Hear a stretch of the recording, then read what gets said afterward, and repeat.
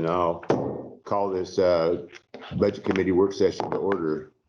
Would you all please rise for the Pledge of Allegiance? I pledge allegiance to the flag of the United States of America and to the republic for which it stands, one nation, under God, indivisible, with liberty and justice for all. Thank you.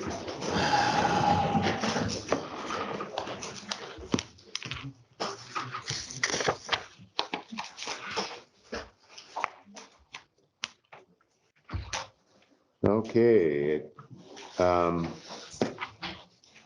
Before we get started, I just want to make one comment. My name is Kerry Jones. I am the chairman of the school board. And I know that if you've been following along and with everything that's going on, you probably read or heard chatter on Facebook or whatever you want to call it and all the other stuff. We are here for one purpose and one purpose only, to get a budget so that our kids in our community and our schools can get the best possible education. I am not, as a chairman, going to put up with any name calling or anything like that. So if that happens, just if we stick to the point and get the budget for our kids, that would be great. Otherwise, I won't hesitate to ask you to leave, and we appreciate your time. So this is to get a balanced budget that we can, for our kids to work with and stuff. So having said that, we'll move along. Thank you. Did you get a speeding ticket? Yeah. Good girl.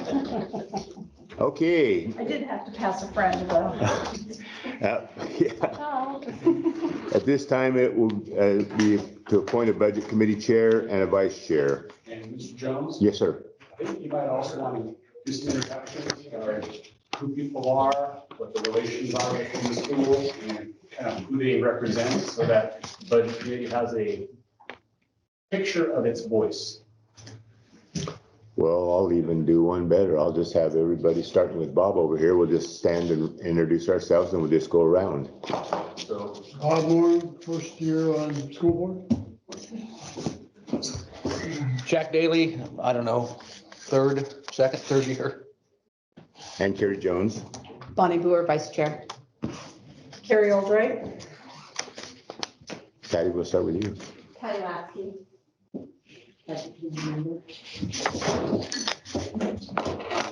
Christina Orvis, Brandon.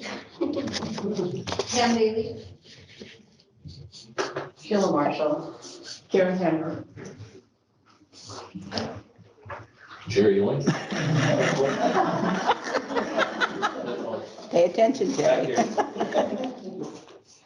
so for this is most folks on TV. I'm Superintendent John Zwemke.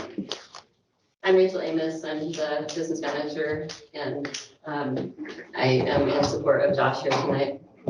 And Josh Cook, assistant business manager. And this is Sharman Tipton, our personal pixie extraordinaire and executive secretary. All right, thank you, John. Now we'll appoint a budget committee chair and a vice chair. Take some nominations. Can we do that? Can we nominate up here? Sure. Okay, I would like to nominate Patty Lasky as chair. Second. Any other nominations?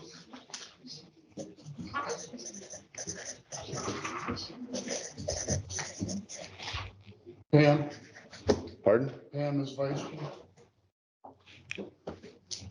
Pam Daly is vice chair. I'll second that.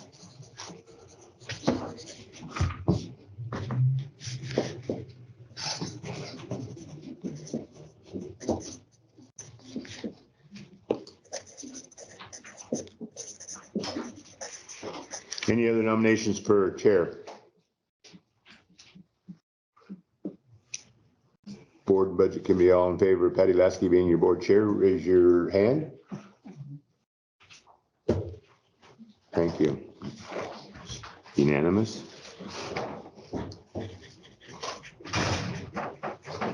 And board committee, all in favor of Pam Daly for your vice chair, raise your hand.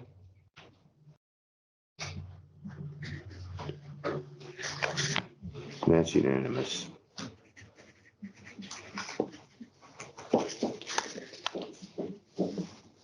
Okay.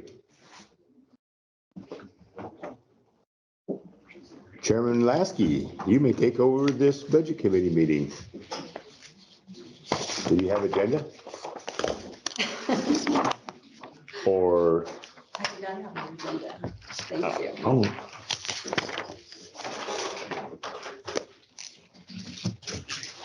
Has the budget committee already been called to order, right? Okay. we are ready to receive the budget committee, our budget message from John. So I guess just kind of review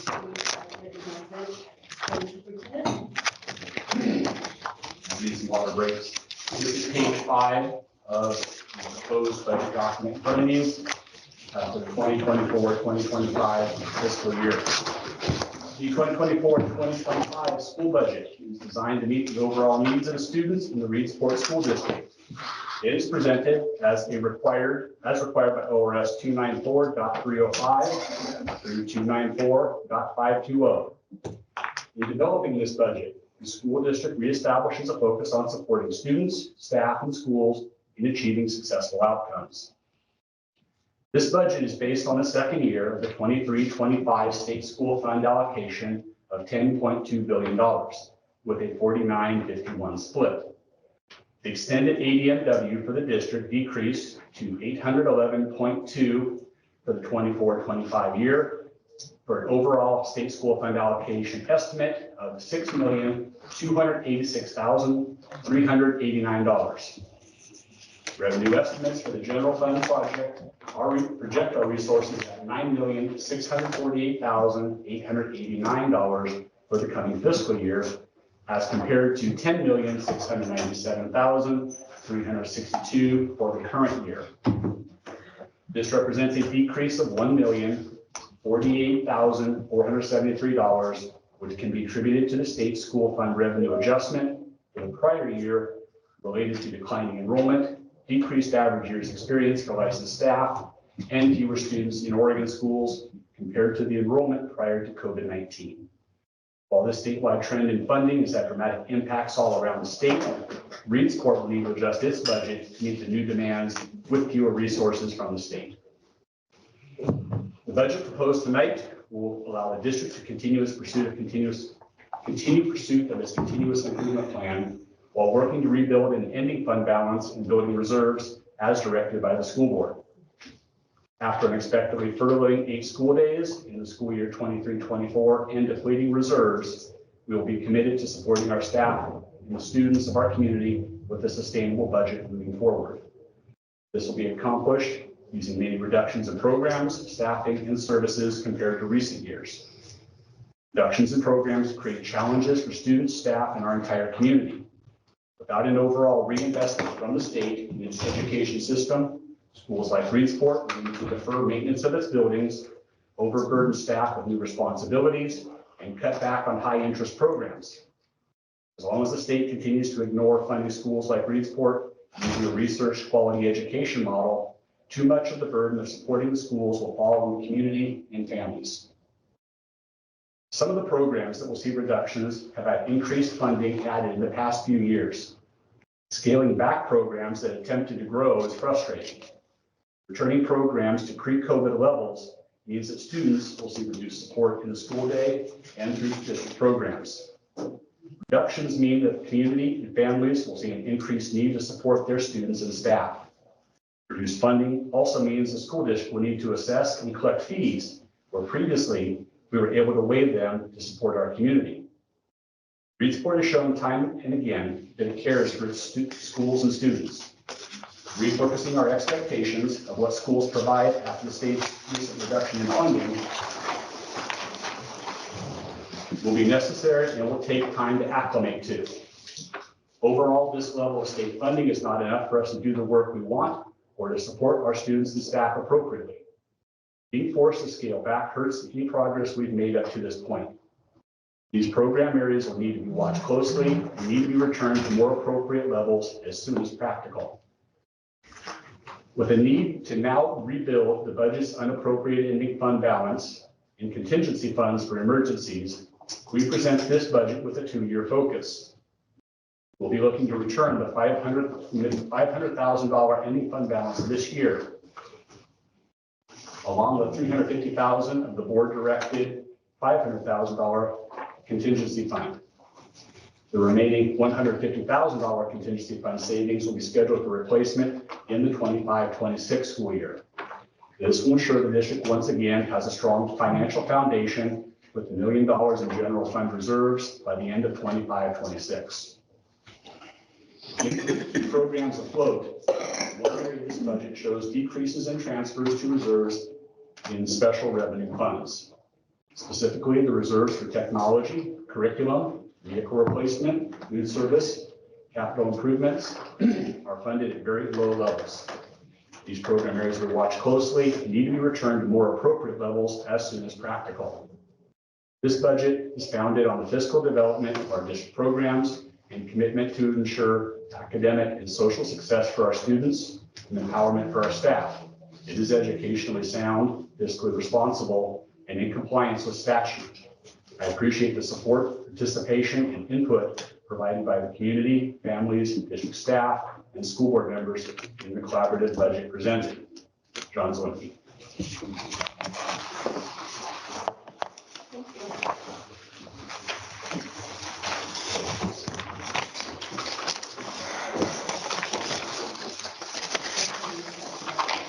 Excuse me? Recess budget committee is next, so what is that? Proposed budget presentation and discussion. Oh, and then Yeah. just. Okay.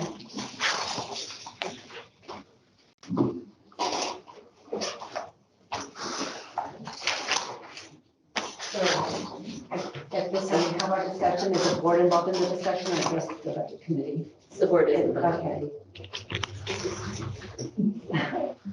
So What? Okay. there's a proposed budget presentation that we're Okay. looking for. And you're going to direct us to the business managers. Back to the business. Thank you. All right, we're ready. Hello, everyone. Again, my name is Josh, and I have put together this proposed budget. I have a slideshow. So give me just a second to share my screen here so everyone can look at it.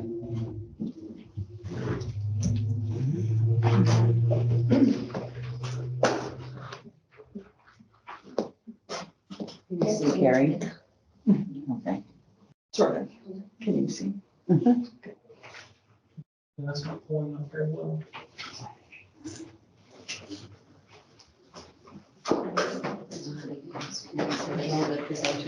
Can you get maybe Al to see if we can get that to the board member?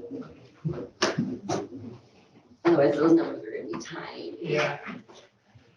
Okay, we're gonna work on getting this to look a little bit better here. It worked remotely. Only think about this. Josh, we only need one Josh, but okay. Josh, oh, we have more than one? Say Josh. Oh, there we go. Thank you. Perfect. So our 24-25 proposed budget. What is a budget?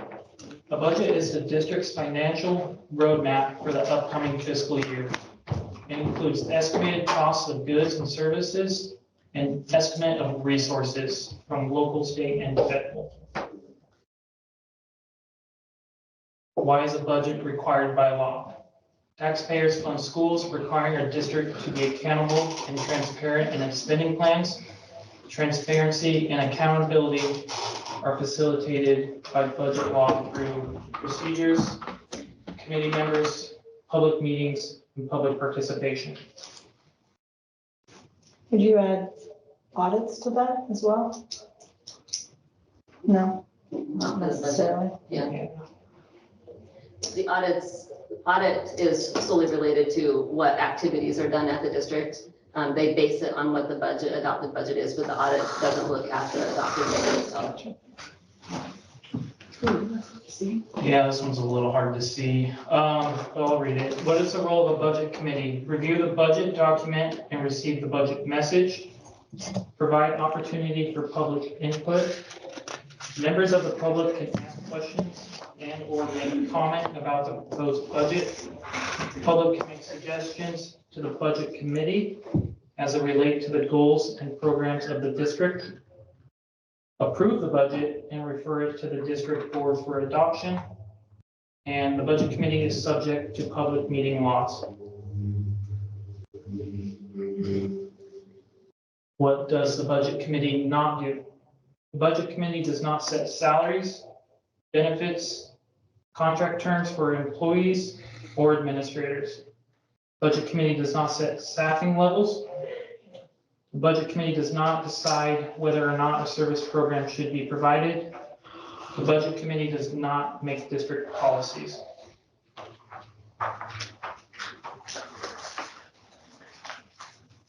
The committee has the authority to change the superintendent's proposed budget within the limitations specified previously. After the committee approves the proposed budget and refers it to the board also has the authority to change the approved budget. There are two limitations placed on the board. If the board increases expenditures in a fund by more than 10%, then the budget must go through a supplemental budget process. The board does not have the authority to increase taxes approved by the committee.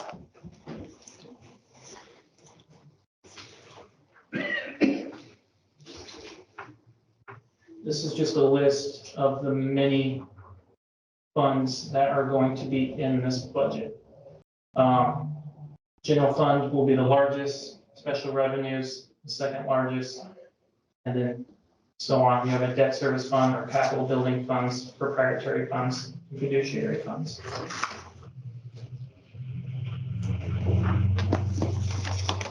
Revenues. This next year, for 24-25, we are projecting revenue in the general fund of $9,648,889.44. Special revenue funds of $3,168,291.37. Debt service fund, $1,634,296. Capital building, 100,000. Proprietary, 39,325. And our other fiduciary funds at 261,465. Can you move that up for just a minute?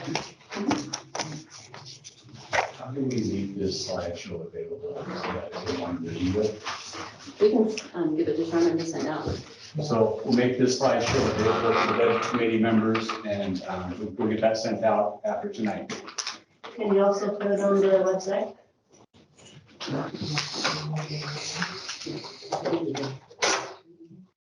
You don't see why not? Maybe you're the two.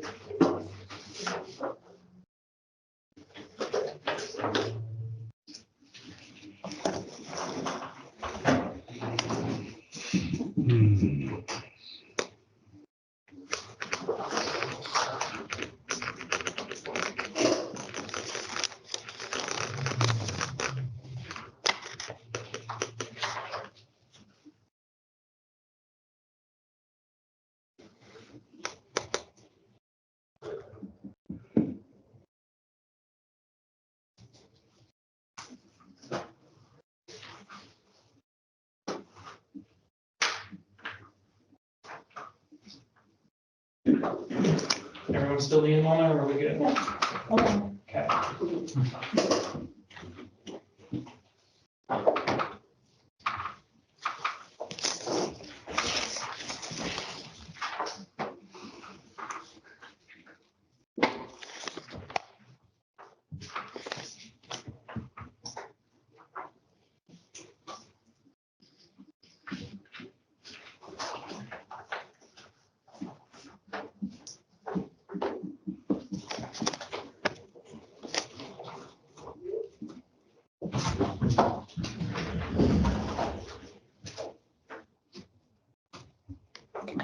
It's over. No, you're fine. I just have to make sure mine are all on. Sweet. Okay.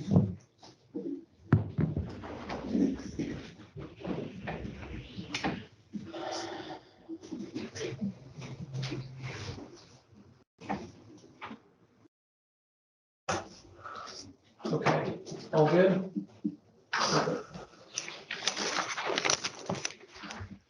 General fund revenue. These are what pieces of what make up the general fund revenue. Taxes are 2.5 million. Interest on investments make up 100,000. Admissions, gates, 12,500. Miscellaneous, 125,000. Donations, 2,500. County school fund, 12,000. The state school fund estimate of 6,286,389.44. Common school fund, 82,000. Federal forest fees and state managed timber of 60,000. And a beginning fund balance of 350,000. Can you explain the interest on investments? Where are those investments at? Those are mainly checking account interest, LGIP interest, and some of it Okay, is. so I don't do acronyms very well. It's just a different type of account. It's all accounts that our money's held in, just, Local government investment pool, LGIP. LGIP, okay. We have our local checking account and then we have a government pool that all of our money from the state goes into directly. They just have it all in one place so that they can allocate like the state school fund payments, all of our property tax payments and so forth. It's just a government holding center for the funds for our district. And they earn base interest, so that's why it's the investment. They earn higher interest than your checking account. Thank you. Markets, yes. Thank you.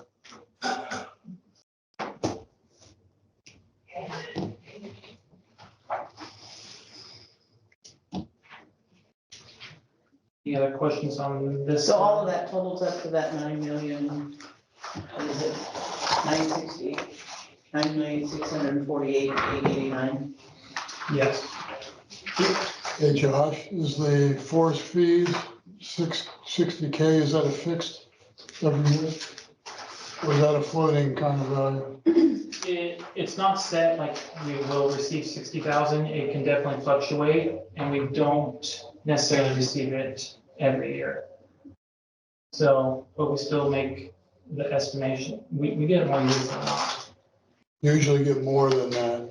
Is that what you're saying? No, we get it more years than not. So there was a recent article about the sunsetted timber funds in federal government that were reallocated again. So the federal forest fees are supposed to take the place of like the BLM lands and so forth, that they stopped logging, and that money was used to go to school. So the federal government is supposed to support that. Okay. That support has dropped significantly and it sunsets every 5 years. And so they had to just reallocate that money and it's not ever guaranteed. And we usually get between $25,000 and $75,000 a year. So we put, and then we get sometimes randomly state managed timber money. So this is a placeholder based on historical Okay. averages. Thank you. You're welcome. And Josh, I did see this breakdown somewhere in here. Do you know what page it was on? Page 13, I believe it is, has all the general fund 15. The pages that say resources report, there in the center middle, are revenues.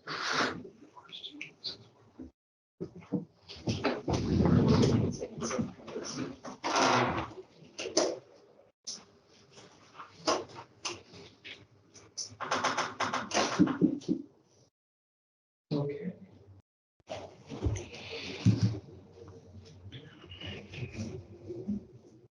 General fund expenditures. This is where we're looking and estimating general fund expenditures to be this next year with $3,265,464 to salaries, $2,006,851 to associated payroll costs. Those are benefits, insurance, and things like that. Purchase services, $2,645,850. Supplies, $316,000. Dues and fees, $213,725.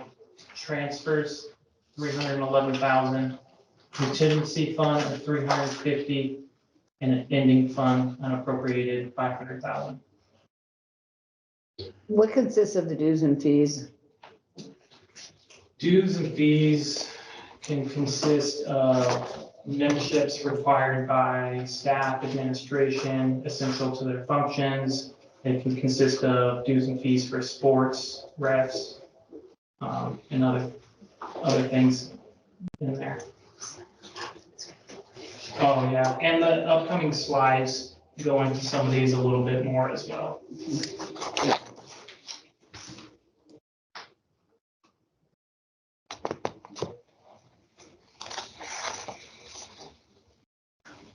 So expenditures by category: personnel, salaries and benefits account for 55% of total general fund expenditures. For a total of $5,312,315.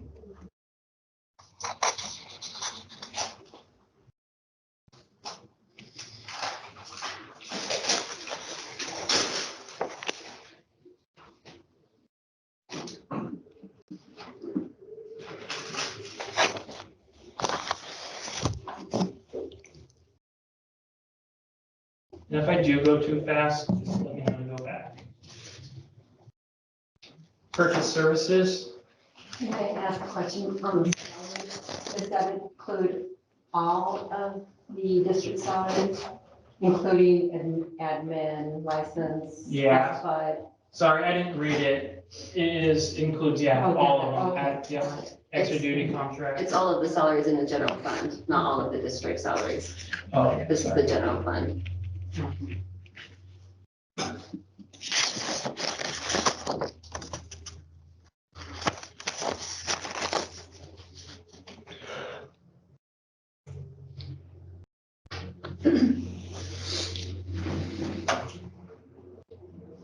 Purchase services, 27% of the general fund budget at $2,645,850. Those types of expenses are business services, human resources, just lots of contracts with ESD, utilities, postage, legal services, electrical, plumbing, referees, audit services.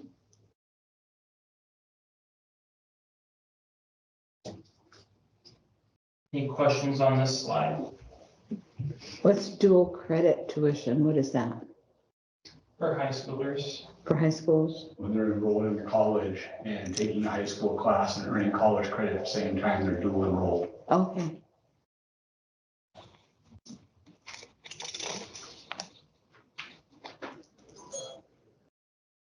supplies and materials, 3% of the general fund budget at $316,000. Classroom supplies, custodial, computer software and hardware, maintenance, and athletic supplies.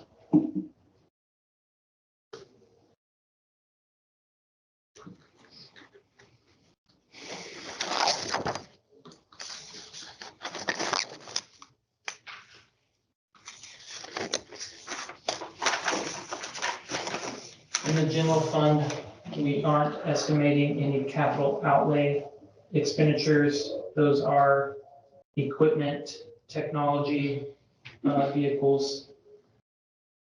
We do have funds, special revenue funds set up for technology and stuff like that. So that's why we're not really projecting any out of the general fund.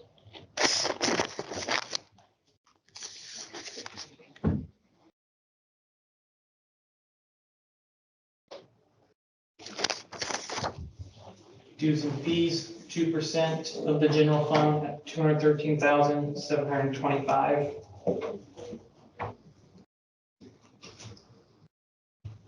Isn't that what you show the negative figure on with the overall?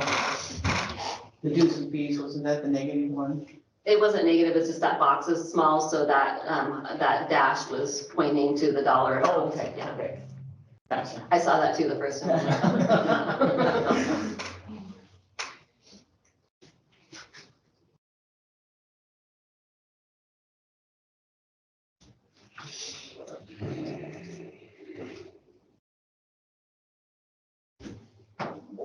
Contingency and unappropriated funds. So this is kind of what John touched on in his budget message is typically the school district has 500,000 each with $1 million. That's where we like to end up. We are looking at a 2-year plan to get back to that $1 million with 500,000 in the contingency and 350,000 in the unappropriated. And you can see the difference in those. The biggest one is in the unappropriated, is those funds are untouchable without a supplemental budget meeting and hearing. So all 10 of them.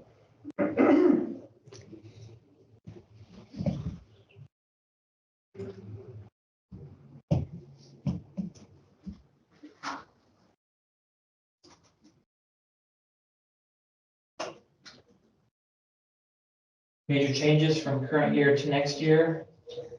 We do have a general fund revenue decrease of 1,048,473.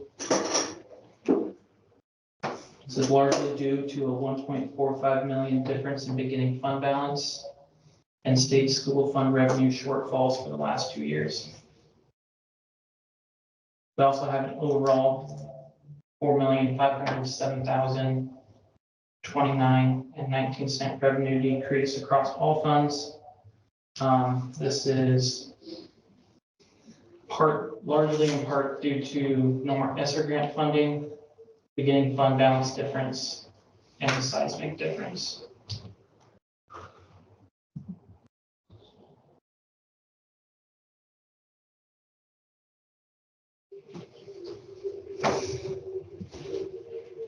So there are a lot of submitted questions.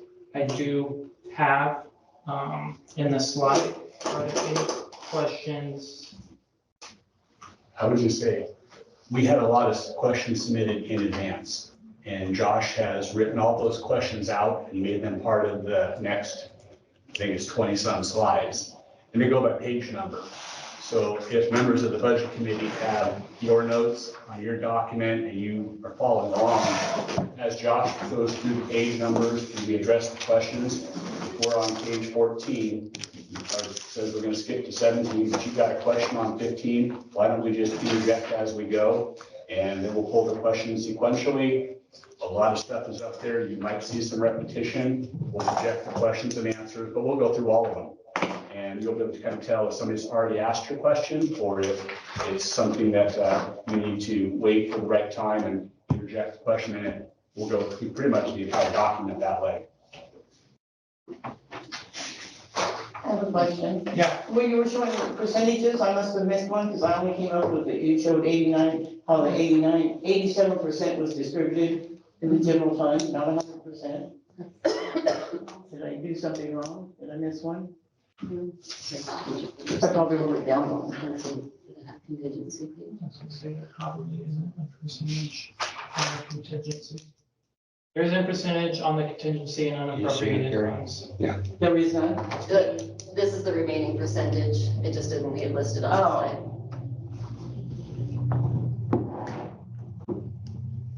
Okay.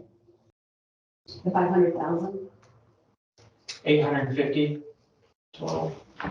oh, the total amount, okay. Is all of it goes to the general fund? Those are general fund, yes.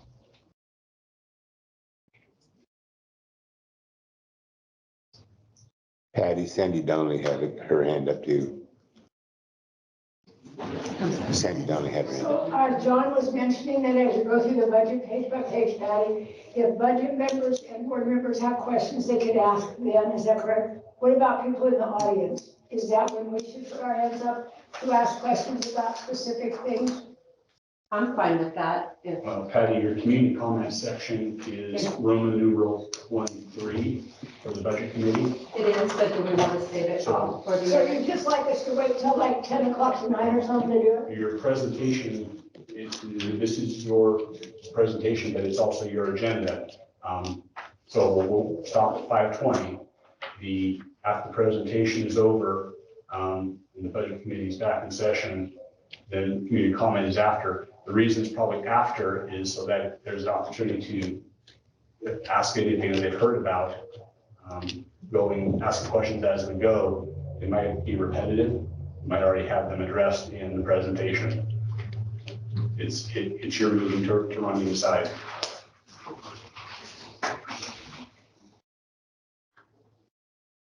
But also it could be, if it pertains to what we're on, I don't see it. Yeah, this is your meeting, you got to stay within the rules, but if you want to change the agenda and your committee is on board with that. The questions you're taking are from previous things that were sent in, correct, from people in the public? The questions were all provided by the budget committee. So the question is. Do you want to have questions from the audience right now? That's kind of what the question at hand is. Or do you want the budget presentation to be all the agenda presented? Or what's your preference here to? If we're able to change the agenda, I wouldn't mind having questions from. Yeah, you got your 9 to check in with on that. I'm good with that too. I think the questions from the audience are a great idea. I think that there's a sort of substantial piece that we probably want to get through and listen to before we do that. And one option might be to save space at the end of this session or at potentially somewhere, you know, like, I understand your concern about it getting late, you know, at another time. So what, like you propose, what do we say before we recess? Just save time for a couple questions then, and then the rest at the end of the. Do we have predetermined time limits on questions? Time limit on questions. This will go all the way to the next session. So having a stop time, you can absolutely say, please cut us off at 5 and then take 20 minutes before we transition to the board meeting. Entirely up to the committee. I think I would prefer to try and get through more of the questions because that's a lot of things are going to get answered in this session. Anybody else? Committee members? I agree with Carrie. I support that, yes. Maybe 10 minutes for questions? Well, we just wasted 15 minutes talking about this subject, so let's get on with it. Yeah, because there are questions they have maybe covered in this section. Let's just ask the questions, as many as we can at the end of until we recess and then go from there. We can always go back and readdress the question. Warning that you got, you're getting close. Okay, thank you. We'll try and keep what we can.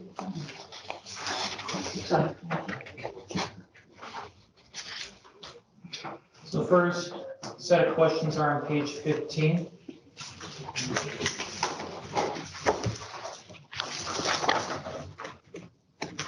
And the first question we did kind of already address, investments, what are these? These are the bank account from those local government and county taxes interest. Next is asking about miscellaneous revenue. I pulled the definition from our public accounting manual for some of these. So miscellaneous is just defined as revenue from local sources not provided elsewhere. They're just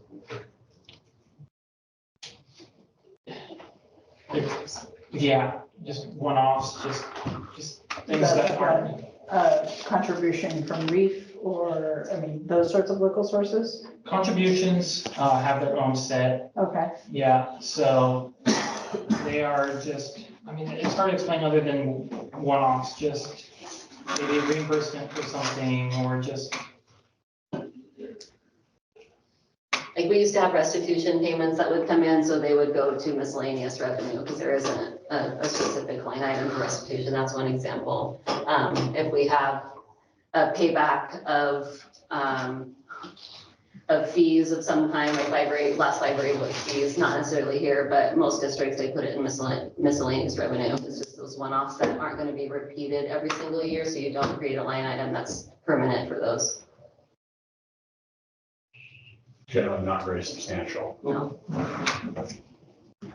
state managed, county timber, what forest.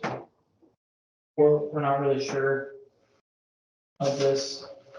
The one to think of is probably the Elliott, any of the state managed timber all around can be lumped into the state's pool, and then they distribute it accordingly. So it's not attributed to any one particular source. So it's not specific to county, like Douglas County timber wouldn't come specifically. Schools that get it are going to get it, but it's not based on particular forests you have in your school district. Are schools allocated based on historical precedent? I don't know. I haven't done a lot of the detail of that. It's state managed.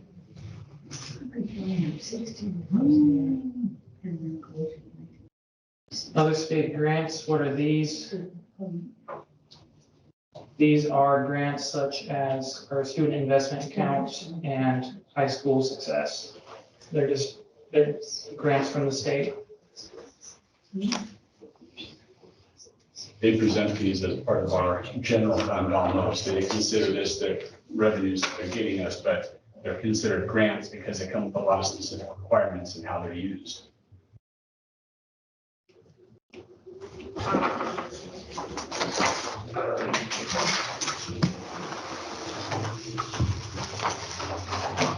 Page 17 for the next set.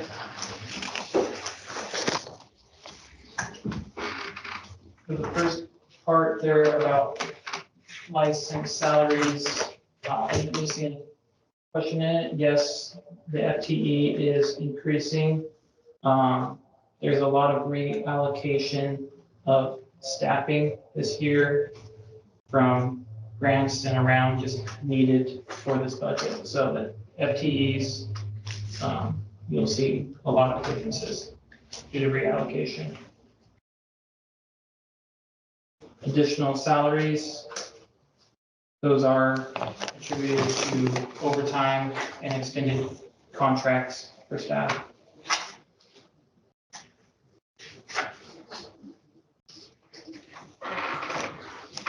On that page, if you look near the bottom at 310, instructional, professional, technical services, that's where that question is coming from. That's for swimming lessons. So that's for the pool.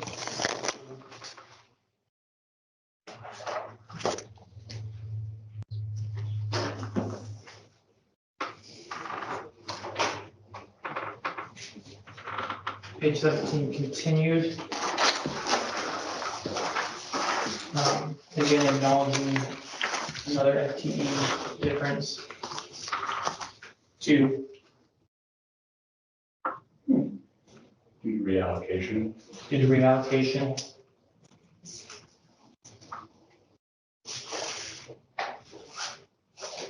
Page 21.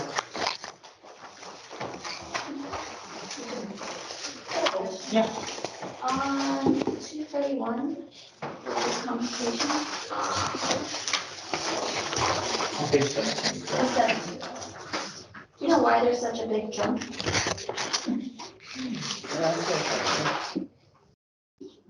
We're about to see it. Pretty. Yes, a little part of that is due to the FTE, but also we have got those estimates for, Because it's also on a couple of pages too. yes, we have got those estimates. Ours could only increase so high.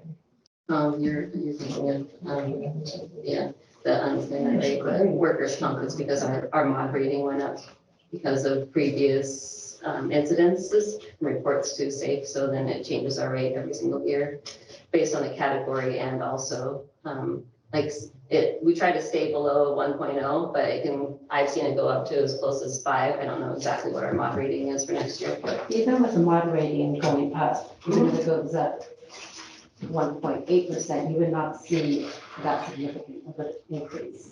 Is this a typo? no, it's not 1.8%. That would be like 200%, 300%. If you go from a 1.0 to a 4.0 or 5.0. Okay.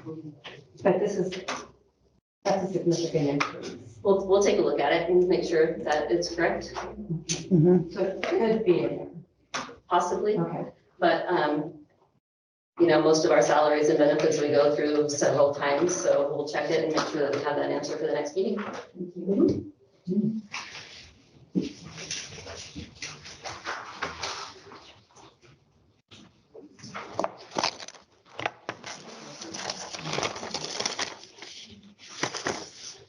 Page 21.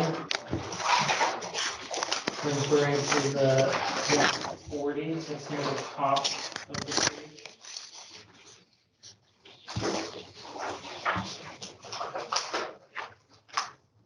This is health insurance benefits for domestic partners.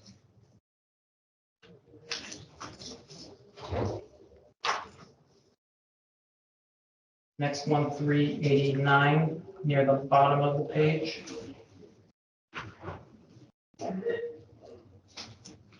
This expense is for the online learning program.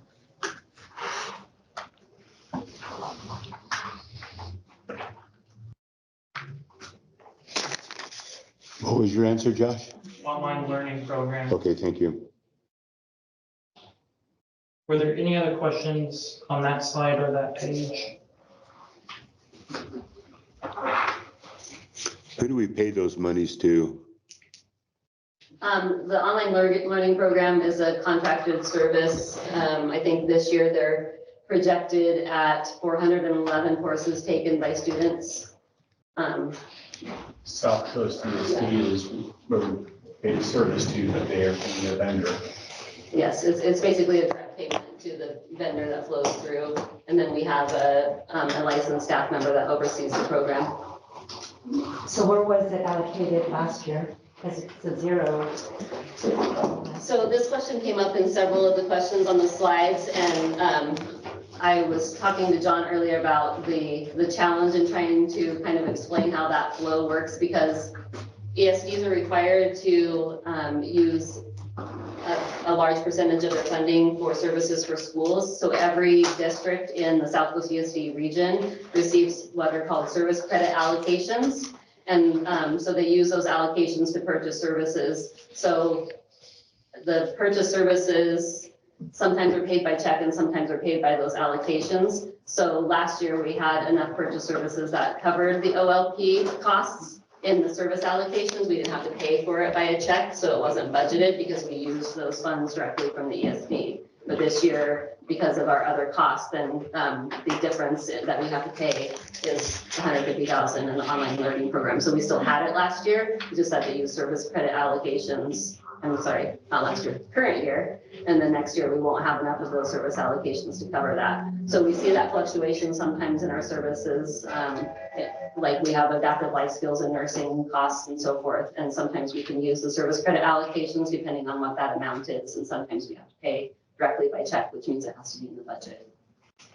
So is it, if we have more services purchased through outsourcing through ESC, then we're given more, I guess, services, then that would have been part of that overall package? Is that how I'm understanding it? Yes, correct. Yeah, so there's an order form that superintendents go through and they choose their orders, and then it deducts the service credit allocations, and then the balance is what has to be paid. And so we use that balance amount when we're creating the budget to make sure that balance amount is in the budget, and we just divvy it out by the services that make most sense. We try to keep most of our maintenance of effort paid for, or maintenance of effort services paid for out of the general fund, so we can track it more easily rather than waiting for estimates from the ESD. And how many students does that cover approximately? I think it's- I don't know the student numbers. We have 411 courses this year that are taken by students enrolled. And John, do you know how many students are enrolled online? The 411 courses could be a student taking multiple, or it could be just one student taking Spanish. I don't have that number in front of me. So far, the questions being asked are a lot of the questions I had, so that's why I've been staying quiet. But one of the things that I keep coming back to is, have you compared if we withdrew from both Douglas CSD and Coos CSD, if we bought those services outright somewhere else, have you compared had a chance to compare the savings to save us some money that way? Some of them we've been looking at, some of them we're still looking at because they're more complex to unwind. Okay. More complex ones are still being looked at because we're trying to consider all sources. All right, thank you.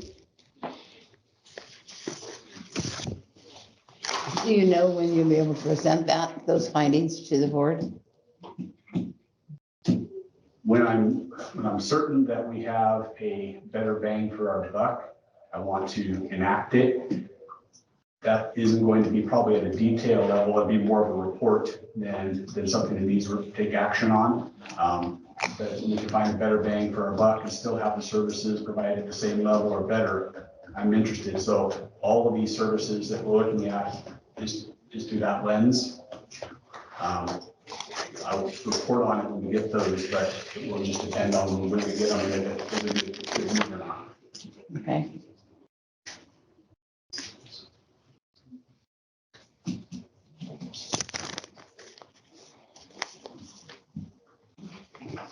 Page 23.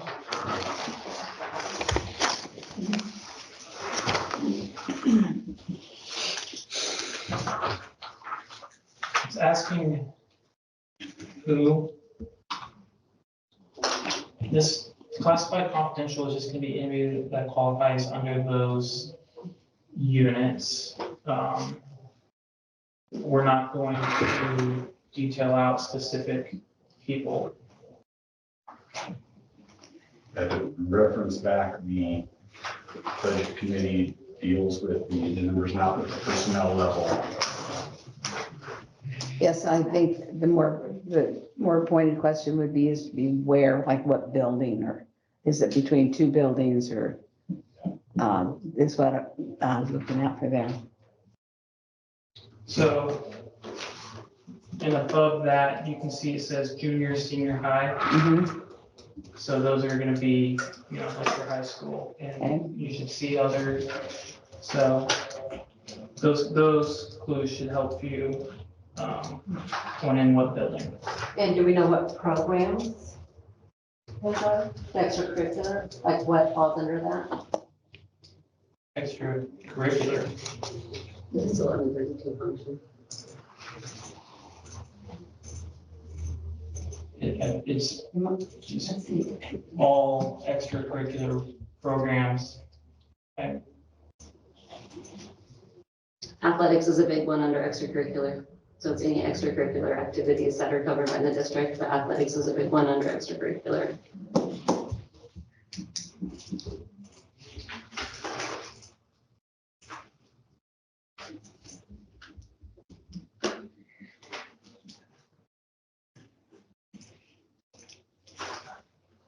And then the additional salaries was brought up again, and you'll just see that repeated quite a few times, overtime and extra duty contracts.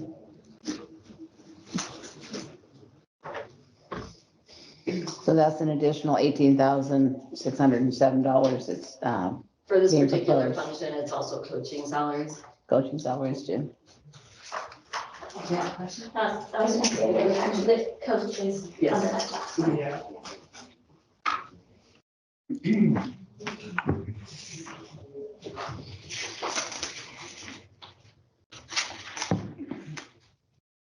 Anybody have any questions between page 23 and 26? Otherwise, we'll go to 26.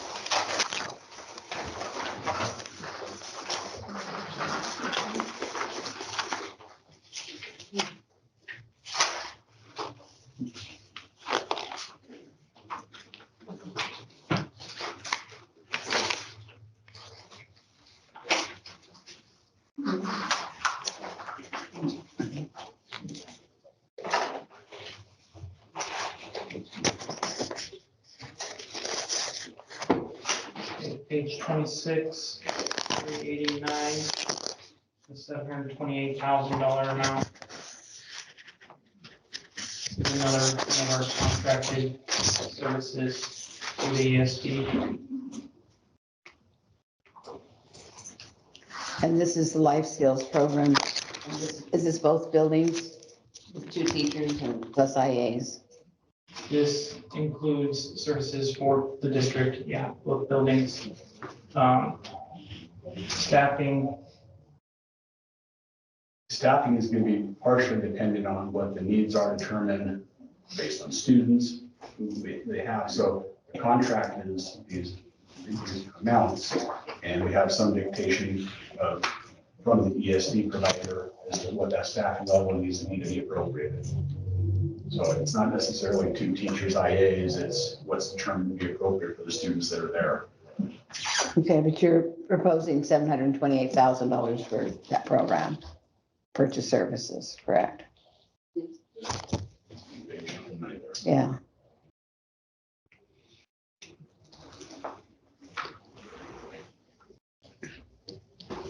Is that for all kids? That is life skills students. And it talks about adaptive life skills for that contract service.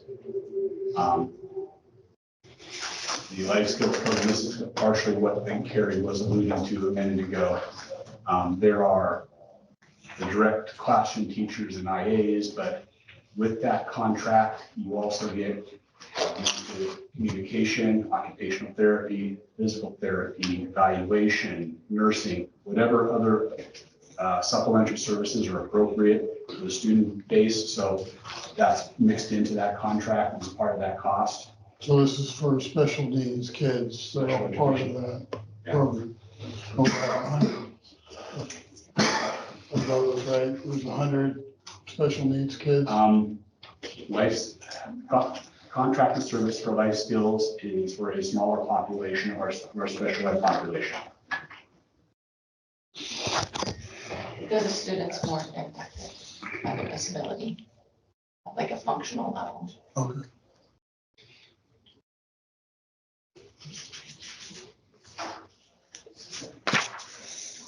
There's a question about C's, SEAS on page 27. The software for special education is.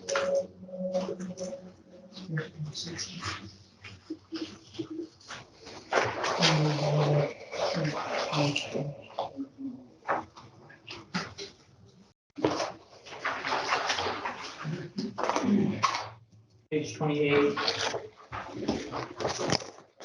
More questions about, more acknowledgements about the changes in FTE, reallocation of staffing. And just for clear reallocation, meaning they're being funded from a different fund, or they're, the job is gonna be, that position is gonna be lower. Yes. All of the above. So missing 2. Are there any questions between page 28 and 31?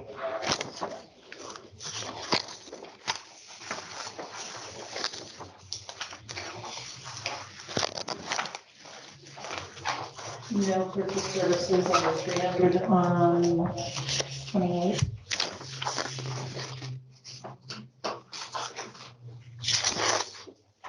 I'm not anticipating.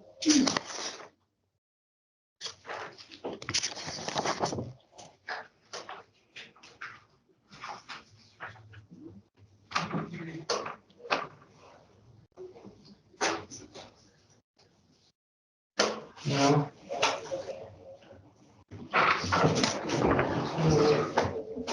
Well, have you done in-house?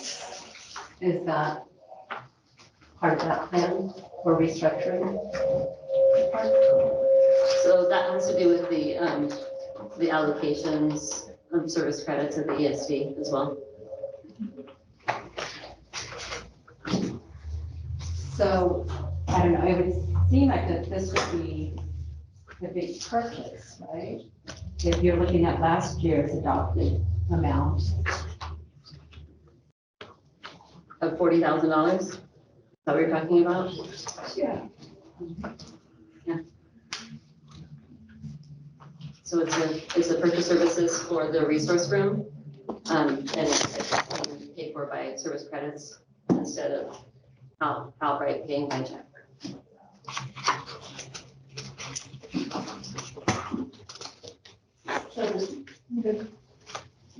Thank you. Is the service credit the overall amount then that we're paying out to ESD No, be the same as last year's? no. No. And what percentage has it?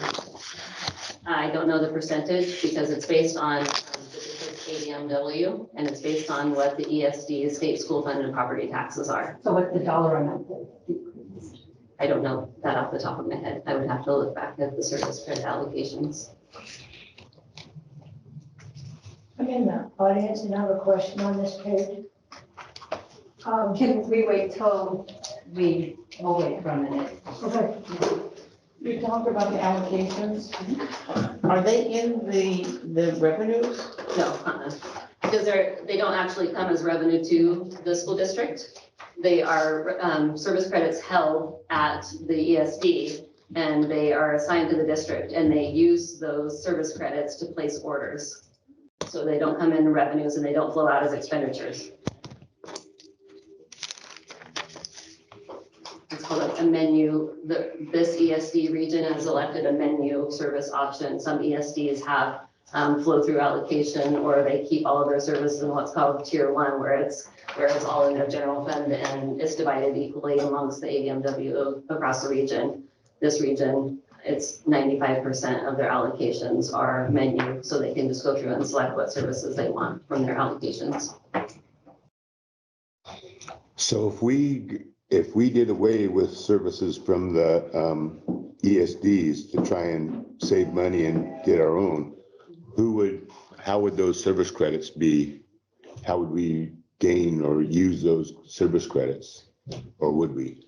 It depends on the level that you decide. So if you're going to go to the full extreme of opting completely out, then you would be eligible for 80% of your service credit allocations. It's really kind of unheard of that a district does not need any of the services provided by the ESD because districts our size can't afford some of the specialized services that are included in there. But if you have remaining service credit allocations, then the district can choose to have those allocated to them at the end of the year.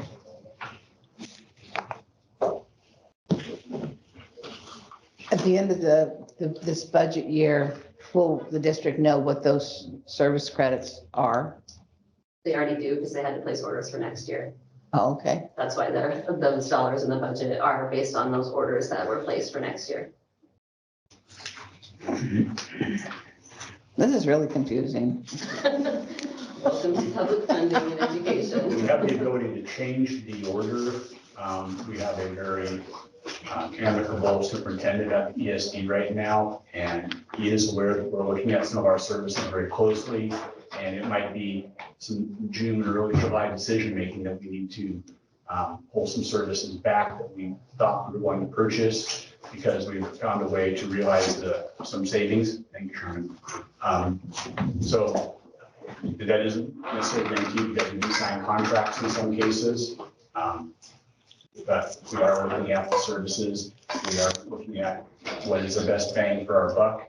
Can we afford to do it ourselves and purchase at the level we need for support versus the service that we get currently? There's a lot of kind of scenarios to look at. Let's give an example of nursing in general. We purchased a nurse from the ESD. We don't just purchase the nurse, we purchase an administrator above that nurse with nursing knowledge to evaluate that nurse and give the nurse feedback and training and make that nurse a better nurse. If we purchase a nurse from the school district, which is outright, we have to determine who would do those functions, who would make that nurse better, evaluate that nurse, who knows nursing at that type of level. Can we afford to contract somebody to do that work for us and still save money? What is the cost, the pro con of that expense? That's just an example that we're looking at.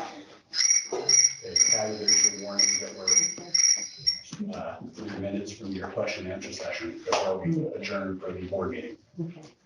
You have 3 minutes. Yeah, so a good transition into your Q&A. Chris, does any of the board members have questions? I've asked so far, so I'm good. Sandy, you had a Well, question? I must have missed something on that page. So 28, 29.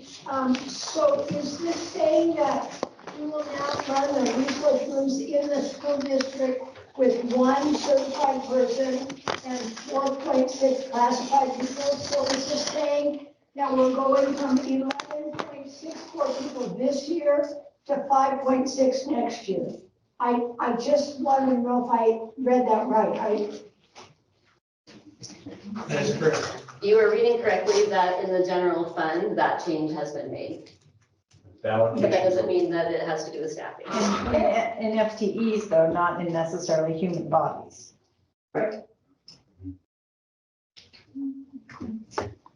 What did you say? Well, FTEs are different than Full-time employees. full-time, or, I mean, it may be that they're part-time or full-time. In some cases, we have 0.25, so it's not it's not 5.6 people, it's that many FTEs, that's all. An example of FTE, one person doing the full-time equivalent. So the Full-time equivalent of job. If they spend a quarter of their day in an area that is uniquely coded, that'd be 0.25 of their work. So 0.25 of FTE is paid for in that area, maybe 0.75 another. So we can't have 0.6 of an employee, but 5.6 staff is accounting for how we are going to spend our revenues against the staff we have in that area, adds up to a total of 5.6 full-time equivalents. And again, this is one of those areas that has grant support for it too. So reallocation of staffing and funding between funding sources also applies. So some maybe come out of one fund and some come out of the other fund. Their days are paid Some out. of a person might come out of this fund and some of the same person might come out of a I different think that's what I mean, yeah. But overall, we're still reducing that program, right? We have layoffs, so overall there's a reduction in the district, but where we're allocating the funds, it doesn't necessarily correlate to reductions in the district this year. It doesn't directly translate. Do you have any other questions? I think we just have minutes before we recess. We're stopping with the review then at this point. We need to get a transition because we need to switch over to a school board meeting. We're expecting about 6 families, and estimating 4 people per family or that, probably guessing 30 minutes of a school board meeting, and then we'll return to the budget meeting. Just need to have enough room to kind of swap out the room and make a few changes, and the school board meeting start at 5:30. So your agenda, if you want to run a little bit longer, and then. How about we go till 5:15? Okay. There was no more questions from the audience? No more questions? No more questions.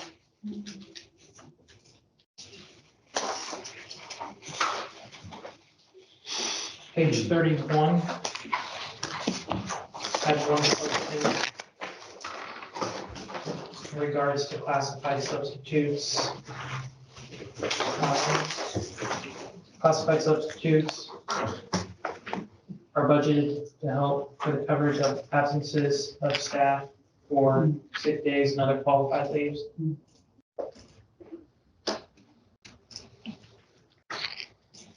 I have a question on that one. The English second language, this ELL program, isn't there, I know when I was working, it seemed like we only had certified person in that position and no classifieds, but it looks like you're allocating maybe $1,000 for a classified person. Why is that a change? Some of the classified substitutes are a little bit of a placeholder. So that's why I did that. I mean, for our substitutes in whole, like, it is our goal for each line item to stay within that line item. But also within the general fund, if maybe a different function went a little heavy, this 1,000 can kind of help. So it's not only that line item, but it's like all classified So substitutes. it's just like a placeholder of Yeah. information. Okay. Thank you. Can I ask a question on page 30 before we move on? What is alternative education? That'd be John. Alternative education would be models outside of our brick and mortar. And resources we were going to do that would be non-typical, non-traditional. If we put a student into a home placement, it's not going to be special education or some other mechanism. Anything that we do, that it's going to be just different than the norm. And so we have had discussions about trying to build that up. You probably have heard in the news, I imagine, or you heard locally, behavior has become a new challenge for educators across the country. We have that here as well. And what can we do to try to help the teachers in the classroom deal with a lot of new challenging behaviors after COVID? And maybe setting up a model that students who need some different supports can be served differently and still receive their education and that isn't something we've done necessarily in the past. There have been students in the district office working individually towards their own graduation requirements of an alternative education, putting a student into an alternative education online program. There's probably lots of mechanisms. So it just kind of depends. Currently, we don't have a whole one to talk about it. It's going to have the conversation. So outside of just online learning. Right. You might have online components, but yeah. And it looks like we have Anne's writing, so it's 5:15, so why don't we recess? At this point?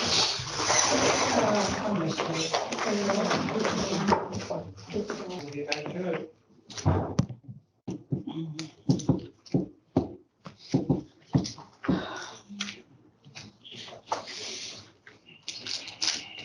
You need to plant this out so audience can see it a little bit more. No. Sure, please, by all means, plant away. I'm not. Just what she wanted. I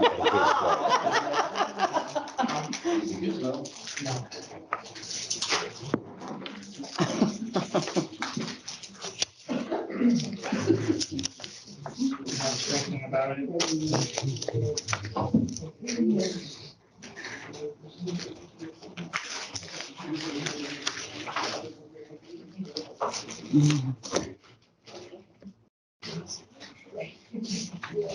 This is the part of the night where you have to close your eyes and then you can see the font and read the questions.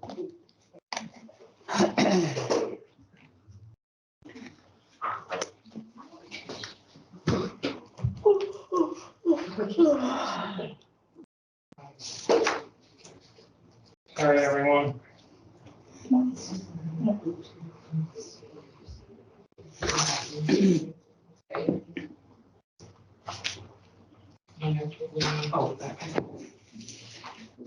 Okay, sorry, I'm gonna stop sharing. I'm gonna have to close and reopen. Nope, there we go. Okay, perfect. Don't know what your definition of perfect is, but it's a little different than mine. The doctor thing that, oh, there, If I do that, then the community members can't. oh, I see. I'm sharing screen again.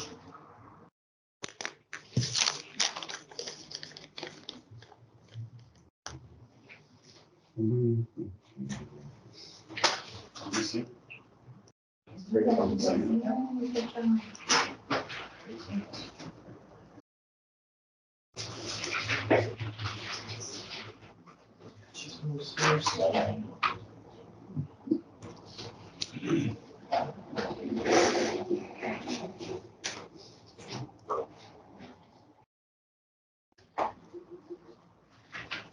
And then to roll like that.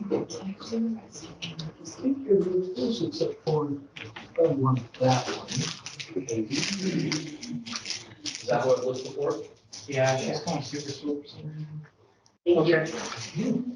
I believe we're on page 31. We had just covered that, so we were going to page 32 unless anyone else has questions on 31. Well, I don't think we covered everything on 31. I think we stopped kind of just before we got to 31. Covered that one. You There did? was just the one question on 31, the $1,000 classified sub amount. The next one is 32. That was a placeholder. Oh, I see. The glare cuts through right there for me. I didn't see the page 32. Got it. Okay. Page 32, question about YTP. So this was a match for a grant that is no longer available. What grant was that? Youth transition program, sorry, YTP is short for youth transition program. Aren't you asking what the, is it a More youth about- transition program grant? It was specific to that, was it? What's the reasoning for it not being available? It's the ESD and you have more. So the grant is a grant that was put into place by vocational rehab. And Reedsport was part of the consortium on the grant with South Coast ESD. Vocational rehab had an audit last year that had 40+ pages of findings in their different programs. And so they were required to completely change their program and how they were allocating funds because it's partially federally based. And the restrictions that were put into place that would require pre-ed services and allocation of hours available for students that qualified for pre-ed month to month. The superintendents in that consortium did not want to participate in that grant any longer. So they requested to have transition services added as a potential tier 2 service from the ESD because there wasn't anybody at any of the districts that were willing to manage the amount of extra work. So More administrative work? yeah, it was pretty insane. It's a horrible, horrible shame because they're already recognizing that it's not going to be sustainable. So they're looking at potentially changing that. And when they do, like, we're keeping an eye on it to make sure that we can get back into that program should it become available and manageable.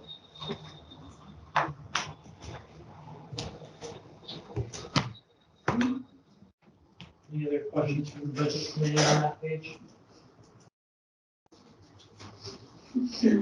Page 33. Question of why function total 99 was by itself. This was simply just formatting. Ideally, this would be on page 32. To summarize everything on that page. Yeah, because the totals is. This is how the system puts the totals out. So the totals for the major function 1000 is above 2122. I mean, if we were doing it with how our brains work, it would be on the page above it, but our software systems formats it that way.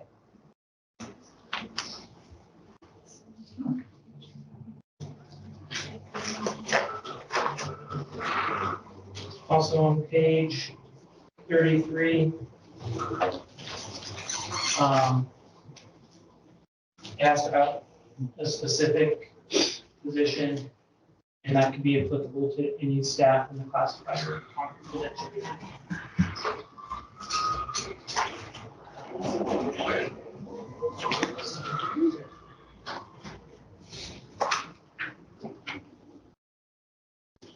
I get a little confused on the amount of staffing, you know, I mean, and I know there's a lot of juggling going around with reductions and stuff like that. But for the instruction piece, we went from 43.76 FTE to 36.01. That's a reduction of 6.1 personnel. Reduction in FTEs. Right, of FTEs, yes, In the general fund. the general fund, okay.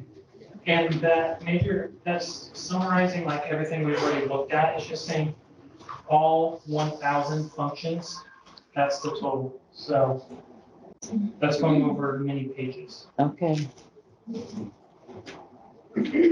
Is there a simpler way to do these? Honestly. No.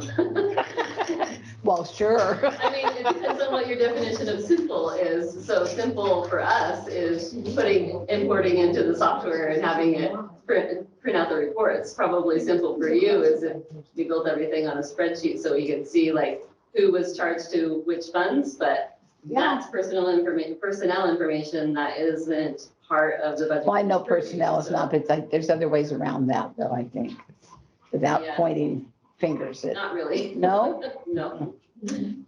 Not in a district this size. Larger districts, yes. Yeah, but not, yeah, okay. So I didn't want to put anybody's heads out there, that's for sure. Page 36 would be the next page. That's any members of questions between 33 and 36.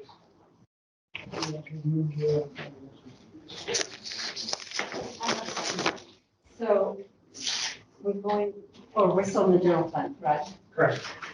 And what percentage have you covered then of the first slide that you had? And you have the breakdown of percentages.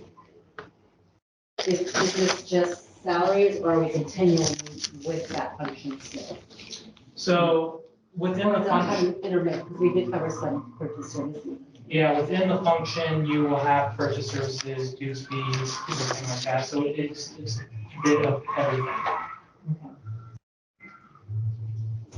So the 100% of the general fund goes through page 58. So when we're talking about all those percentage breakdowns, it's all combined in each page. So there's your personnel costs, then you've got purchase services, supplies, membership fees, that kind of stuff. They're all in page by each function, but all of that percentage to get us to 100% goes to page 58. I know.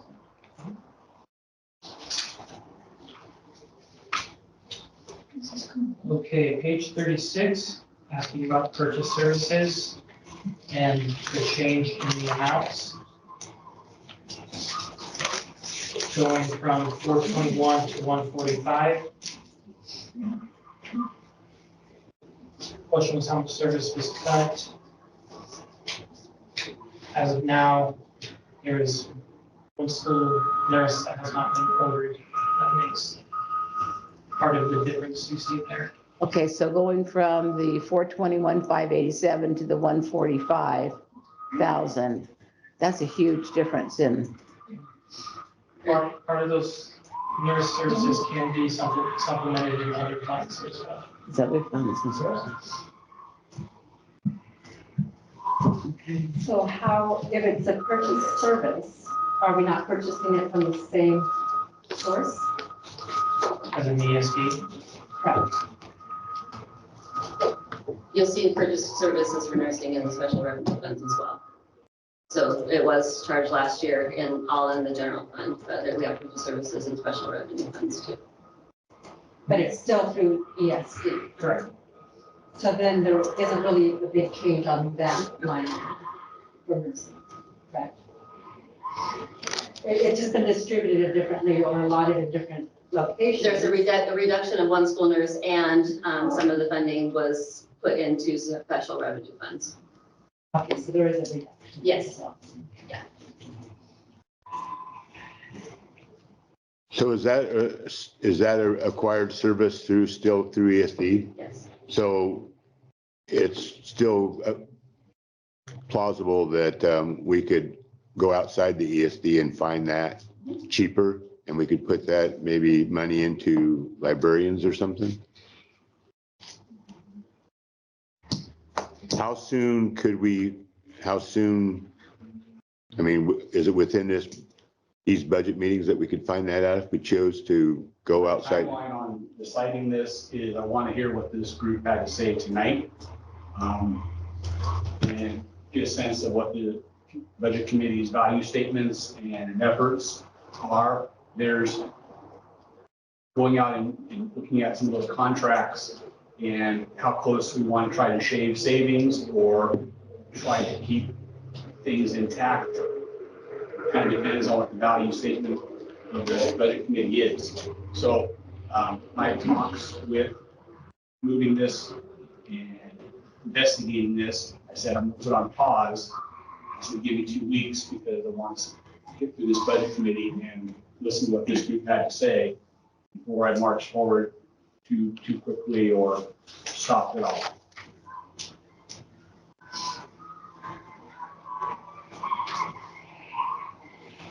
Any other questions on page 36? Page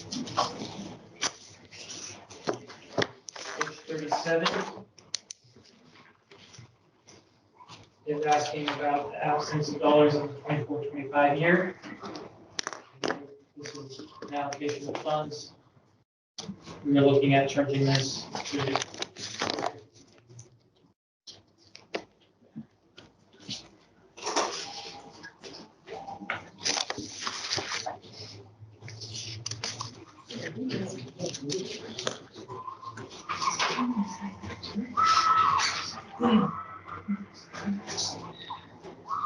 What is SIA? Hmm? Will you remind me what SIA stands for? Student investment account. Okay, And that's one of the big state grants that have the controls on how we get to spend it. And it's presented to us as some of our school funding.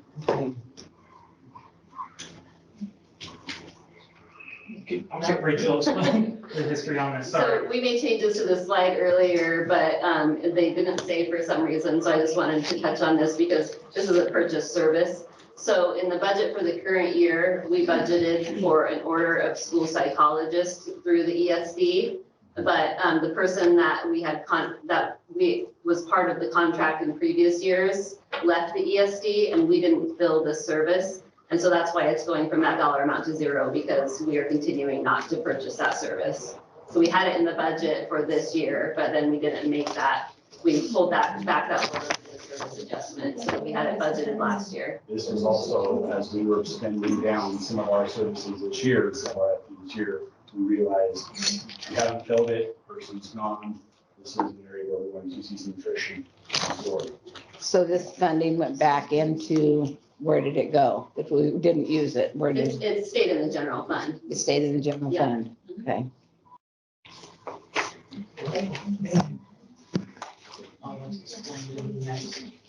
Oh, yeah, okay, now. It's down below. Sorry. Is this box down here with the blue, I can't read what it says, but is that movable? What's that, Ellie? Oh, it's hiding something, isn't it? Yeah.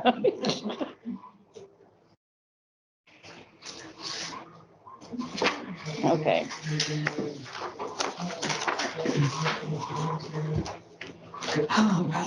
FTE aren't associated with contracted services, so that's why it's not FTE. Okay.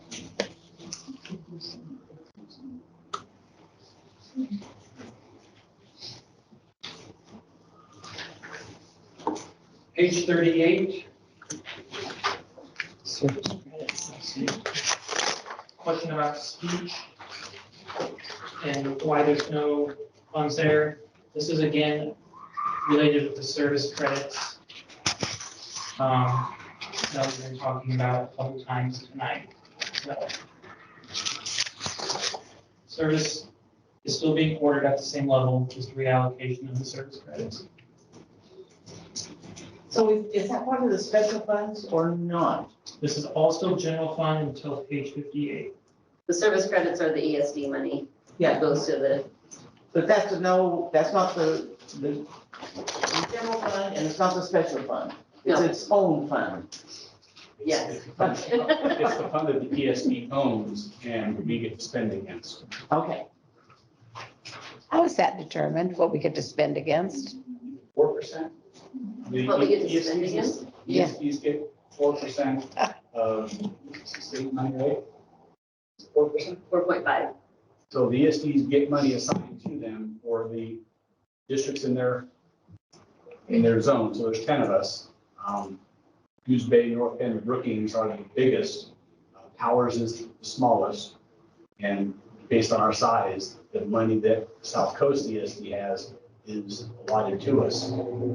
The superintendent group has agreed that there's a few services that we think all 10 districts will use. Those are tier 1 services.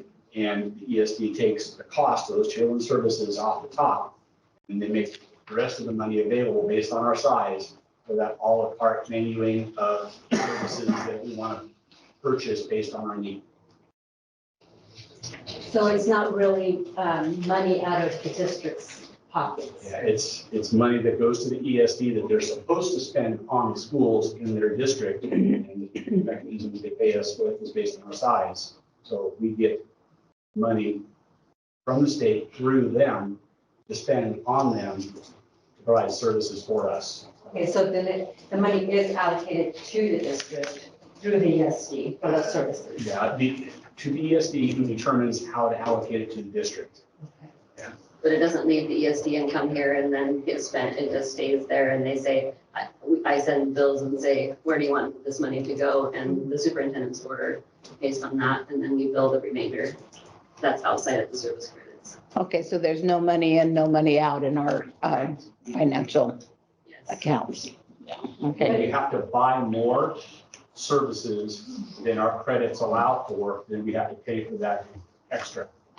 And So where does that there's come money from? out. And where does that come from? General fund and is all general or special? So our revenues that we're getting into the state, and we have extras to order from the ESD, we're paying for it. And it's been reallocated throughout, so we have some of it in the general fund, we have some of it in our special funds. So is the 9 million, let's see, the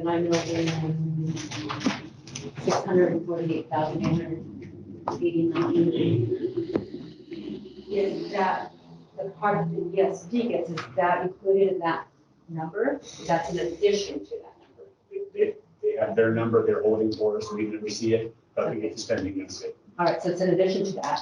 And then, in addition to that, we're spending 2,645,850 on the ESD purchase services? No, Okay, that's part of that credit that we're talking about. no, those are the purchase services overall. All purchase services of the district are not contracts with ESDs. Okay, so there's other Yes. services included. It was that Correct. slide with the 3 circles, I think, and there were all those categories. Yes. So all of those categories would be purchase So- services. All of your utilities, referee fees, those are all purchase services. So anything that's in purchase services is not exclusively just contracts with ESDs. so do you get a specific amount set to you at the beginning of the school year as to what's available for these credits from ESD? They tell us what we're going to receive, we order what we project we're going to need, and if our order isn't spent, we might get some money back. If we order and don't have enough, we can add to our order. It's monitored and it's paid attention to, but we know roughly what we're supposed to get. We have to guess what we think we're going to spend. Reedsport has always kind of spent more than our credits because there are services we need above and beyond what our credits will cover. So we're always writing a check since I've been here. I'm not sure it was the year before I got here, that's how it was. So how long before that? I'm not sure. And how many, or how much is our credit in dollars? You dropped the top of my head. Yeah, just numbers.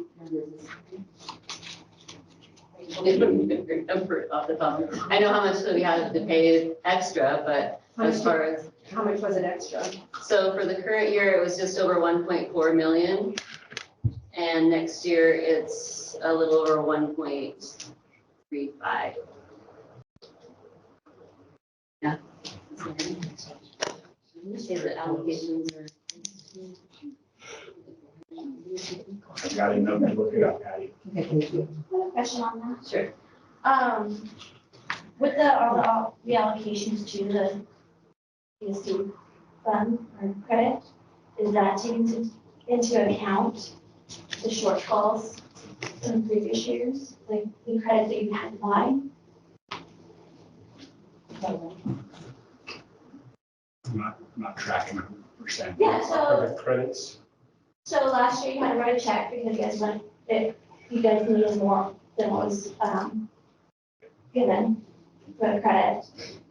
Is that additional to, have you put in the numbers that you are reallocating to that new ESD amount for this coming year? Have you So- also calculated what's going to be reallocated to it? So I'll speak to that from an ESD side because of the allocations. So when we do the allocations in the spring to the districts for the next year, that's based on the current estimate that we have. And then we usually get a fall estimate and a spring estimate. And we can make adjustments to those allocations based on what the state school fund formula is. Our ESD region as a whole had negative deductions last spring from the state school fund. And so our administration determined that we weren't going to make negative adjustments based on our negative adjustment for the ESD to the districts. So we actually spent more than the 90% we were required to on the districts because of that. But that's something that we do keep in mind because if everybody across the board is getting cuts and we're getting a cut, we're trying to absorb as much of that hit to them as possible because you're already getting a negative adjustment to your district directly, and then the ESD gets a negative adjustment. Yeah, and when you go over that check that you have to write to cover those services, where's that coming from? The general fund or just the And reality? special funds, so I'm sure too. Our order's been very similar to the past 5 years. That was a big part of what the question was. Yeah. We didn't have a whole bunch of services on and it increased. It increased because of the regular cost of their roll-up, not because of new crazy things being added in. It was a very similar typical order that we've used each year that we've been here because of the services we need. So it's been a very similar order each time. Their costs go up because of payroll, the typical stuff. And that's the increases where we would see happening. Yeah, to me, it just looks like a big number that's being absorbed by to the ESD just through the slide. It's a big number. Yeah. It is a big number. And part of why we're looking at, can we break it down and can we do it differently or through our own people or do it differently somehow because it feels very big.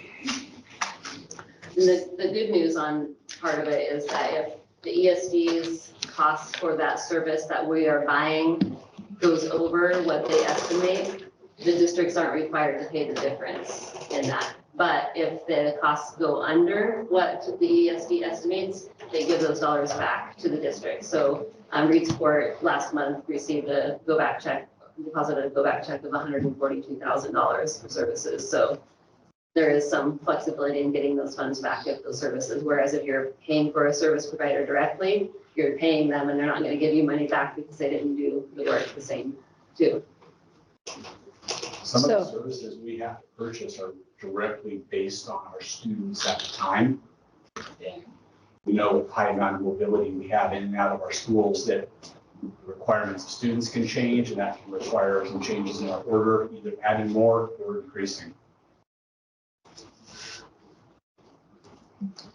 So if we weren't involved with any of the ESDs, where would those funds go? Would they come to the district? 80% of whatever those funds are. And it's only the South Coast ESD. We do purchase services out of Douglas ESD. We're not able to get them from South Coast. We are not a member school of their ESD, only a member school of the South Coast ESD. That just blows my mind, being we pay taxes to Douglas County. You know, I think, and I reserve the right to be wrong, that we used to be in the Douglas ESD because of Douglas County, but at some point it was determined we were more alike with our neighbors on the South Coast than we were with neighbors on that I-5 corridor and Highway 38. And so they determined that we fit better in the South Coast ESD. That's just happened within the last couple of years. We just, recently, it was Yeah, on our. well, yeah, maybe we should just be absorbed by Coos County and just be Coos County instead of Douglas County. Douglas County wants their access to the beach. I know what they want. That doesn't mean they get to get what they want all the time, does it? Obviously, they do. They do. Sadly. Just saying. So on what's allotted to each district, you're saying that it depends on size, right? Like percentage. I'm sorry, I didn't hear the first part of the question. The service credit allotted to each of the districts that belong to the regional ESD. So that's determined by the size of the district? Yes. Okay, and then there's a percentage formula or something along to each other. Yeah, it's 100% directly. So the ESD gets a state school fund payment, an estimate just like districts do, and then we have property taxes just like districts do. And so that total of those $2 amounts, at least 90% of that has to be allocated for services for district. And so then 100% of that allocation is divvied up based on the overall student enrollment weights of the region. So it's direct to what school has how many weights. And John, you say that over the last 5 years, the extra that we've had to pay or the district is paid is roughly the same amount? It's stayed pretty steady? Our order has been pretty consistent. Probably our biggest fluctuation area will be in the number of students we have in life skills. So if numbers have gone up, they have sort of steadily since we've been here. That has increased our order, and it's an appropriate order in those cases. And then if a district is determined to have more need in that area, is that taken into account by the state? The state caps everything for SPED at 11%. Some services for high cost disability, and if it's over $30,000 expenses, then the money above $30,000, there's some resolution that goes on there. But generally, the 11% cap holds. We're at 21%. Here in Reedsport, you heard the letter perhaps from Salem Kaiser saying 17.5%, and the state average is really 14.5%. But I think phrase was nice. The new sites that met responsibility when they were determining what they needed for skills and services.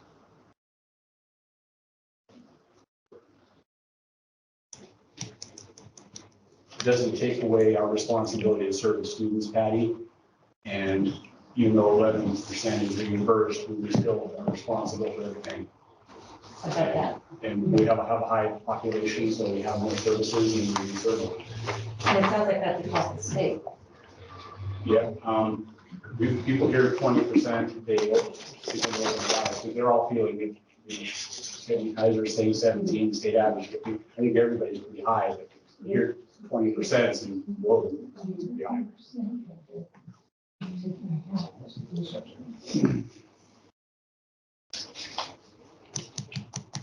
Okay, if there's no questions on page 39, we'll go to page 40. This is about tuition reimbursement. And why isn't there a proposed amount? this was just an oversight. We can reallocate funds to this budget committee. As we go through this, they can keep in mind maybe what funds we may want to consider to reallocate to this. Tuition reimbursement, from what I understood, used to have a cap amount. Now, it's not necessarily capped. They get like 9 or 12 credits a year now, but as long as you meet the requirements, everybody's eligible for tuition reimbursement. You can see the actuals in 21, 22 from 22,000 to 5,000. This was just a. Do we have any rough idea what the actual is going to be for 23, 24? I believe, I'd have to double check, I believe the actual for this year was around 12 Okay. at this time. So I think that 10 to 20,000 number is a pretty close estimate, pretty good placeholder.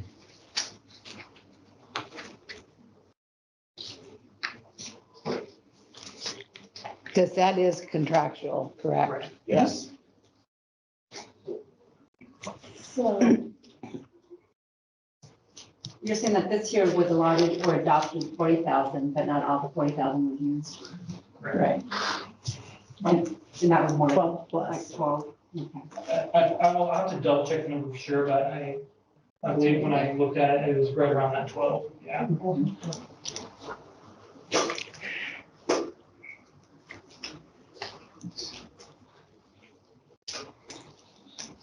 Any other questions on that page?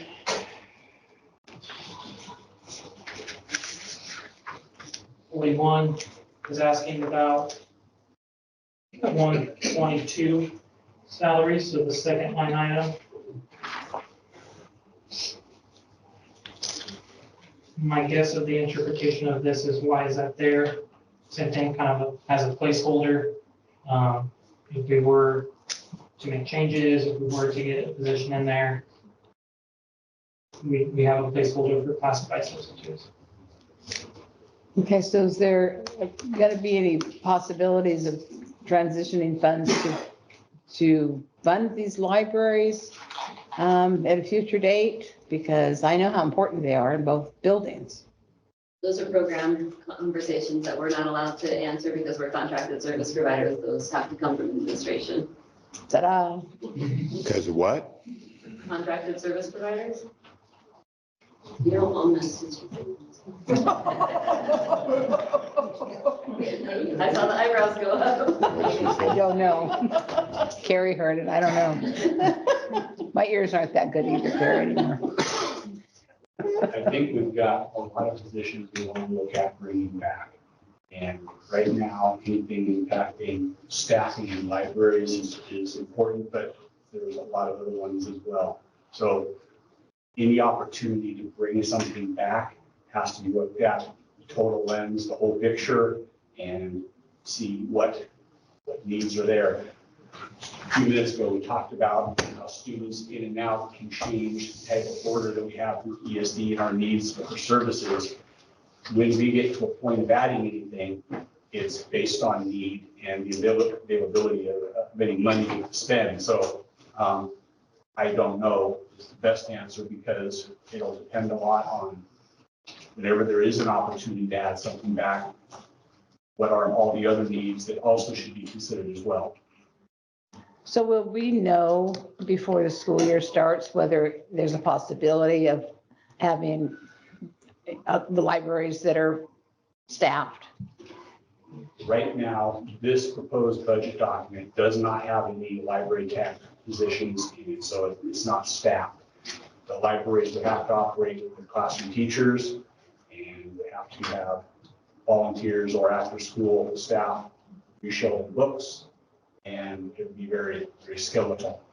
It would not be, it would disappear, the books would not be sold, these services would remain intact, but the function of how students access them, how classrooms access them would look very different. So this is currently how Highland is operating, correct? Like Highland is operating with a teacher-driven model where they access books with their homeroom classroom teacher. Which, and the high school is very different in terms of that access and the functionality of the library for the school overall. So we could potentially look at a hybrid model where Highland still functions as it does and the high school maybe functions differently. Anytime we're going to consider any sort of additions, weighing them against the big picture, looking at hybrid models, looking at new ways to provide the service, what are the most important things we add back first? If we get in a position that we're having revenues for that sort of activity, that becomes the thought exercise. When we get through with all this, will that give any enlightenment for that? Still getting fine. When we get done with all this budget process, will there be any enlightenment towards the possibility of those ends? You know, we just read that letter from Salem Kaiser, and they got a link saying, sign up, yell at the Legislatures, yes. That's a 25-27 biennium. I'm gonna hope. I mean, there's excellent data showing that our slice of the state pie just continues to get skinnier and skinnier. And the funding that goes into, even though it is more funding every year, it's the percentage of the state funds is smaller and smaller. That's just demonstrable all day. And until there is some prioritization of education in Oregon, we're going to continue to feel tightened up. So I want to be hopeful. In the meantime, to operate with what we have, this is the model proposed, and I will cross my fingers and hope. So, Bonnie, did I understand? Are you referring once we get through this budget process, or there'll be other areas where? That's what I'm asking. That's Yeah. what I understood you to say. Yeah, that's what I'm asking. And James, did that make any sense? I can't really Okay. one of you. So, do you want to re-ask or do you? No, go ahead. You might ask in a different light. So the question I think that was being posed was that once we're finished tonight going through this budget, is there room for other things can be shifted around to make the library more of a priority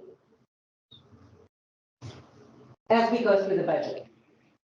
When we get done tearing this budget up and cutting it down and changing some funds around, are we going to be able to have librarians back in the library and bring back some of these IAs like in the life skills and stuff? That's what they're asking. That's what we're asking. It depends. It depends on what's being moved where and what, you take money from something and create that gap. What's the loss there that we have to figure out how to adapt? And so if the decisions made by the group are not going to be personnel decisions. At this point, the way this budget is written, I need more revenue in to start adding any positions back. And I want revenue because I want to add these positions back. It's not a matter of who or need. This is absolutely something I want to see. But until the revenue is in, the way this is designed, I can't afford that position, those positions, until there's something else. And if money is taken from another area, which is the purview of this group, then the gap created, the loss there, what is the fill that needs to happen? And it may or may not still result in library being staffed, because we may have to do other moves and other changes.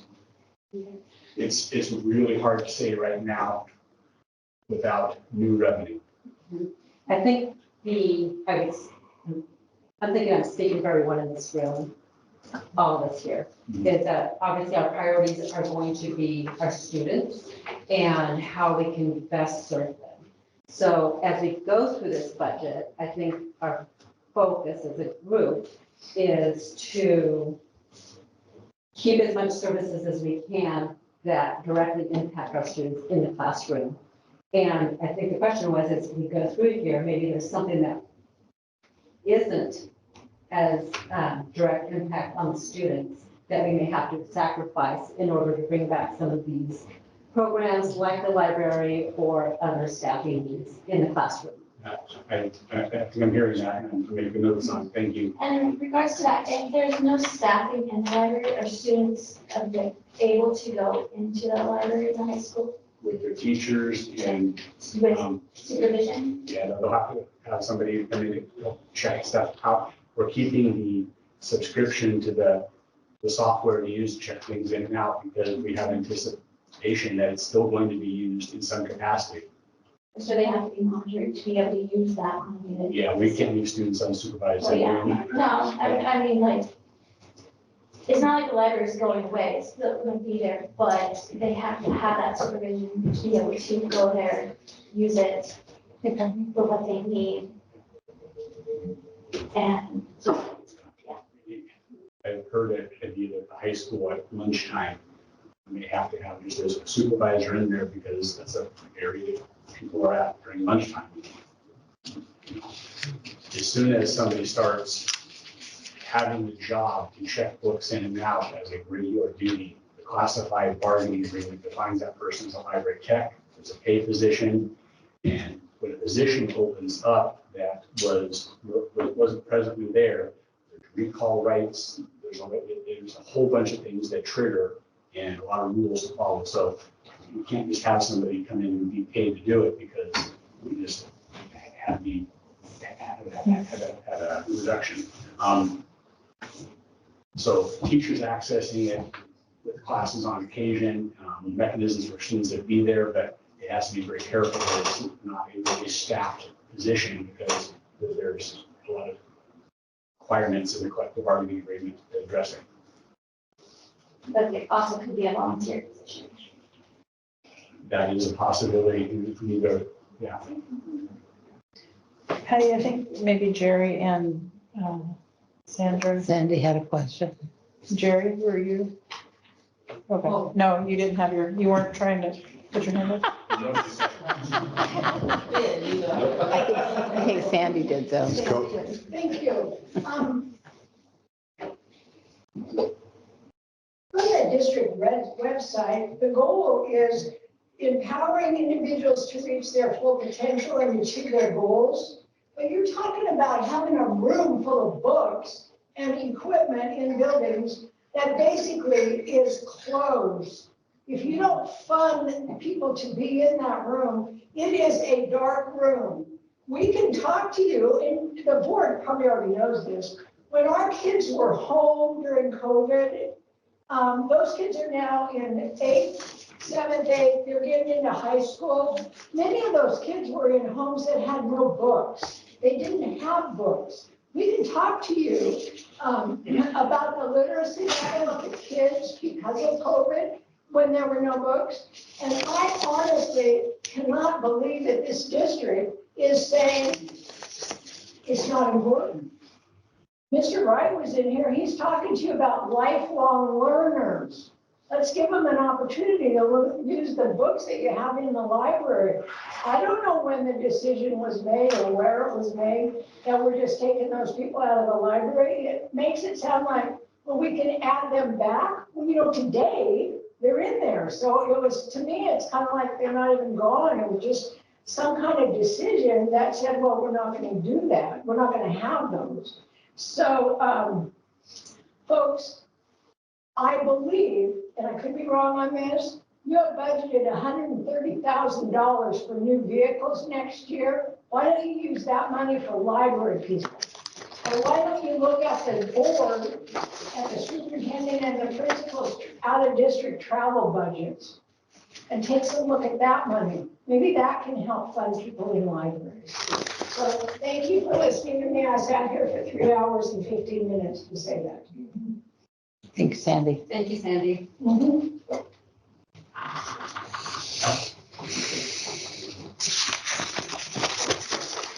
Any other questions on, before we move on from the library? I guess I can read a couple of comments also concerning the library. Madam Chair, the chairman also let me know that there were a couple of comments or questions online. So when you get to that point, I can read those as well. Okay, go ahead. So the first one was about the slide that talked about our reduction in revenue and the seismic money. It talked about the fund balance, the ESSER funds, and the seismic. So I just wanted to address that, that while it was titled budget shortfall. It's just a decreased amount of revenue overall of a little over 4 million. And we had a seismic grant, and that seismic grant is $2.5 million. The bulk of the work was done in the current year, last summer. And so we don't have to budget that $2 million that was spent. And so that's why that's part of the reduction. So it wasn't a shortfall that we were missing money from the seismic grant, it's that we already spent the $2 million of the 2.5 that we were allocated. And then the other is about the resource room, and I keep hearing that we're making major cuts to the resource room because we covered that in the general fund, that there is less funding in the resource room in the general fund. That doesn't mean that all of the cuts or the majority of the cuts are in the resource room. It means that we are funding from grant sources as well as the general fund. So we reduce the amount in the general fund, but that doesn't mean that we're reducing the resource room by that dollar amount. Does that make sense? And that's coming from other, Yes. funds also. So that narrative that we are making that major cut to the resource room is not accurate. And I wanted to make sure that we corrected that misstatement because we have grant funds that also support the resource room, and those are in this budget. We just haven't gotten to them yet. The third question, Charmin sent me in, questioning about a specific program being cut. The swim program, we don't have a cut to the swim program in this budget. So yeah, I think that probably was speculation, but that was a question sent in as well.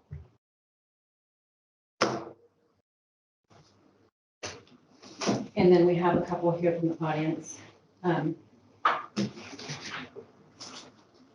Sandy's, which she's already addressed, so I don't need to read it. Tara Adams. Okay. I made myself a next factor.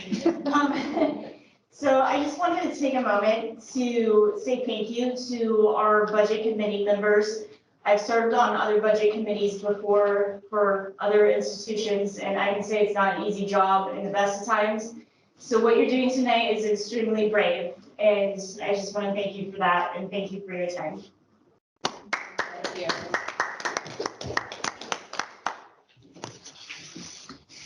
And Karen Flagman. Thank you.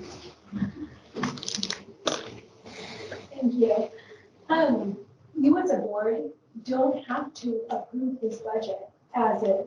And so when I come and speak to you, it isn't because I'm here to save my job. Yes, I did receive my notice as a classified and as the only library tech currently in our district. I have seniority, so I will stay in the district in another position. But I come to you as somebody who has value, who sees the value of schools having libraries. And I can't imagine a school that doesn't. Ironically, prior to this, I was advocating that a staff be put into the elementary school. I couldn't believe that that position wasn't being staffed. I couldn't believe that those students didn't have regular access. So, and I know that our financial officers, when they see these numbers, these are just numbers to them, but to us, these are people, these are staff, these are dedicated staff who are working directly with students. So my first question in my comment was regarding the life skills. We currently, at the charter school, we currently contract for the ESD. In the past, we have gone back and forth. Yeah. Is there a plan to contract, or not contract, we know the ESD for the life skills program? Is there a plan to hire directly for a cost savings? We had our former life skills teacher who lives in our community. She left ESD because she wanted to work for us directly. This was something that I had been advocating for years.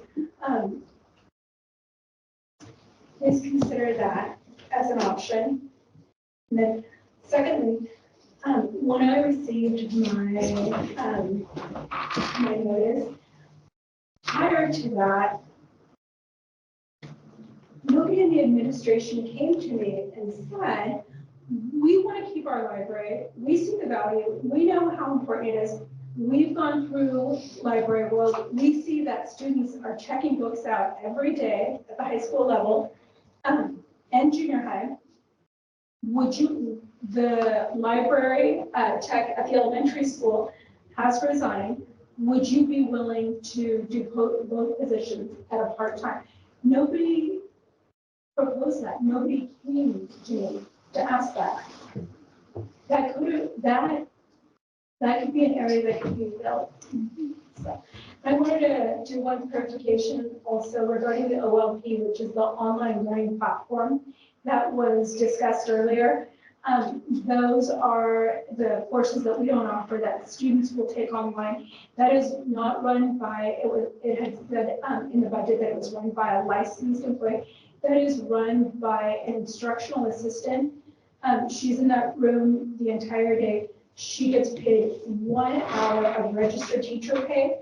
The rest of the hours she gets aid pay. She has 91 students, and many of those students take multiple classes. So, thank you. Thank you, Karen. Thank you. Thank you. Clarify something on that. So the library position, thank you for that email, by the way, wasn't that it didn't get filled. The teachers volunteered, if you will, said they will take their class. So the schedule hasn't changed. The access for this year hasn't changed. They take their class. I did offer to move an IA to that position to help, and they said, we'll just take our class, it's fine. So they still go to the library the same as they have all year. For this year, nothing has changed.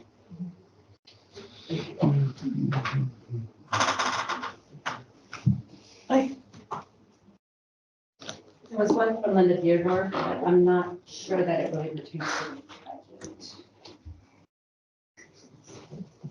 So we can move on.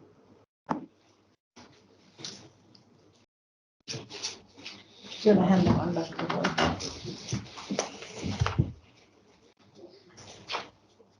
You want 1 second, Carrie, or we get? No, go ahead. Okay.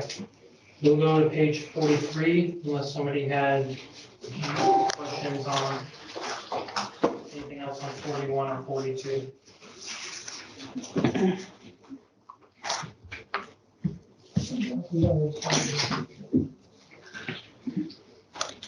So first question was asking what position this was. It's just any position in the classified confidential unit. And then that was for the 112 salaries. Sorry, I was very specific on that.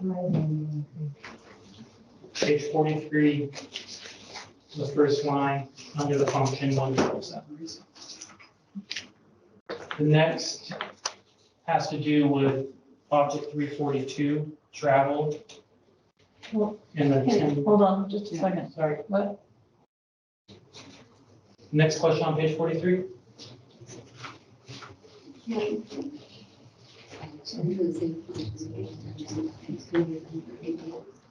Can you define Board of Education Services? What is the Board of Education Services? Yeah. Anyone? That's you guys. So it's all of the board services that pertain to our cost. Okay, and that's what? Every single one of them? So, but yes, I guess if we I started. mean, board, we're talking secretary. How does that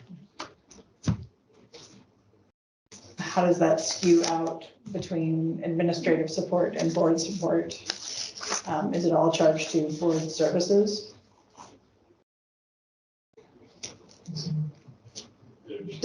Is it not making any sense? Like what do the numbers mean? Because I mean, I can look at them and I can say, okay, I understand. It's a half-time salary. We share the cost of the administrative support.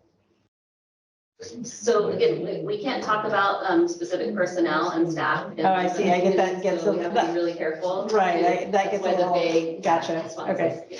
Thank you. So my questions can't be answered. Nobody can ask questions about this particular. I think that in your board conversations, Okay. with the superintendent, that's appropriate. Okay. But not in the budget committee meeting. That's,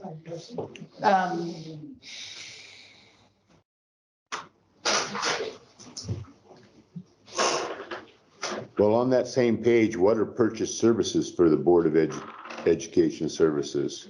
Yes, so purchase services, and that's what one of the question was about 342 travel.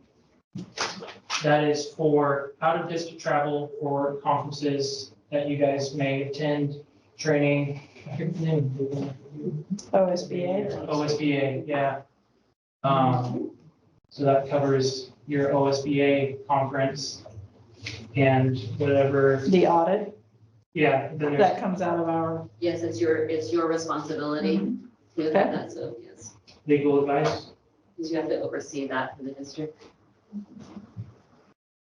and legal services. And then you won't see much to supplies because you guys don't purchase any supplies. Wait, Josh, is the audit services, it looks like it's annually, is that a state required audit? Financial audit? Yes. They're not cheap. They used to be worse. Fire auditors were much higher. And explain the liability insurance. Why does board services need $25,000 worth of liability insurance? We're not even allowed to say anything. How can we be liable for anything?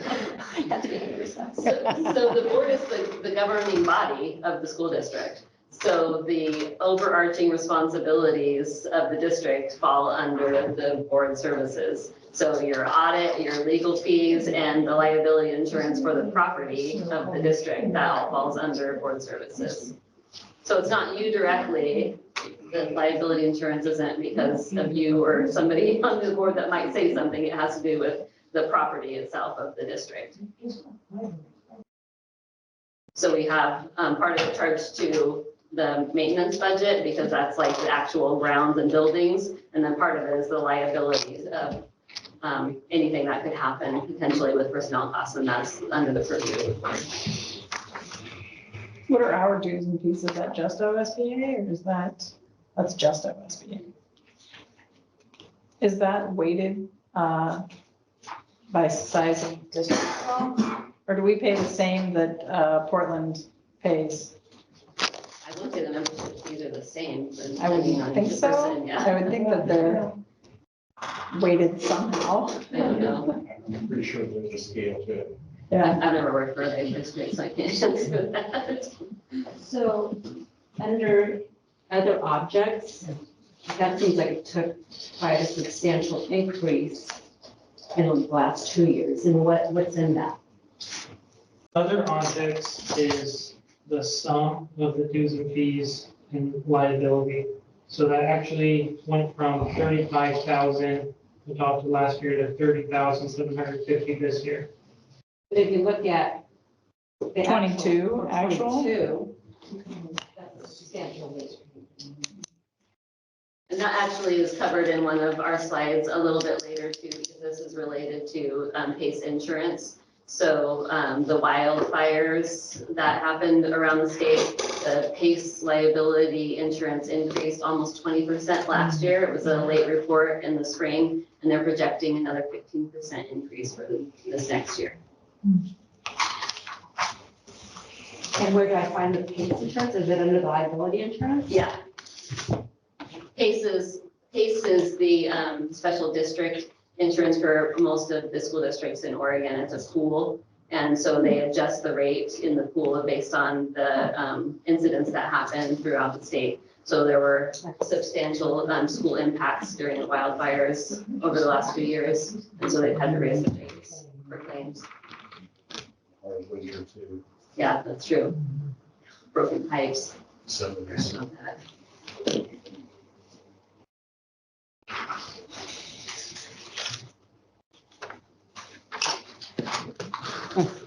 Any other questions on that page?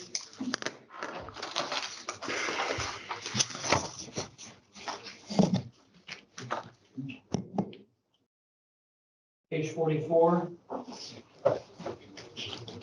Again, kind of just, the change in FT is due to a reallocation of funds without going into specific person detail. 113, administrator. This was the only one that we did, but superintendent, because it's the office of the superintendent. Pretty easy to narrow that one down. Linda's question. Oh, I gave it to the chair. That's fine. I think there might be some more people to do on the next slide. So is there any questions about? Page 44. There is, I have a written question from Linda Deardor. Okay. I'm not sure. I was going to fit in here, but it doesn't. Just wondering if information I asked for at last week's meeting regarding comparison of Reed Support Superintendent salary benefits to other districts with comparisons. I asked that the information be available to Budget Committee and Board. Thanks. So there's a formal process for request for information that a person has to go through. I don't know that a formal request for information has been sent through the district office to get that information to them. But we have a board policy on a request for information, and that would fall under that. It would be something that would be provided automatically to the budget committee. Okay. So anyone wanting the information just needs to go through that form. Yes. I think part of it too is the budget committee looking at personnel is not one of the functions. The school board is looking at comparables because they do have the ability to negotiate contracts. That would be the proper group to be make comparisons of where salaries are at. Right, but it's also important for us to be transparent to the community, so the community would wish to ask for that information, they need to know the process. They can ask for the information, if we direct it to a group, the school board would be the group to direct it to. If people just want to know, we can spend the time putting together the information and all the process for that.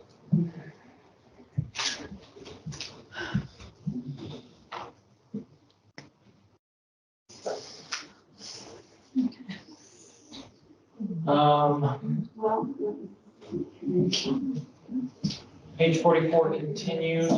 First question on this slide, talking about going from 1.4 FTE to 2.4 in the 100 salaries. It's just reallocation and in reference to the change on this.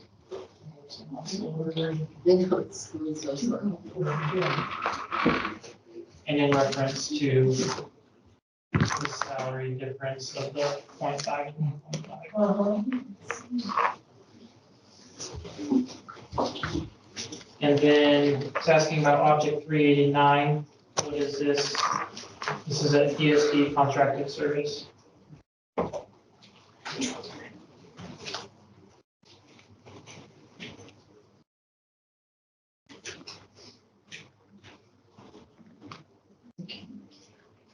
Page 45, unless we have more questions on 44. Well, would you go back to the previous slide? I don't understand what you're saying. This is a total. You added one on the previous one. Okay, I got it. Gotcha. Okay. Sorry. No, you're okay. No, I'm okay to stay on the slide. Hang on a second. There was a question that came in, if the SPED director is going to be a stipend position next year.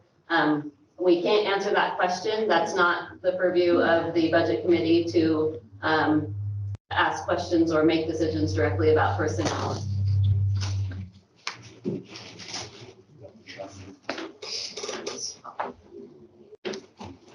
Okay, page 45. asking about the change in the 113 salaries. This just has to do with the administration salary schedule. Roll cost, we're not going to go into the specifics of individual salaries.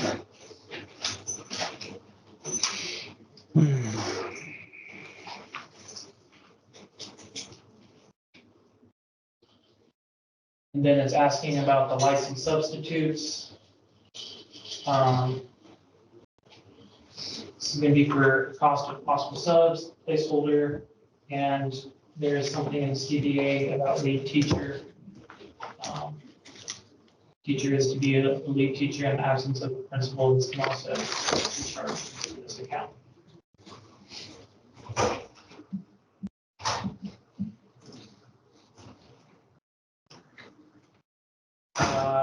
Why the reduction to 15,000 for item 310? Just felt it was more in line.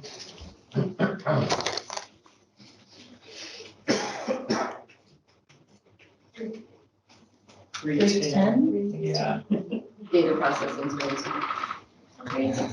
316. Oh. My bad. No worries.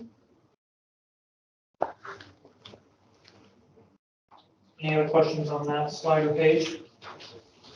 What was your answer to that question? That is just, the expenses are more in line with 15,000 than 20,000. We wanted to use that money elsewhere instead of putting a placeholder that we're likely not going to spend based on previous year trends.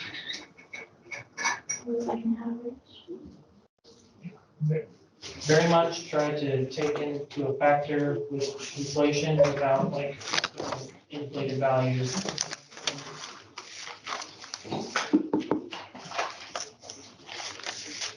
So the next will be page 47, unless somebody has a question on page 46.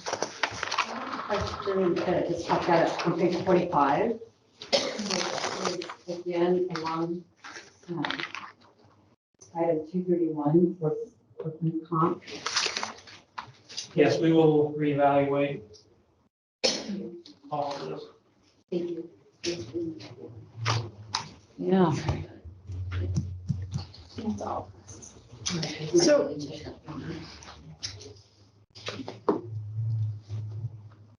I guess part of my question is, are we going to have, with layoffs, additional costs to workers' compensation? Does that track or it doesn't? follow No, that? it's just unemployment insurance that will have. So those costs are just, Our unemployment insurance, we're part of the state pool. And so they adjust our percentage annually based on our usage of the state pool for unemployment. And the maximum percentage that it can increase to is 5.4. We're currently at 1.8. But workman's comp is also adjusted with payroll, right? Right, but she's talking about layoffs. And so this would. if they already factor include any into. reductions. Gotcha. We've already, yeah. Yeah, and I made a Right. note to make sure we check all of those because there may be something with formula. So we're going to take a look and make sure we have that accurate.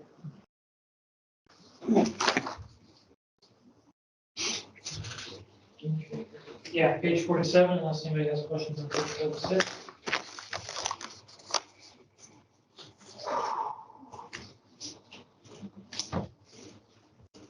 Perfect. First question has to do with 112, salaries classified confidential.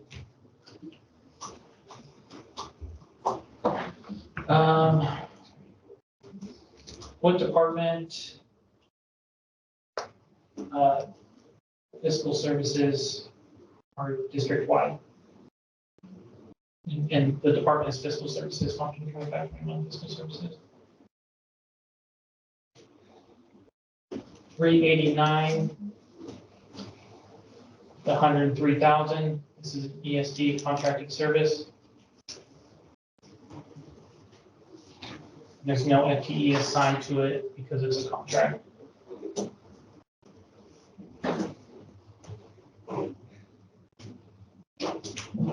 You have questions on that page? Is that like purchase services then? The 389? Yes. Yeah, it falls under the purchase services category.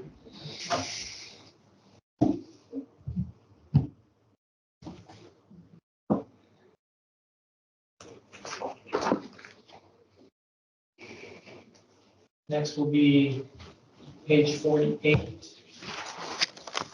Asking about 112 and 114.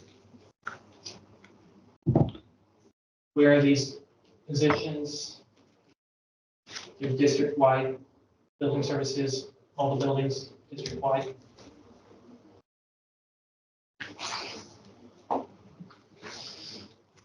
$322, repair maintenance services, what is 85,000 for?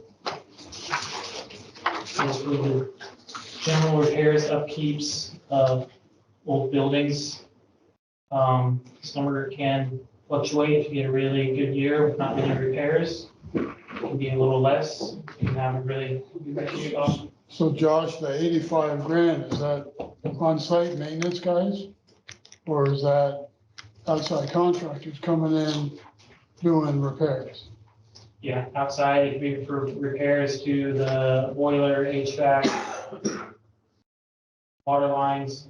Okay, can I keep going? Yeah.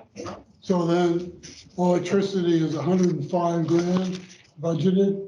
So is that any capital expenditure or is that just all maintenance? It is under the building services function. So that's all maintenance. Electricity is charged under the maintenance budget. Ah, that's power. Okay, Yes. all right. Utility. Fuel cost. So is that transportation fuel or just heating oil? Heating oil. That's unbelievable. Yeah. That's bad. I mean, you can see what gas prices do. So Well, right, but If you look at the actuals for the 21, 22 and the 22, 23, they were even higher than the school year. but our boiler, our heating system is done. I mean, it's done. So we're just throwing good money on top of that. Aging facilities are a huge issue all around the state and south and west, 75-year-old buildings. Yeah. The iconic centers of our town. Yeah, right. The telephone, is that hardline, landline, or is that mobile phone service?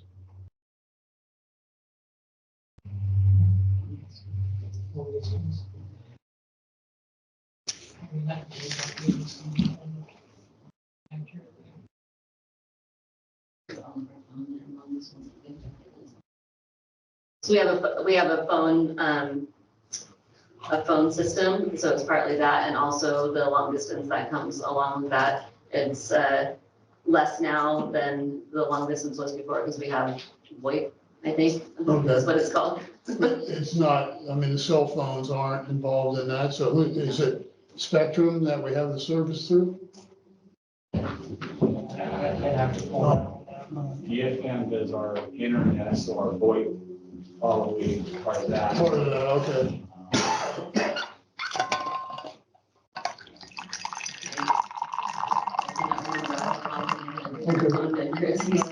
No. I'm good, thanks, Josh.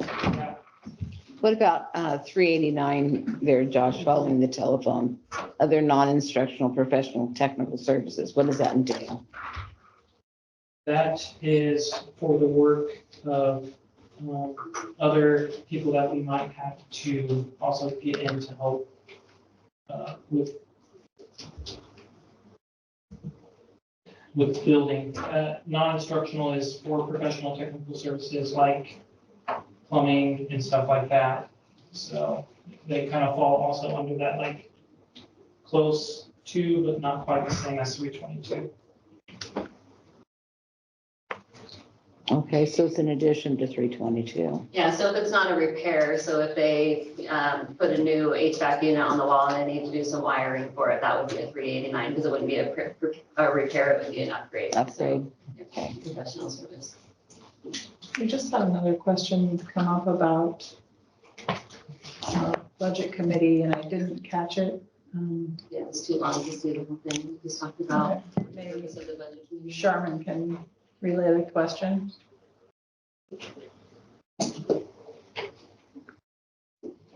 Was it a question that was asked in the room or online? Online.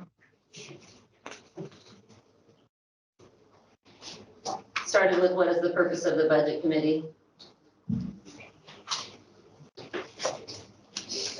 What is the purpose of the budget committee if they aren't able to move funds around and make suggestions on how to spend the district's money? I can go back to the slides. The purpose of the budget committee is to make suggestions on the funding, and they can recommend to move funds around. They just can't recommend that funds be used specifically for a purpose like personnel. They can say, I suggest that we take $50,000 from technology and put it into athletics. They don't get to determine that we're going to use it for athletics and hire 15 coaches.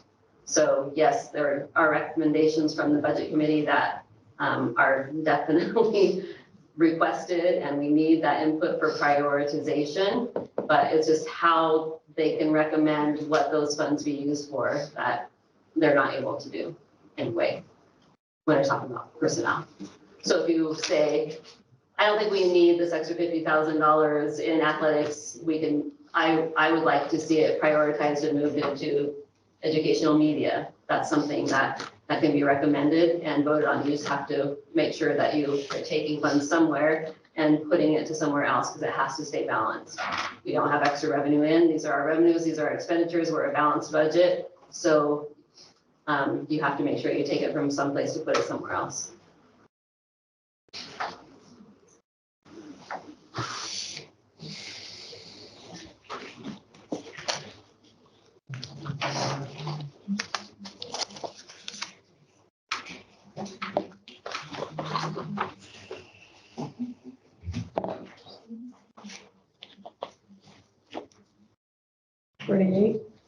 And just to add to that, for the person who asked that question, we are going to make this slideshow available so it has the role of the budget committee at the beginning. And then we can refer people to the local budget law manual also for better explanation of those roles.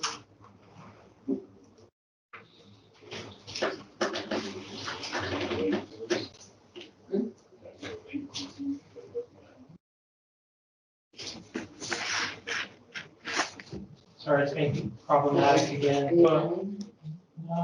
Ms. Lasky, while this is doing its widescreen, maybe now's a good time for a quick break and we need a water bathroom. It's your meeting. Anyone need a break? Well, we're taking one. Like it or not.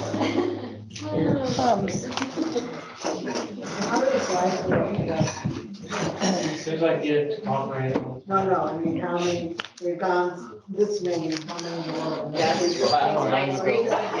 Well, I'm not using a calculator, I'm just using in my head just now. If we cut dues and fees out of district travel, No. it's saying I mean, 92. our intent is to go with the budget committee, but you guys can decide how long you want to do it. We're ready. That's not. You're in charge. That's huge. I'm not doing that kind of now. I don't know why I said. It turns off before. Yes, 11:59 Eastern Standard Time. This committee is in charge of their agenda. No, what? You're limited, red Did you look at page 49? What? Did you look at page 49? I didn't have that written down we on, got a long way to go. I'm on slide What do 27. you? I didn't have it marked as page 49 on, down there at number 651 on liability insurance. Yeah. Look at the jump from 76,000 to 149. That's a question I'm gonna ask. Good, because I didn't. Because we have liability insurance throughout the whole thing. You know, why is that? Why is that so? Yeah, that's what I want to know too.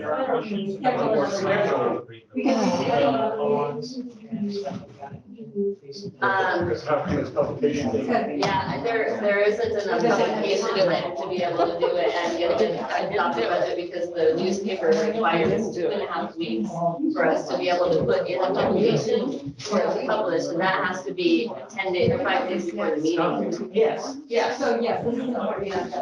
I know. So May 29th is the next one.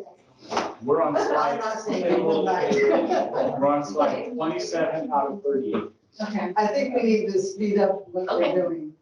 Josh, We've got about 10 more. no pauses. We're on 27 out of 38. I've been here 2 other years and it doesn't usually take this long. No. And have we been by some years? No, we have, but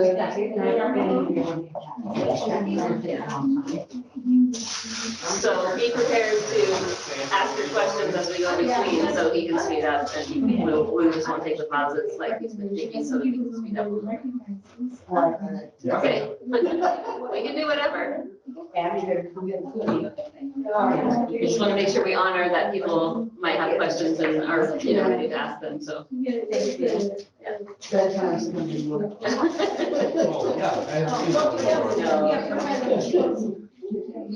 I'm staying here, but Josh has to drive home still too, so. Where's the We live in Roseburg. Oh, I'm sorry.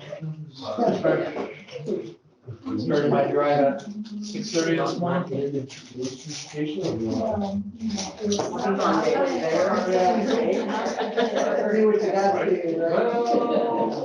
I'm happy to be here for everyone, keep my questions. He took poor advice that he should never work for me so that he can learn from me. His writing is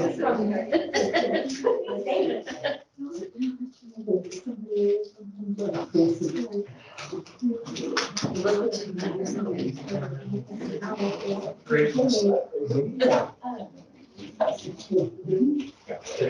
Please help yourselves to anything that you need.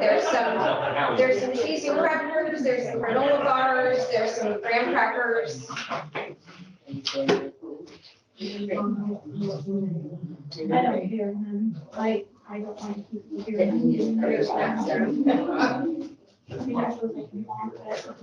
Well, my company is saying we were gonna have like dinner. I think it's gonna be.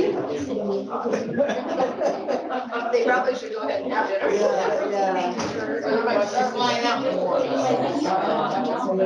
Somebody has to balance it there.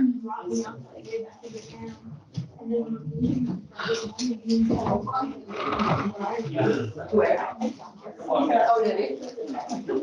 Oh, yeah. I see where he was on Monday. Yeah.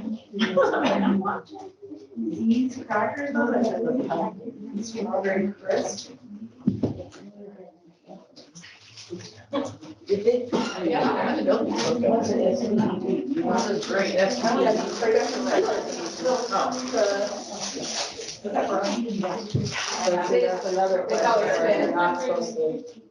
That's another. That's another.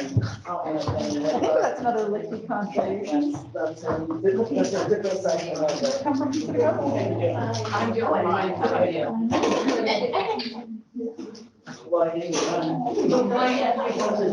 Between the classified confidential and material. Yeah. So it depends on, there are, oh my gosh. What does C stand for? CBA. Collective. Thank you. Elective bargaining agreements, which are the classified positions and the licensed positions. And then they have memorandums of agreement or MOAs for what are called the confidential, non-represented, managerial, director, supervisor roles. And then you have administration, which are principals. Oh, you have more. I have more now. And I have them back for the bottom. okay, thank you. No. Yeah. So you have, like the food service director, that's considered a manager. They're not employee. I'm not kidding.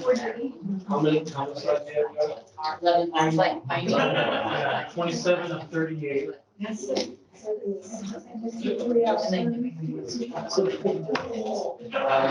don't know what the running clock is. I mean, we were about 40 minutes before the budget, the board meeting. You don't go through every single page.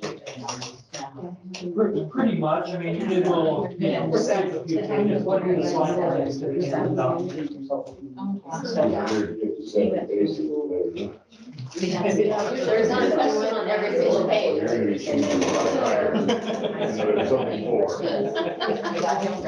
Just sharpen this overnight. It's gonna castrate a bunch of cats.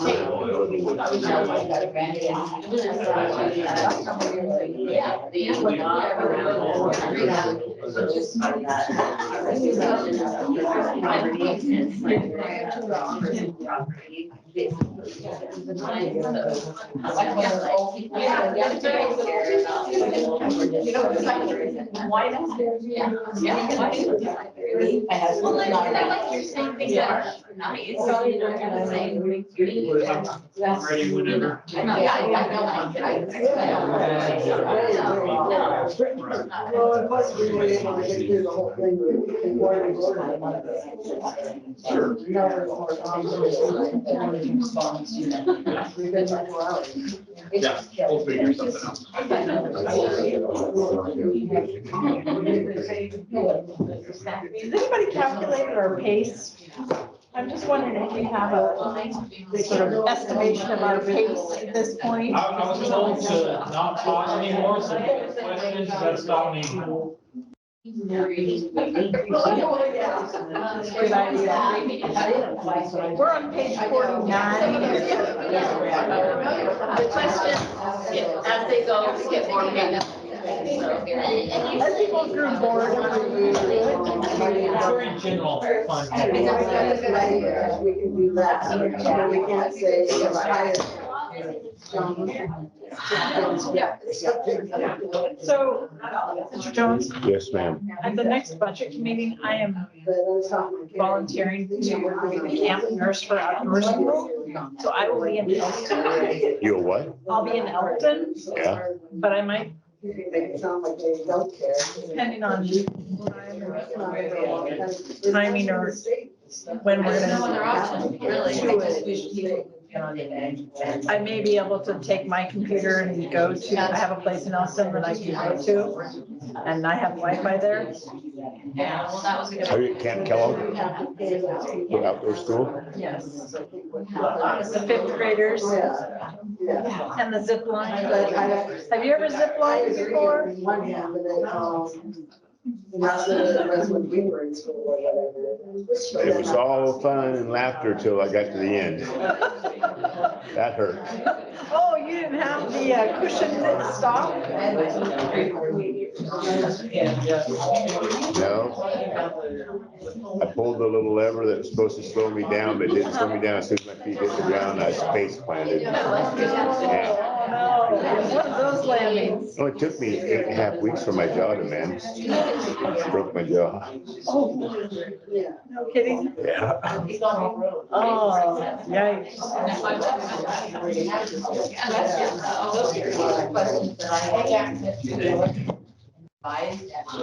All right, let's get going, guys. Yeah. Where did your company come from? Your guests at your house. You're gonna ring the bell, Sherman? Are we ready to continue? Yes. Yeah. You wanna sleep Bonnie, tonight, Pam? let's go. Would you like to sleep tonight? I don't think too good tomorrow. Yes. Well, then we can just be here all night.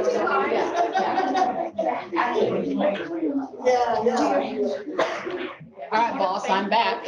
For applying. Yeah. So glamorous. Ah, dang, it made me spit all over my papers.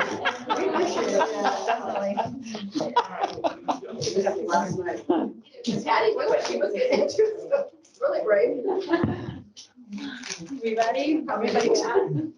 All right, All right, here we go. Josh? Perfect. I will be moving through these with a little more pace, so if you have questions. I still have a question on page 49, Josh.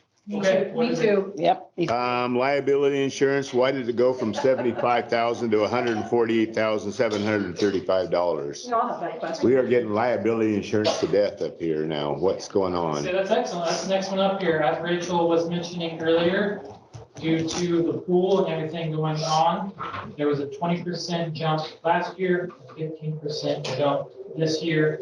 So. How does that equal 100%? Because we were under budget or we didn't budget correctly.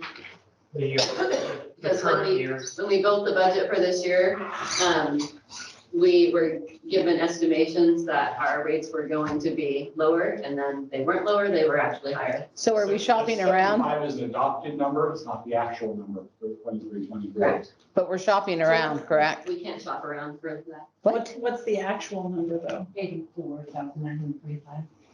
That was last year. That was last year though. I mean, I'll pull it up. We can continue on and I'll tell you that number. I'll look it up. Okay. I believe the actual was in the 130s. That's insane. That's absolutely insane. God bless. Yeah. A lot of lawsuits and a lot I of was gonna ask if we've had complaints heavy to resolve, claims. not lawsuits us, we're in the state pool. Oh, I see. Their rates are going up, we all suffer the benefits of all the problems and all the complaints and all the lawsuits and all the things that are, people are making the point, it's costing money. So. Oh, you're going to the 7-Eleven.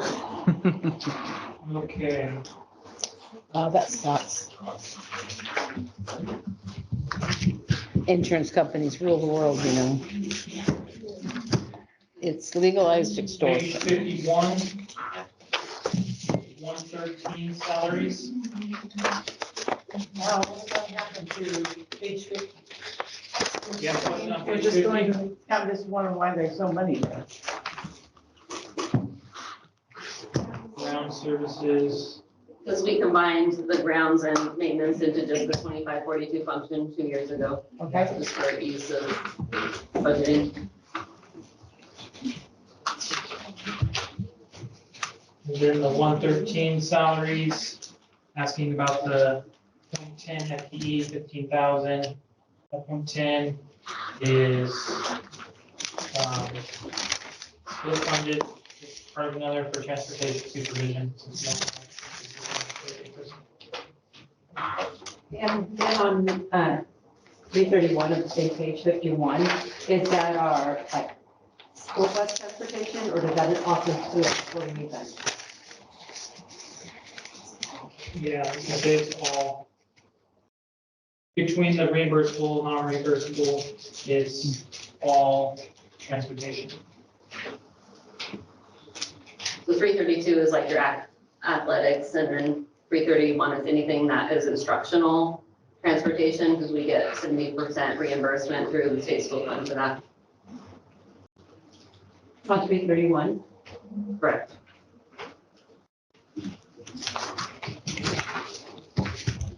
And then 332 at 80,000, that would be sports or activities.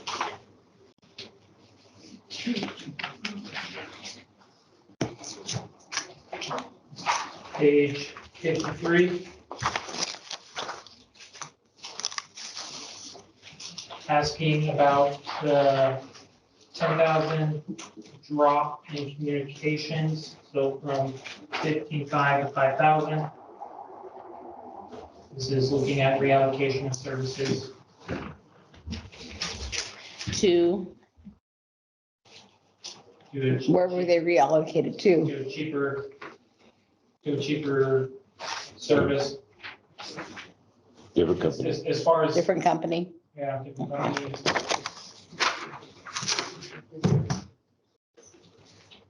Okay. Then there are FTE questions. The reallocation of staffing. Additional salaries, not building specific.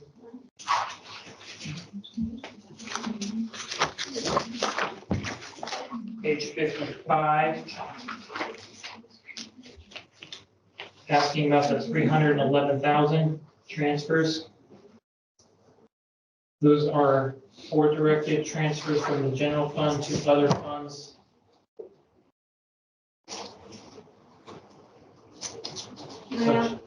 On 54, on line item 470, computer software.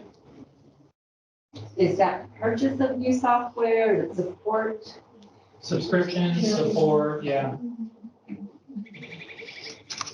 You know, I saw that quite a bit.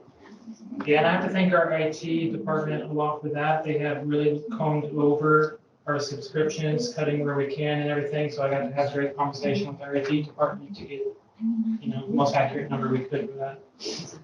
They're tracking things really well, so that increase is really truing up the number of what our actuals were and making sure that we have the right services in the budget. The actual cost for our case liability insurance for the current year is $137,060.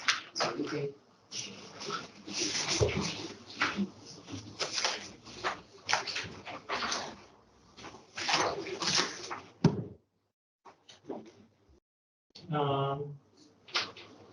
Yes, the transfers are allocations from the general fund to some of our other funds, such as instructional material, just for curriculum and stuff. There are questions on those later, but that's what those transfers are. Where are we at? So how do you come up with the, you know, last year was 100,000, this year it's 310,000. How do you come up with that transfer, that number that's going to be needed to be transferred, you know, for the coming year? What's your formula for basing that? So I can tell you that 150,000 is to support food service. It does not have a revenue stream that it had in the past, CFP after school. The after school program that we lost. Is that why it's zero in 2022? And part of it was because we didn't have the funding to support the transfers. The board allocated to the programs, or the budget committee, I'm sorry, to the programs and the areas that were goals. But then wished to move back to building up reserves because we knew that the ESSER grant funding was going to be eliminated. So going back to the after-school food program, was it funding more than just its own portion of the pie? So that when those funds were lost, then we had to. We were in a unique position when we had the after-school program. It was keeping us in the black financially. Most food service programs, when you look at other school districts, operate in the red. Okay. It is, school districts have to pay to provide lunches to students. Right. But the CACFP model that we were in was actually making money, keeping us in the black. Mm-hmm. Now that we don't have that, we are having to go back to supporting food service program. Gotcha. So the after-school food service program, was that a grant? Do we no longer have that? Is that, how was that? That was a based? federal program. Okay. We were told that basically we don't have a boys and girls club to go do with that. If we would have had a boys and girls club in town and taken our food service and delivered it after school in a boys and girls club where there's a off-site facility and the child opportunity and some education components, then we would have been okay. But we were doing it on site because our best facilities are our schools and they didn't make that. So they told us we couldn't do it anymore. So even That's if the we short provided answer. it like at the park, then that would have been offset. It wasn't us. You know, in our facilities, we had to have a different thing, boys and girls club or. So in the spirit of the program, we were trying to feed kids and yeah. get as much food Yeah. into kids, and it was, that was a hard loss. Yeah, the work change of that, when it was in-house and you were allowing us to do it in our facilities, yeah, absolutely, that was the thing to jump on. And we started having to make transport the extra cost of staying, changes all the dynamics, and then you are spending money on programs like that. When it was in-house, it was great. Josh, can you go back to one page, 55 for a second? Yeah. Please. I missed that for some reason. 2 to other current funds.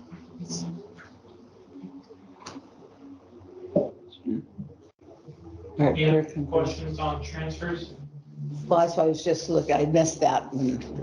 Somehow, or other. It must have been gawking around or something, I don't know. Your copy. Maybe that was it. Thank you. No problem. This says page 56, 57. Oh, this is talking about our contingency and reserve. I did touch on this earlier. Those are the funds that one requires the supplemental budget hearing to touch, and the other is one is accessed more easily than the other. One's untouchable, essentially. On the schoolwork, we do on the budget. Yes, schoolwork. And which is which? The 500,000 is the school rollover. Contingency, is yeah, 500. so you Yeah. can access contingency with a resolution at a regular board meeting. But with an unappropriated, you have to have a supplemental budget meeting. Bring all of you together to make it happen. Like all in one meeting. Page 61. It's asking what the source of the 150,000 is. May I go back to the so on the contingency fund, is there a percentage that's required that I know what specifically? Required, no, but But our whatever. board would like to see $1 million up 10%, because it burns down really quickly when there's a problem. So this been an established number from the school board. A large district with hundreds of millions of dollars may choose to operate at 3 or 4%, because hundreds of dollars, 3% is a lot more money for things. We try to operate at $1 million about 10%, because when something goes wrong, it's very expensive very quickly. We need more, higher percentage of our Reserves. Our auditors So recommend 8 to it's- 12%. Our board is about $1 million. That's kind of our sweet spot. So are the 500,000 and the 350 in a interest bearing account? Yes, they're in the local government investment pool. But we're able to reduce that number if the board chose to. This is part of the general fund. Yeah, you can do that. You can carry risk when you do it, but yes. Okay, the next page was page 61. And we are past the general fund now, we are in the special revenue funds. So page 61 was asking about 150,000. This is a IRE grant through the Ford Family Foundation. This provides us money for PD days for staff. Allocated. It's a year-long training. The high school's been doing it now for 4 years, or 3 years, and the elementary community taking that on it also.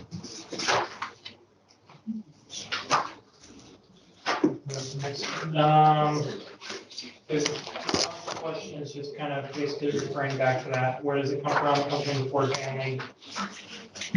Next, I would say main question in there would be page 79. So quick pause while you 79 questions along the way.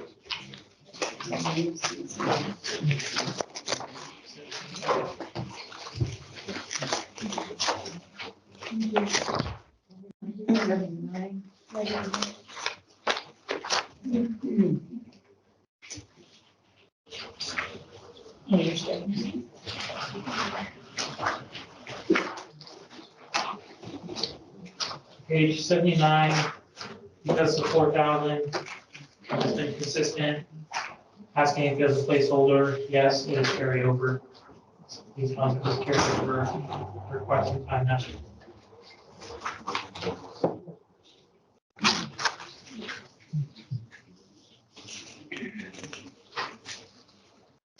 Next would be page 81. The two questions kind of lumped there together, about purchase services, 342 travel. Yes, the 4,000 is for potential out of district travel. Those sports have to go out of district for travel. Next was page 85. Asking what the 28,000, That's 85, Josh. page 85, Can we correct? go back to 83? Yeah. 3,000, there's, for early learning, there's a $51,000 number. Yes, we have been, I forget where we are in the process. We Is either it a got this grant? grant, yeah, Okay. either got it or are getting it. Okay. And we're estimating about that. Okay. 85, 28,000. Do we know what that supports since it's early learning? Is that? Primarily, it's going to be K-3 instruction. It does allow next year for K-4 instruction. It's literacy-based. Again, real restricted as part of the governor's Get the Elected package, the Zero Literacy campaign. And so this was new money for school, but it was very prescribed how we're going to use it. And It's a one-time? Reread instruction. A one-time, or is it have a It's longevity? Theoretically sustainable. Okay. But sometimes with the governor individual, the SIA came from the legislature and we had a vote on it. This is the governor package, so it might change with the new governor in 4 years, Okay. 3 years. Okay. Page 85 is related to the expenses. It's asking about 28,000. Why there's no FTE. FTE wouldn't necessarily go under this. These are kind of placeholders for the ideas of this grant. So salaries would be potentially for PE days, and then the benefits and supplies. Extra duty contracts don't carry FTE, so if it's extra duty outside of a regular position, it won't have FTE. Next is page 89, asking why the drop in funds from 136,000 to 43,000.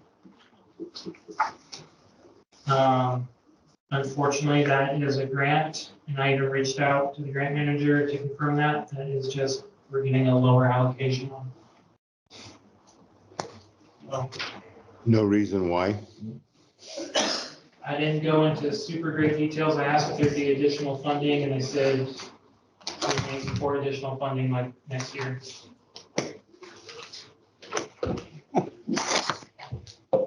Just because. Wondered if King Cody was on the board or something. Applies for, or something that's just. I heard you mumbling over there. Do you want, yes, we do. Non-competitive grants, they call it grant, make us sign up agreements that we'll do with the money, but they're non-competitive. Okay.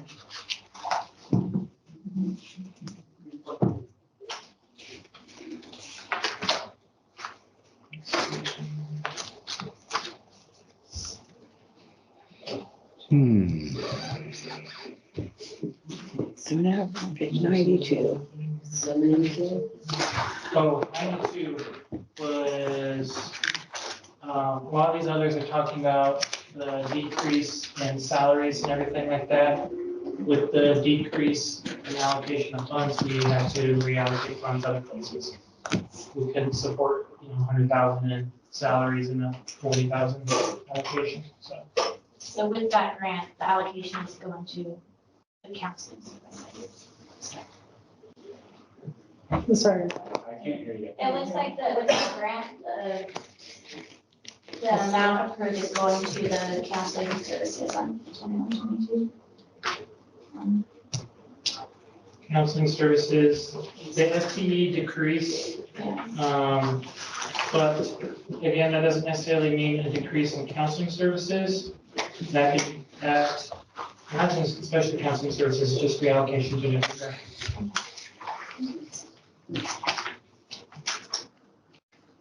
this is instruction, 33, 75, 49, but it's not anything above it, so are we missing like an 11 page or something maybe? Page numbers, some of the documents. Mine got just like that. Yeah. I think there's a page missing. Because it says our total is supposed to be $33,075.49 in instruction with a 0.25 FTE. But there's nothing in 1131, so there must be the elementary function of 1111. That page must be missing because that's where the allocation is supposed to be.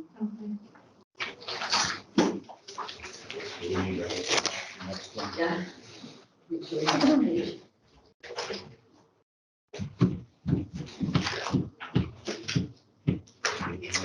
It appears to me they added it into the 10,000 at the bottom there, because the next page is a 43, which includes, I think, the 10,000 and that 33,000. No, the 10,000 is just for function 2122. So the 10, that line above is supposed to be the total of the pages previous. Yeah, but look at page 96. If it's 10,000, then it's at 43,000. Yeah, I think you're right. So 33,075. 33,075. It's blank on mine. It says 96, but it's blank. Same thing with, 98 is blank as well.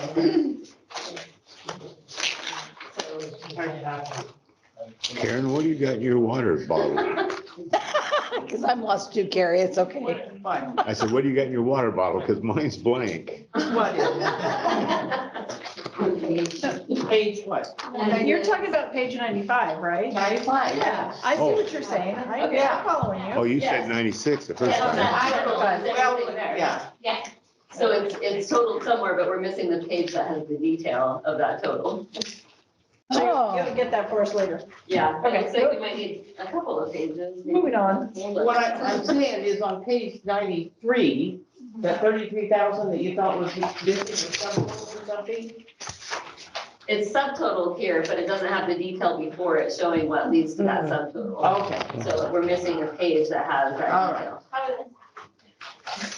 On page 90.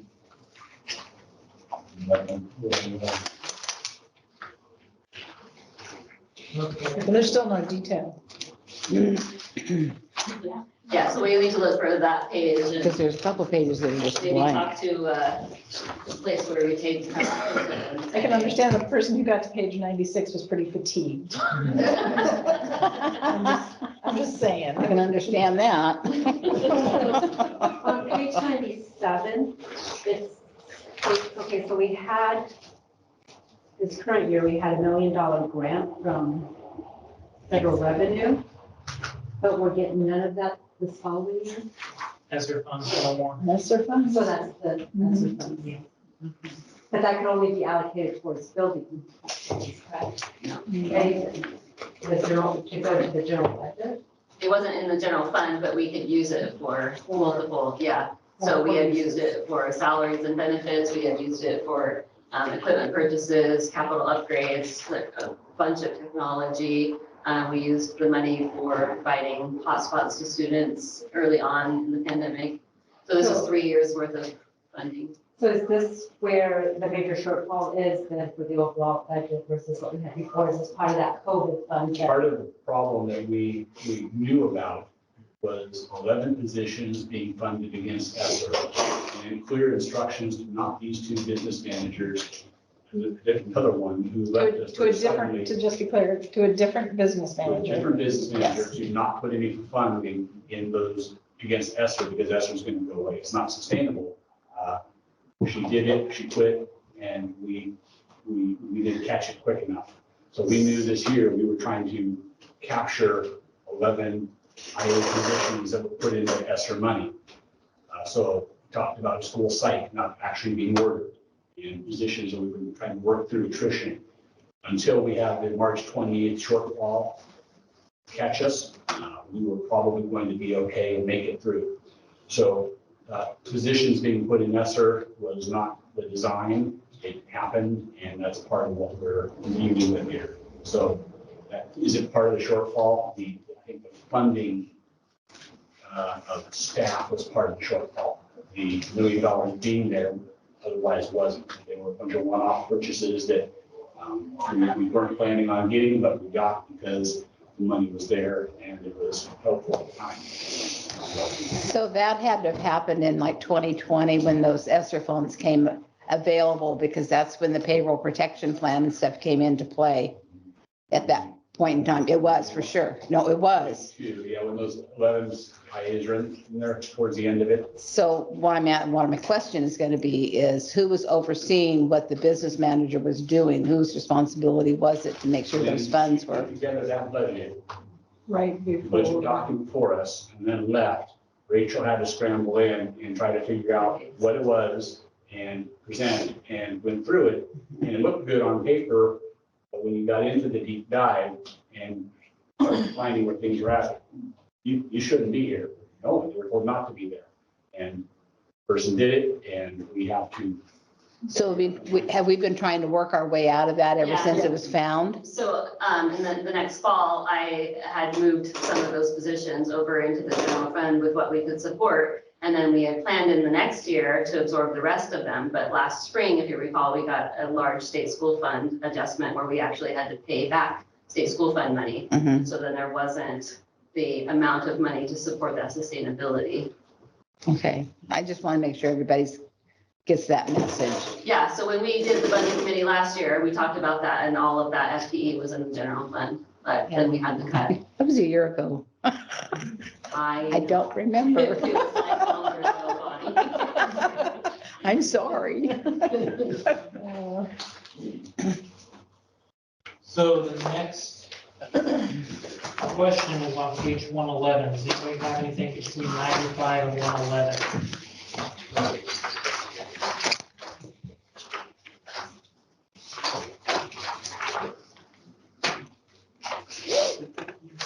Perfect. Asking about FTE. FTE is assigned to expenditures, not revenue, so you can find FTE on the following pages.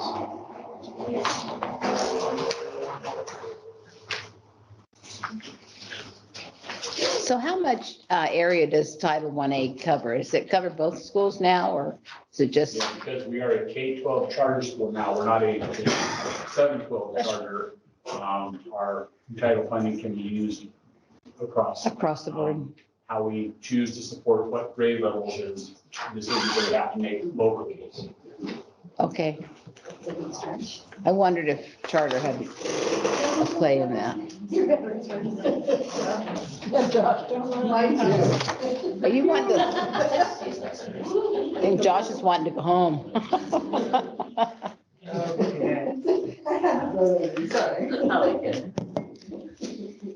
Page 117, fund 219, respond to intervention. Asking like how far back the carryover is from. I'm not sure. I wasn't able to look back quite that far this time, but it is carryover. Okay, so that money is there.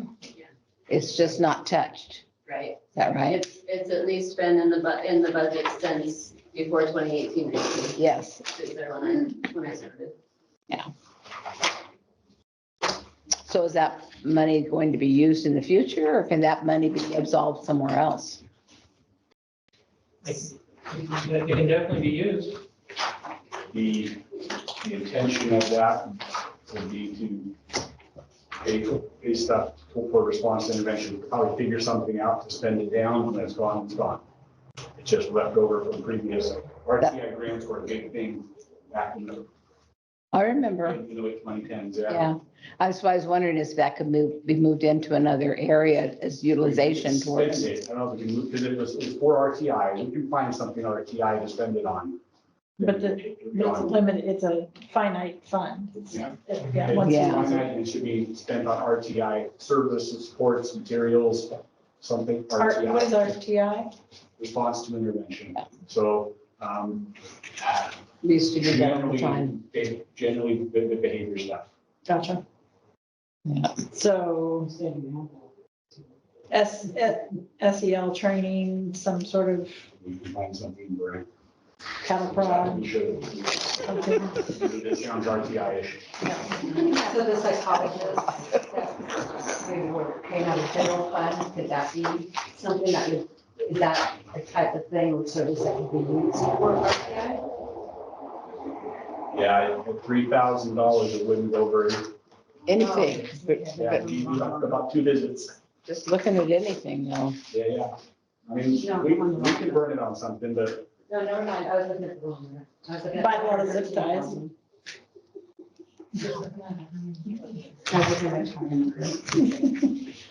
Okay, the next one is page 125, unless anybody has questions between 117 and 125. Asking about the fund flow through. This is a fund that can be used for when things are going to be paid back by the ESD. So it's really just an in and out fund. Yeah, with placeholders. Next would be page 133.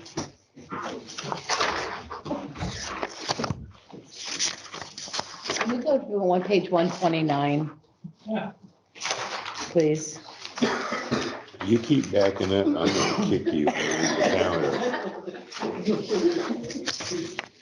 Bonnie said she had nowhere else better to be at 10 tonight. The rural school network, that's a carryover also from year to year. Okay, and that's used for, There's rural school network, like meetings and stuff, and those were being attended from the elementary level. And then we would get like grants to cover it. So we pay for it, then get grants to cover it. So it's kind of stayed about that dollar amount for quite a while. okay, it's just, so it just stays put. Okay, yeah, they use it for those. Thank you. That wasn't that painful now, was it?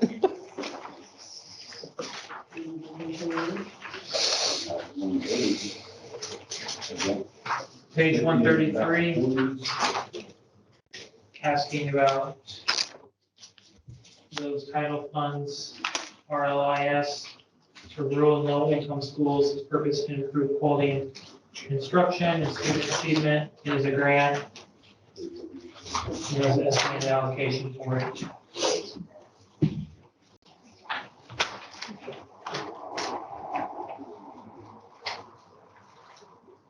Page 141. On 244, measure 98. We still receive measure 98, has been moved to fund 252. We received updated accounting guidelines on that, so that's why it got moved to fund 252. it's bottled in the SIA stuff. Is 138, page 138 intentionally blank? Sorry, can you take me a second? Yeah. Yes, because there's only one function under 237, so it wasn't put back to back. There isn't be missing information from it.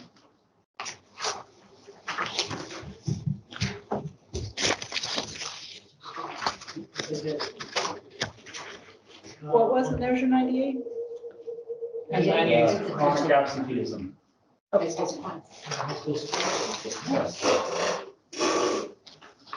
Which page? 141.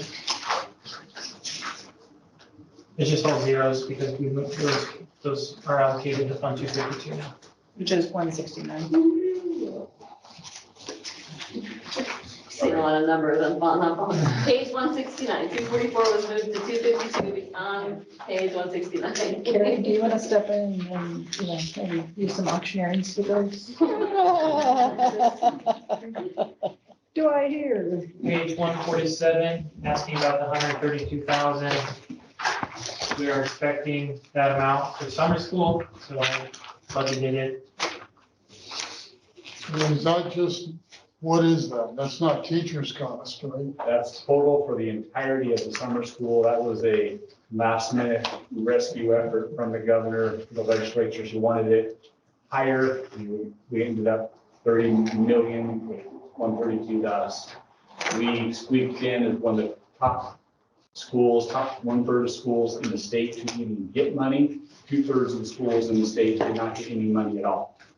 How many kids do we have going to summer school usually? We're hoping to probably run 40, That many? hopefully. I think we can probably hit those numbers. Are they like seniors trying to finish up? They're or- primarily elementary school students, but if we need any credit recovery opportunities, we'll jump on that too. So does that include food and everything too? Our food service will run a summer food program. We're going to piggyback with that. And we're going to make a partner with the Oregon Coast School for the Art, which are the grant requirements. This will require 80 hours, requires having a partner, requires a literacy focus. But there's several requirements we'll have to meet, but we'll grab as many kids as we can. And if we can get high school kids who need credit for graduation, we'll grab them. Okay. And John, our teachers are going with the students out to OCSA. Yes, we're hiring our licensed Our own and our teachers? instructional assistants. Okay. I think we're looking at two of each week for 7 weeks. So are they going to be doing like remedial math and reading to catch some of these kids up to elementary school up to speed? Remedial is needed, but we got to do it each kid where they're at. This is not just a remedial summer school. This is summer school for all. We're probably hoping to get about 40 students.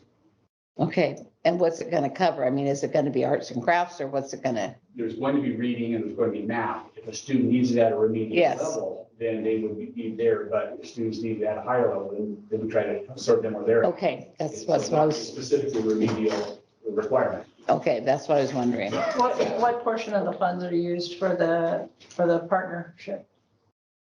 None. So we're not The- financing any of it? The Oregon School of the Arts has received several grants she reports. She will handle her end. We'll Gotcha. handle our- We're going to give her students so Right. she can have her grants. Our Right. students will get the benefit of the opportunities. Academics in the morning, art school in the afternoon. Just want to, point out that we're supporting our staff. We're taking Reedsport care of our District staff is being Right. supported through this process. Okay, All right, so we can kind of skip over page 151 because we basically answered all some school questions. So page 155 is asking about the Student Investment Act, SIA grant. What is this used for? I pulled the grant definition. SIA grant has two stated purposes. For the funds distributed under the Student Investment Act, meet students' mental or behavioral health needs and increase academic achievement for students, including reducing academic disparities. So it gives us a little bit of flexibility as long as we are meeting those goals of the grant.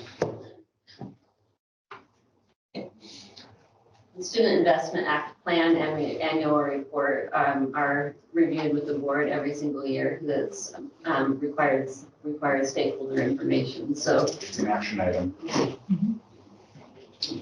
The next question. Isn't this similar to that intervention fund? Remember, when you were talking about the intervention, it would be a behavior thing? Response to interventions, 4,000. RTI. You could probably burn that 3,000 of RTI money in here and we'll be gone real quick. Yeah. It could be I an don't think it area. was our time, it was before that. Alternative school? Huh? Was it the alternative school?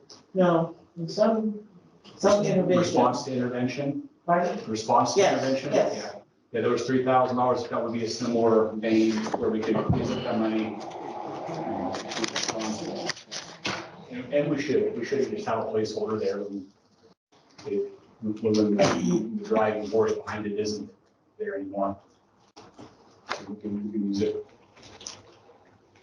The next question on page 162, how many people, as we've discussed, staffing levels, function of the budget committee. Are there any other questions between page 155 and 162? Yes, 159. It's the Student Investment Act. 9 through 12, what's the student investment? this is the funding that we're talking about. So the Student Investment Act is just an annual grant that the state has put out related to addressing mental and behavioral health needs and academic achievement.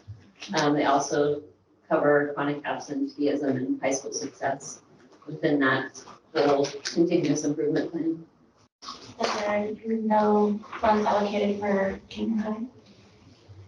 We don't allocate at 1121 because the high school is a junior, senior high school. And so we put everything in 1131 and 1132, which is named high school instruction and high school extracurricular, but we just put it in as a building.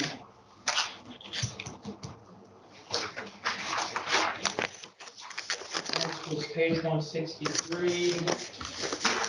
More questions about the 130 salaries additional. That's overtime, extra duty. Then ask why benefits were so high. It's based on contractual obligations in the CBAs. Which one was that? Sorry, which page? Page 163, benefits Thank you. as a whole.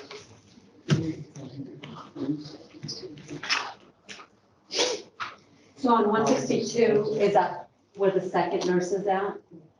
Is that, or is that part of what we had discussed earlier in the Yeah. general fund?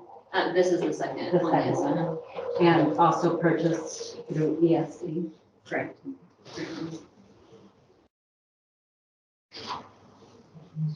Any others before I go to 166? What is 163? That was the additional salary under object code 130, the $600 extra duty, overtime and phone stipends are covered under additional salaries. Page 166. Asking different function, kind of the same questions, what are additional salaries? What is it for? You're not building specific, those salaries aren't. And the who's we won't discuss. 167. Yeah. So it's managerial classification, so it's not under classified. So there's one other section then that we have. We have admin, right? Then license and classified. And then we have the confidential non-represented group, which includes managers, directors, and supervisors. And so the 114 object code is related to manager, director, supervisor, non-represented. Okay. I have a real problem with this stuff we're hiring through ESD. I mean, we don't get to monitor them. We don't get to oversee them. We don't get to evaluate them. And we're paying their salary, their benefits, their overtime through the ESD. Something's got to change here. We're getting, never mind, we're in a mixed crowd, but I mean, this is ridiculous. We got to get rid of this. We got to do something different. That's way too expensive. You know, the ESD should be absorbing some of that.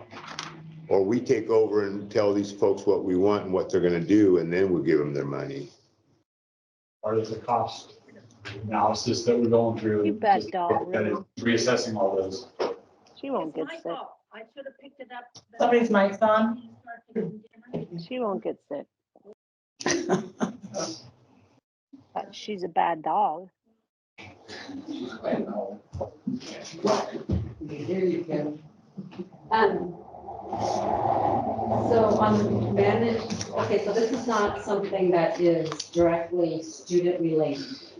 Because we can't talk about specifics, but is this position or those classifications aren't student? They're not in the classroom. They're not, correct? They're not student facing, correct? Because there's a 2000 function, that's a support service. So they're not student facing. So student facing staff are in the 1000 functions, like 1111, 1131, and so forth. Any of the 2000 functions other support services they are not student facing.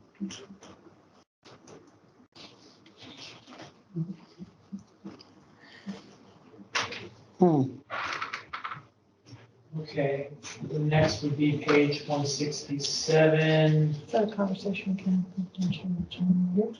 Again, asking who and what. So we'll go over that More one, detail later. skip over it. Page I 168. would think we could, yes. 168. Sorry, Josh.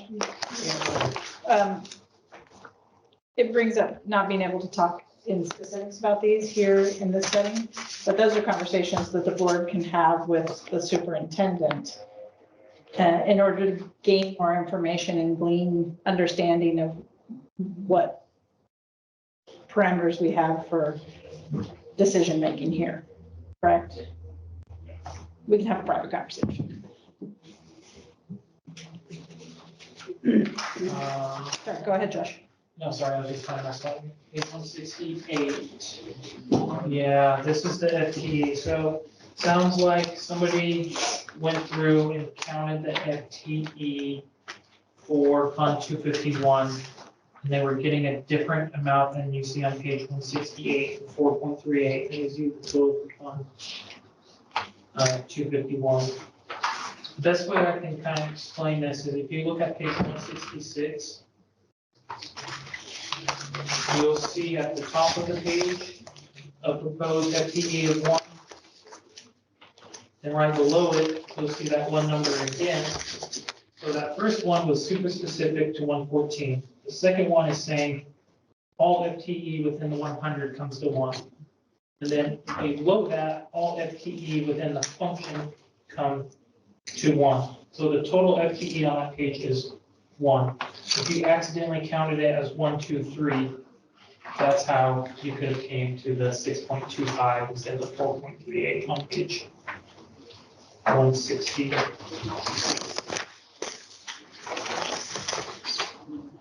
So it's supposed to be 1?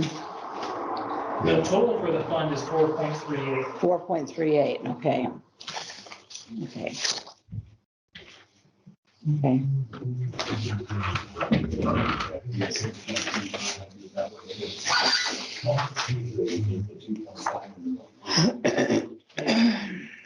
So now page 169, we talked about this just a little bit ago. This is our high school success.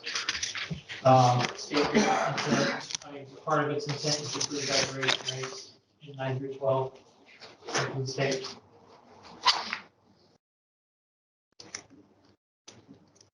Page 170.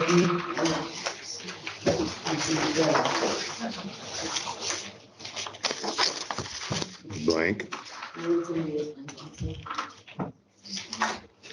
It should be page Anybody have a 1. page 170? Nope. It should be page 171.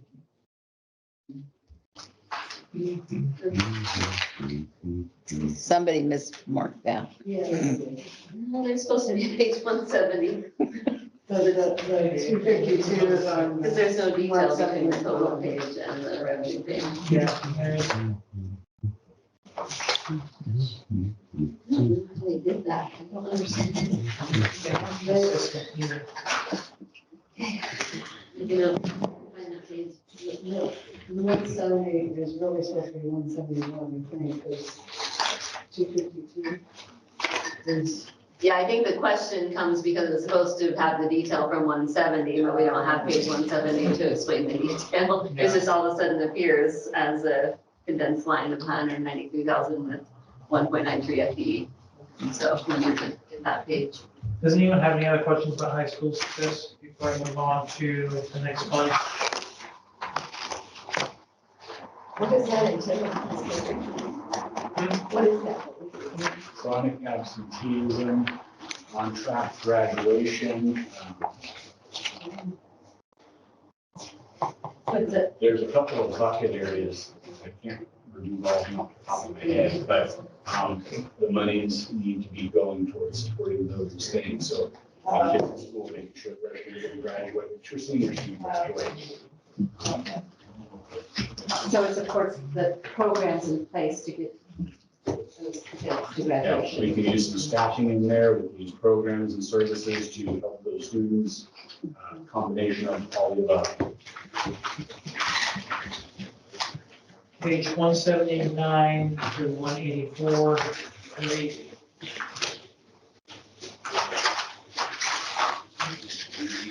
Asking about, our funds have not been returned to REAP. We are in collaboration with REAP. I've already started a conversation with them this week. Okay. Okay, good.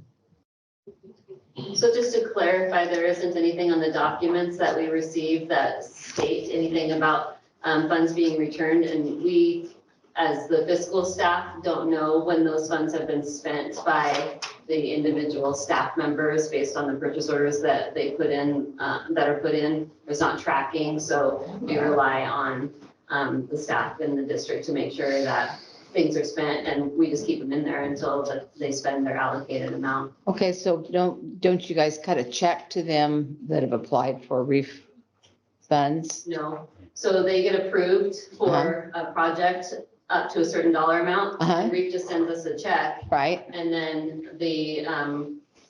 there is a purchase order put in, whether it's for using the credit card to go buy supplies or whatever, so it could be multiple purchase orders for one request. They don't send a check to the person. REAP cuts checks directly for staff for, I think it's $100 for class. That's REAP cutting a check directly to them. Ours is, we call the requisitioning system, and they count for all the purchases. So there's a couple of mechanisms that REAP uses when they use us for these projects. And the money sits there, and the staff have to spend it on what they said they were going to spend it on. Okay. So the two main options we have for REAP are they can continue to get grants, spend down this dollar amount till it's gone, or they can just ask for a check back to them. 6 one way, half dozen the other. But you're having a conversation with them, is that correct? Yeah. So you'll get whatever it is needs to They be. met last night, they're gonna tell us what they prefer. Oh, okay. All right. But this is just sitting there, right? Yep. Yeah. Okay, thank you. Next would be all the way up to page 195. Technology replacement.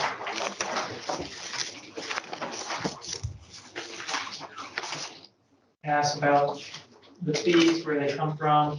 These are monies for technology replacement.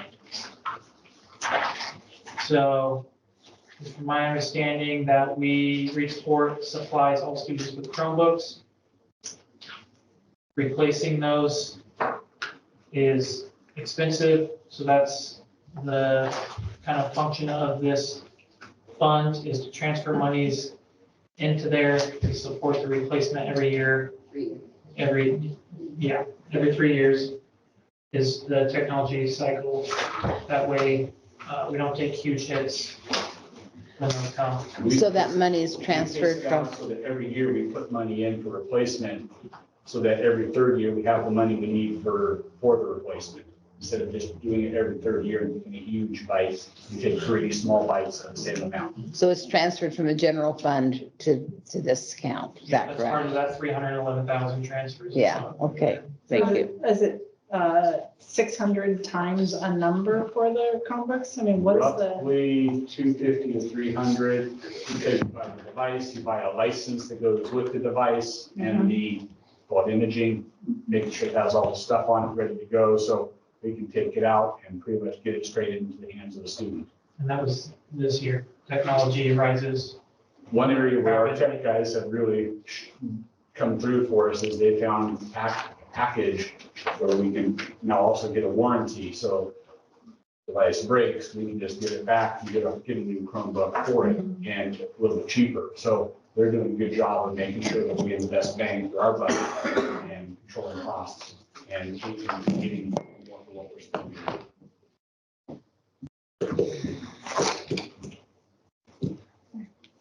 Does that still get paid for out of the Chromebook insurance? And the reserve transfer that we make to the general fund. So like what happens to a student who doesn't pay their? It averages. The students who, after the second one, don't pay, we have to start charging them. And we're still getting, let them have the device to use, and 2 or 3, I mean, but what you end up with is you hold on to your diploma until they pay their school fees.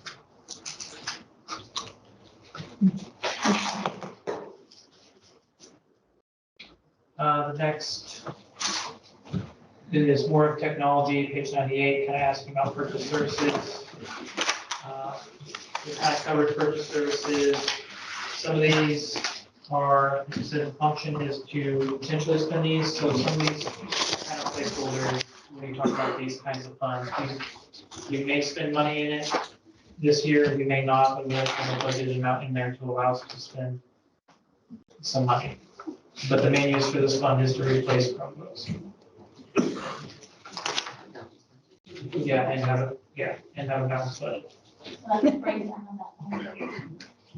What was that? Sorry. It was not the breakdown of what that budget is from 195. The replacement amount, 198 is breakdown. Oh, Yes, it's most of the breakdown. Most of the breakdown. I see what you're saying. Yes, that's all. Yeah, 198, 199 are the breakdown of that revenue from 195. That 27,000 is to carry over into the next year, that way we don't completely deplete the funds.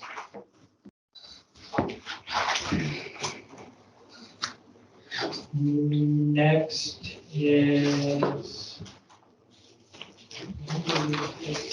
Next is going to be page 201. Instructional materials replacement. Asking about the transfer. This is part of that 311,000. Transferring in there for when curriculum is required. Curriculum is pretty expensive. I forget the expensive subjects, but I mean, it can be up to like 100,000. So it is important to have these monies in here because 100,000 not planned for is pretty big hit.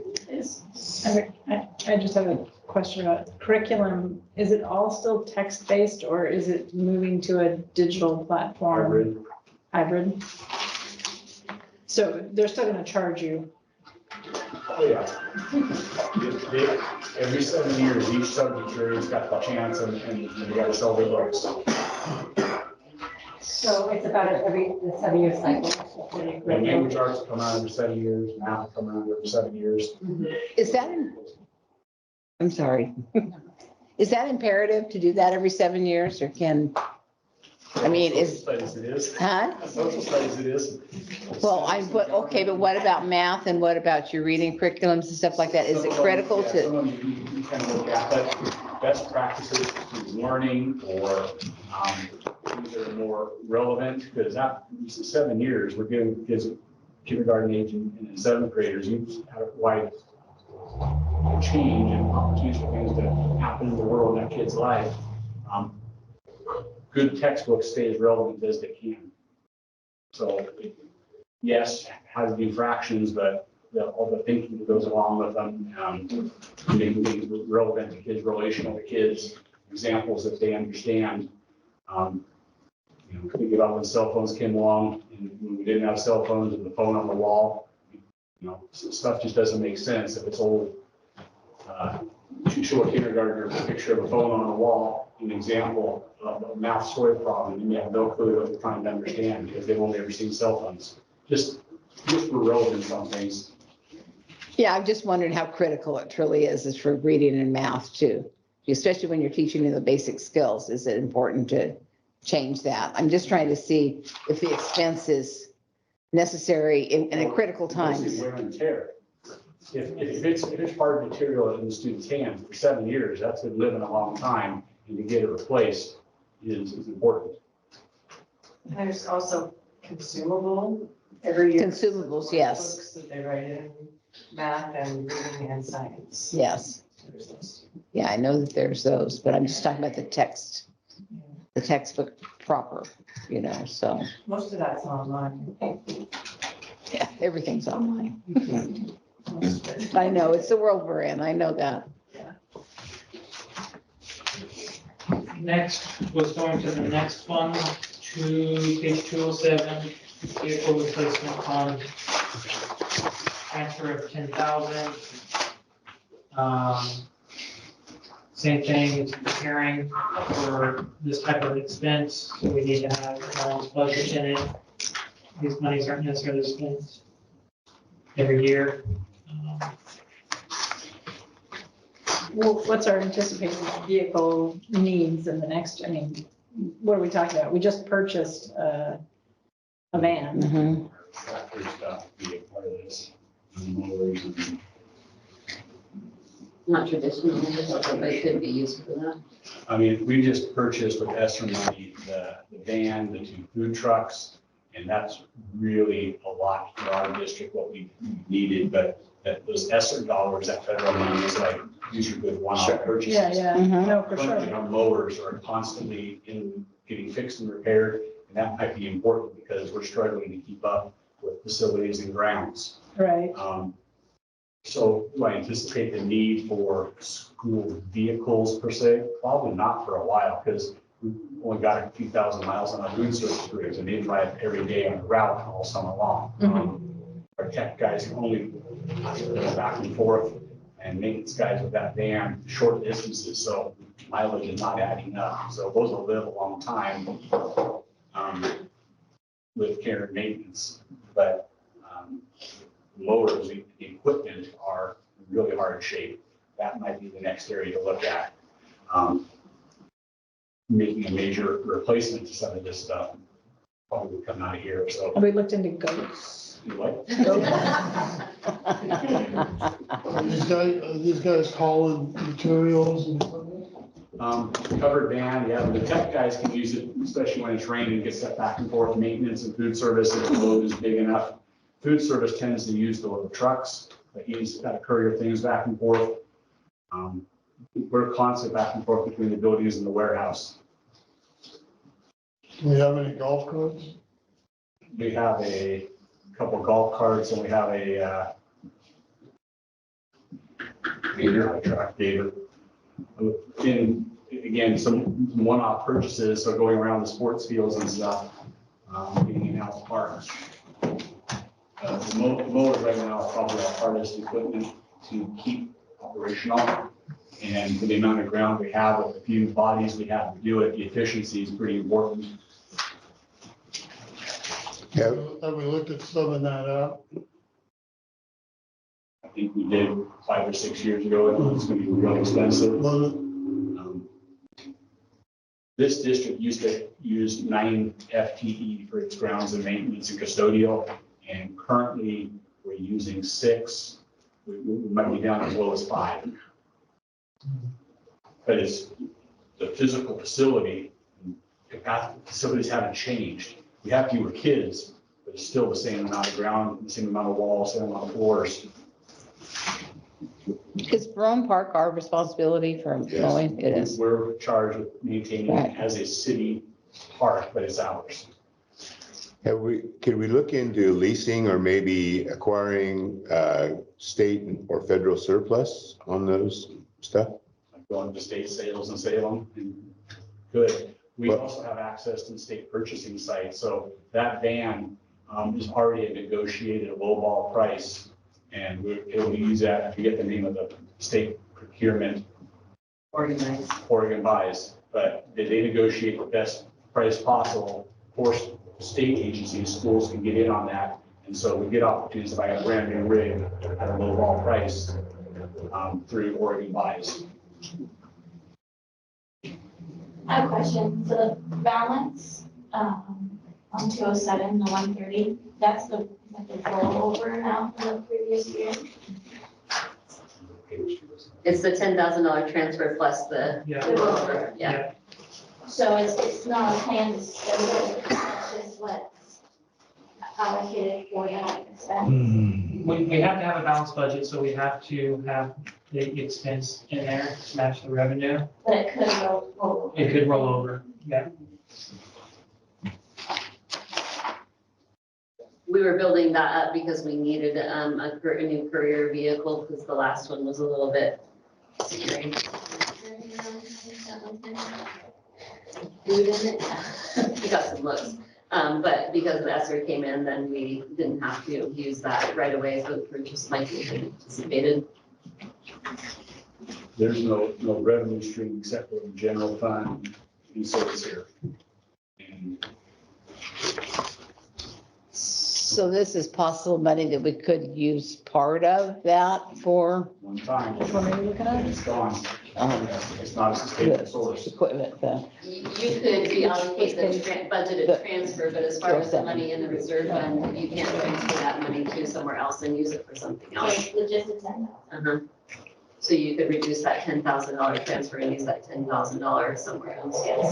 25,000 from me. So textbooks.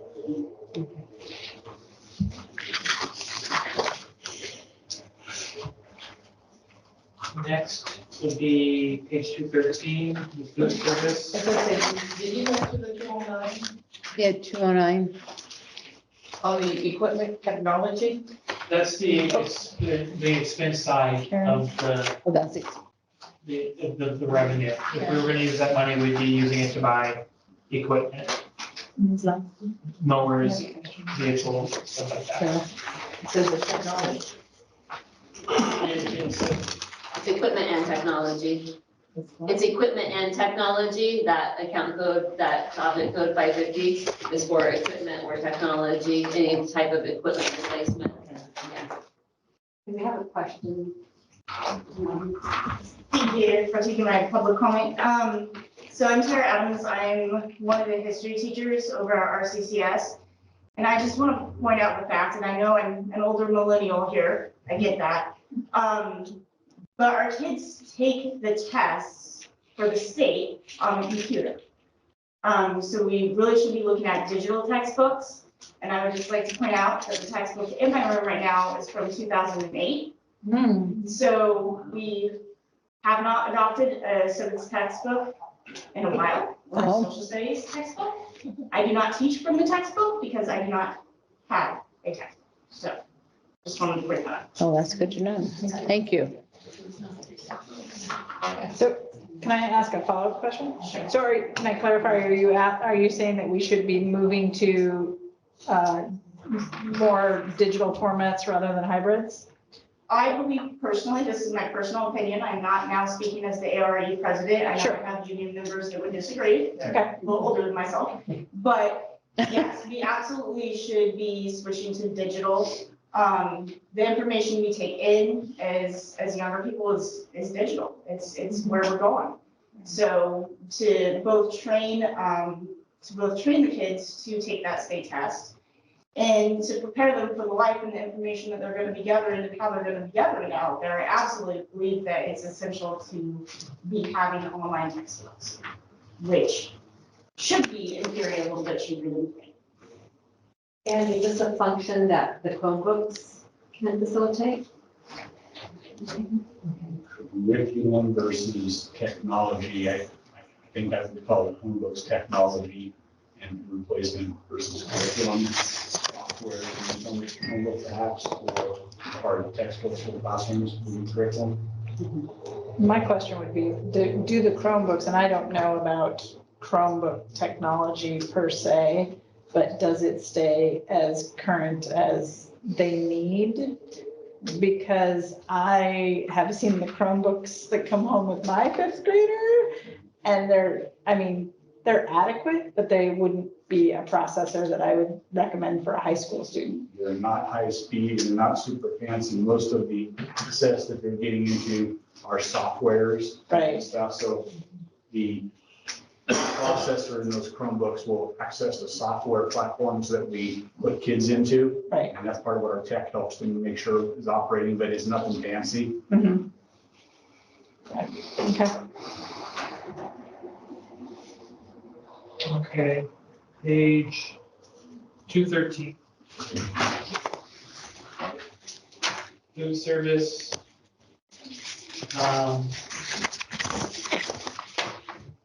Yeah. Not really able to answer the question there. Well, But going back to that managerial, it seems like they're in different areas. I just don't know what that function is. With the function of, It's just a specific object code to do with salary, so it's still a personnel. Yeah. Smaller functions like this or smaller funds like this, we really need to be very careful about not answering specifically because there are limited staff members. Correct, but if they're not under classified, I'm just trying to figure out what the function would be in the food service. 114 is manager, supervisor, director, confidential, non-represented. So it's in one of those categories.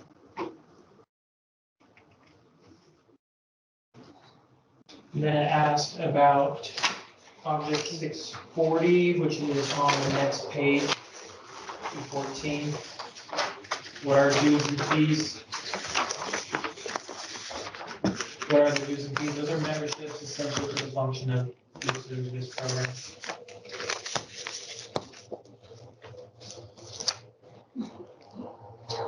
Page 217, student body, interest on investments, touched on this quite a bit. Mainly interest earned from accounts. Miscellaneous revenue are those one-off revenues from local revenue sources. Which would be what? Where would those miscellaneous revenues come from? the student body it's basically the checking account for the ASB. So the athletic teams raising money and putting their fundraised money into an account so they can purchase sweatshirts later in the season. Okay. Concessions, car washes. This is the students' spot for money to come in and out and be spent. Their ASB and teams and stuff that they're doing themselves. And then there's lots of questions throughout the next pages covering the same object, object 410, on pages 219, 221, 222. What kind of consumables? Consumables are things with short shelf life, like food, snacks, materials for dances, events, pencils, stuff like that. Whatever those students. This is all the high school, primarily the high school, but the student body, the students themselves. So the next is 229.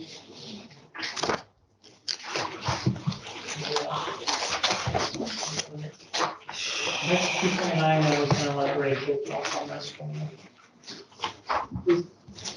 315 is our pension bond.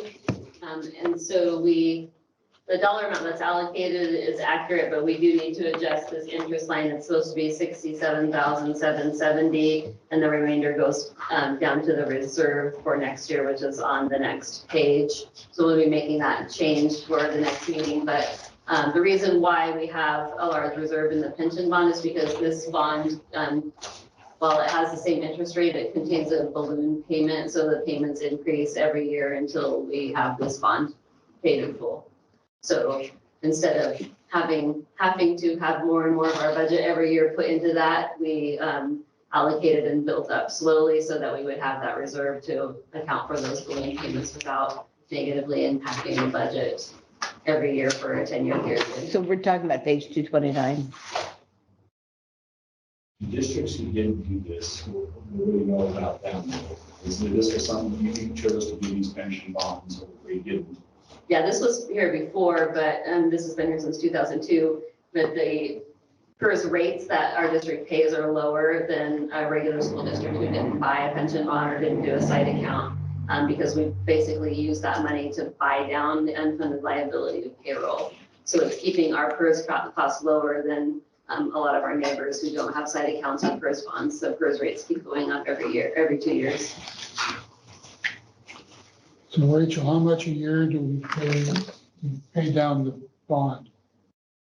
So for next year, it's going to be the 310, it's like 309,999 in principal and 67,770 in interest. And then it will go up the following year and go up the following year. The last 5 years, I think, are in the $600,000 to $700,000 amounts. But we're getting close to paying it off 2032. 32. 32. The 30-year bond.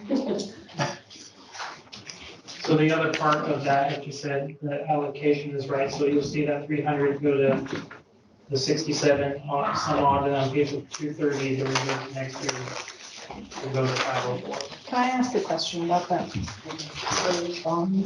So what happens in 32? Do we hit a brick wall of PERS payments? Or can we? No, we won't hit a brick wall. It'll just be that, so whatever our unfunded liability is, then we will have to pay the rate. I mean, the rates will start increasing, just like any other school district. We won't jump to that rate. Okay, so we're not gonna take a big free fall into that next, okay. But as we get closer to that, so like in 2030, then we start talking about, do we want to enter into another PERS bond if interest rates are not even remotely close to what they are right now? Because if they are, no, we're not doing that. So I have a question about the PERS is, with the furlough days, I'm not talking staffing per se, but when PERS comes into play, these people have lost their wages. Are we still going to pay into their PERS for those furlough days? So the furlough day amount encompasses all of the salary and benefits. So any benefits that would have been paid on those wages earned are not going to be paid except for insurance, because it's a flat cost. It's not based on a daily amount or a specific wages earned. Maybe a possibility down the road for those people to recap those down the road? I mean, again, it's on the list of priorities of where we want to put it if we have funding available. Yeah, okay, thanks. Next is page 230, touching on contingency funds. Contingency funds are reserve amounts needed for known or planned future expenses. Next would be page 235. Question there was, do interest rates go up on bonds? No, payment increases based on that amortization schedule.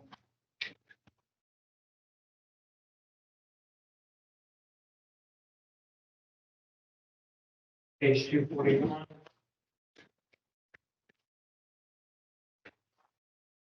Capital construction. 100,000 transfer into there. To help support improvement, maintenance of our old buildings. We're working on 2 bonds, one from '02 and one from '08. Yes, and the 08 bond we refinanced in 2019 to get a lower rate. One was for capital, one's for PERS. So- Capital improvements and PERS. So we're paying a bond to pay for PERS. Yes, to buy down the unfunded liability of the payroll. Do you have a value for the savings? Do you have a way to calculate what we've saved? I know there are about 12 pages annually in the audit that covers all of that information. And I'd be happy to point those out in the audit. So you can read it. Oh, yay. Good times, good times. Here they are. I'm sure we can get a link on the website before it. You might need AI. So, question 241. Yeah. There was a transfer made this current year of 425,000. That was the beginning fund balance that rolled over. Yeah, that was a transfer from 22, 23. Interfund transfer. Okay, 22. Oh, so was that fund or the 425,000 used? For That's right, that's for all the overruns that we had. Mostly the island office.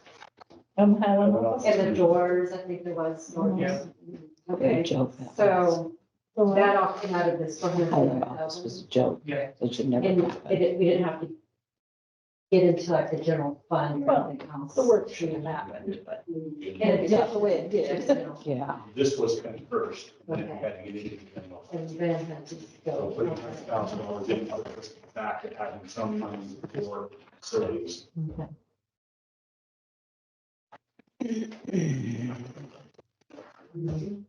Next is page 257. He's getting excited now. We're towards the end. He's waking up now.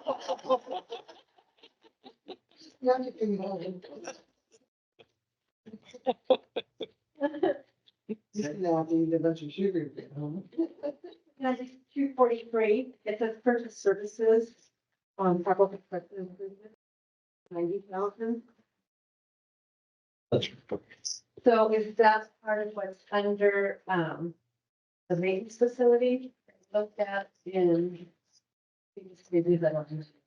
Yeah, so it's for the repair of possible things like pipes and everything. And then the other example we used was, like professional service would be for upgrading like wires and stuff like that. So this is in addition to the 80,000 set aside. So this is just an allocation of that $100,000 so we can have a balanced fund. So we have a transfer of 100,000, so we just break it down. Get it in there. So there's no planned project or use for it, yeah. Right there, maybe. Ah. Ouch. Fund 750 scholarship and trust funds, What page? 257. Okay. That's one about the $1,000 transfer. This is a request by the board for giving grants for. Game district. Not right. Promise. Or the Palm Springs. Yeah. Scholarship that the OSBA puts out and the board decided to continue that annually. Beginning fund balance is carryover. We weren't really sure what the Arthur Sullivan question was. What? Where is it? It's the third bullet there towards the top. It says Art Ruth Sullivan. Ruth Sullivan, there was a grant from Ruth Sullivan. And I think that was for the library from years ago. What's that? Was it arts? I'm not sure. Well, there was a high school library Couple of grants. Okay, Have directed this only to spend on these areas. right? Managers know what those accounts are, and when our teacher needs to spend some money against that grant, she puts in the request. So yes, there are those dollars still existing. Okay, and that's like the Perkins grant too, that's back here somewhere. Perkins is a federal grant.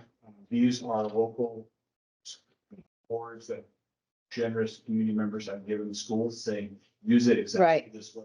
Right, Hold the money, and teachers in those areas just peel a little bit off every year and fund their program. okay, These are monies held in trust, whether it's for scholarship or like a foundation or any kind of trust money. We have multiple different accounts in the scholarship and trust fund. So these are fiduciary funds and are not under the control of the board, so we can't allocate these anywhere else in the budget. They have specific purposes. right. Kind of answered our next bullet point, I feel like for us. About the tuition, kind of scholarship goes to this, fiduciary for specific purpose. But to answer your question, we do have one that's named Sullivan in it, so I'm assuming probably what the one is that you're referring to. Yeah, probably so. For page 261, there was a question of no library, why so much budgeted. We still do have a library, and it was with the fellowship grant was trust. That must be the Ruth Sullivan. Is that it? It could be, there's multiple trusts that we have in this fund. But there are some that have specific purposes related to library.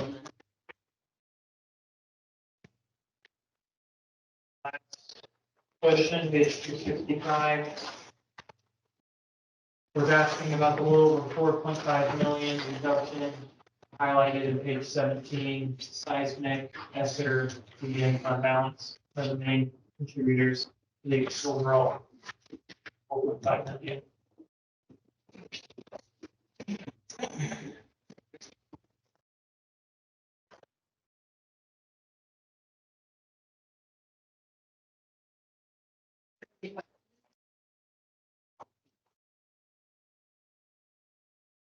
I did have time to look at our budget documents and the setup. So the questions related to the workers' compensation under Office Code 231 in the budget are accurate. Those numbers are accurate. So there was a question on page 17. The first one was 35,780 in Office Code 231 for elementary instruction, and those numbers are accurate based on where the funding is. So the grant total is 4 million, 4.5 million. Reduction from last year. But we're short a million. So what's the difference?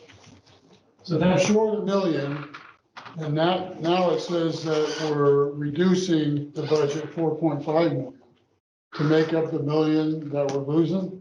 No, that, it's not all to make up the million. So 1 million is the ESSER funds that we are no longer receiving. 2 million is the seismic rehabilitation grant money that we've already spent. Okay. So that was in the budget for this year, and the ESSER fund was in the budget for this year. So that 3 million is off the top. It doesn't have anything to do with what we need to make up in the budget. I got it. So the remainder is what we need to make up. Thank you. So at this time, should we have discussion about what some priorities might be for the district? Any thoughts? Is there a general theme to what we saw? Either hearing from our constituents or thoughts that you have about what you might see as priorities for adjustments?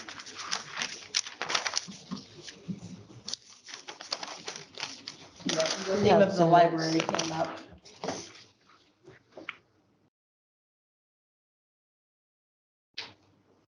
You need some better light, Carrie? You need Could some we better turn on the light? lights now that we're not, yeah? I'll play devil's advocate. So with the library, how many kids really use it? Oh, All the kids, just hear me out, all the kids have laptops. They're online all the time. We have a library in town. So I think information's available.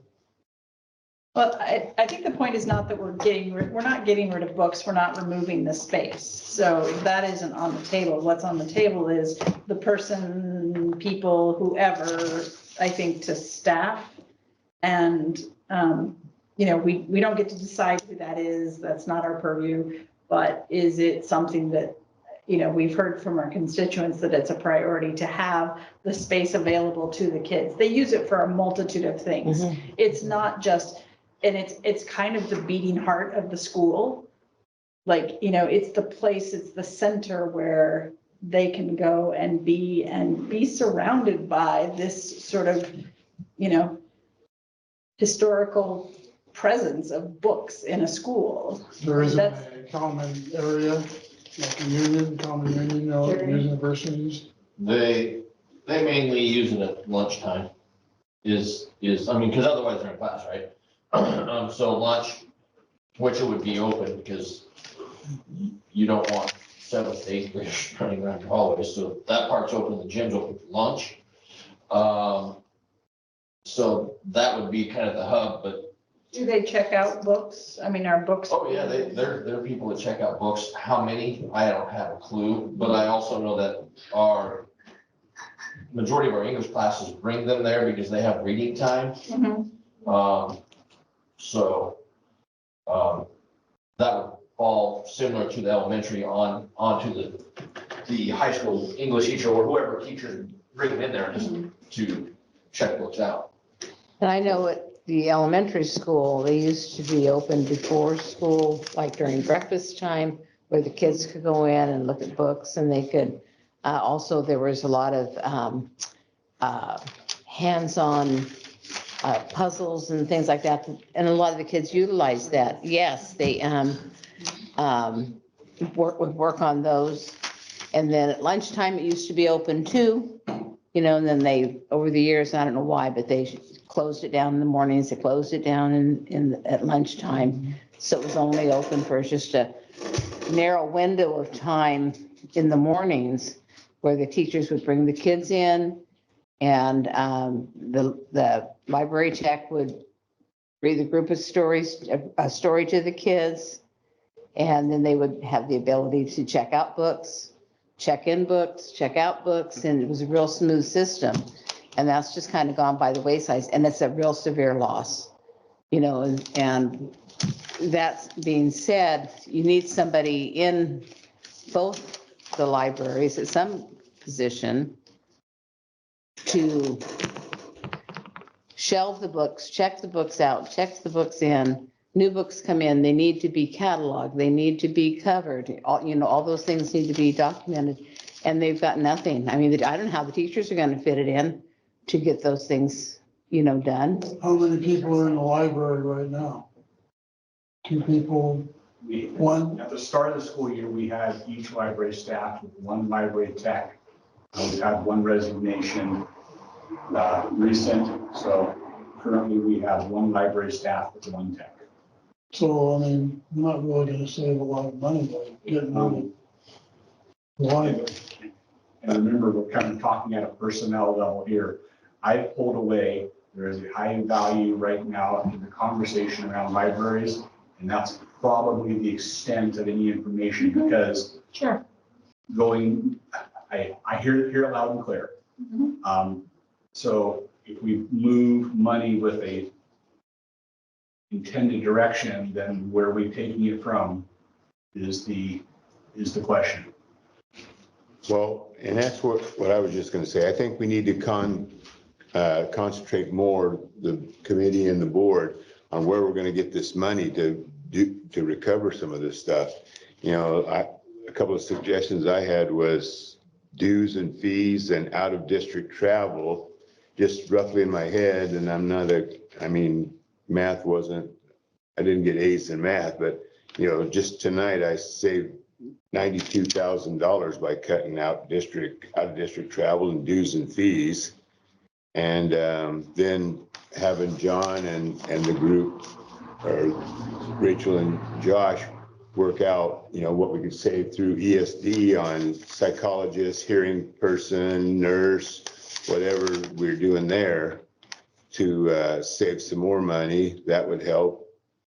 And I'm going to advocate that you're not, what's that? you know, saving money through nursing. It may not be a great way to go to get away from the ESD. Well, I mean,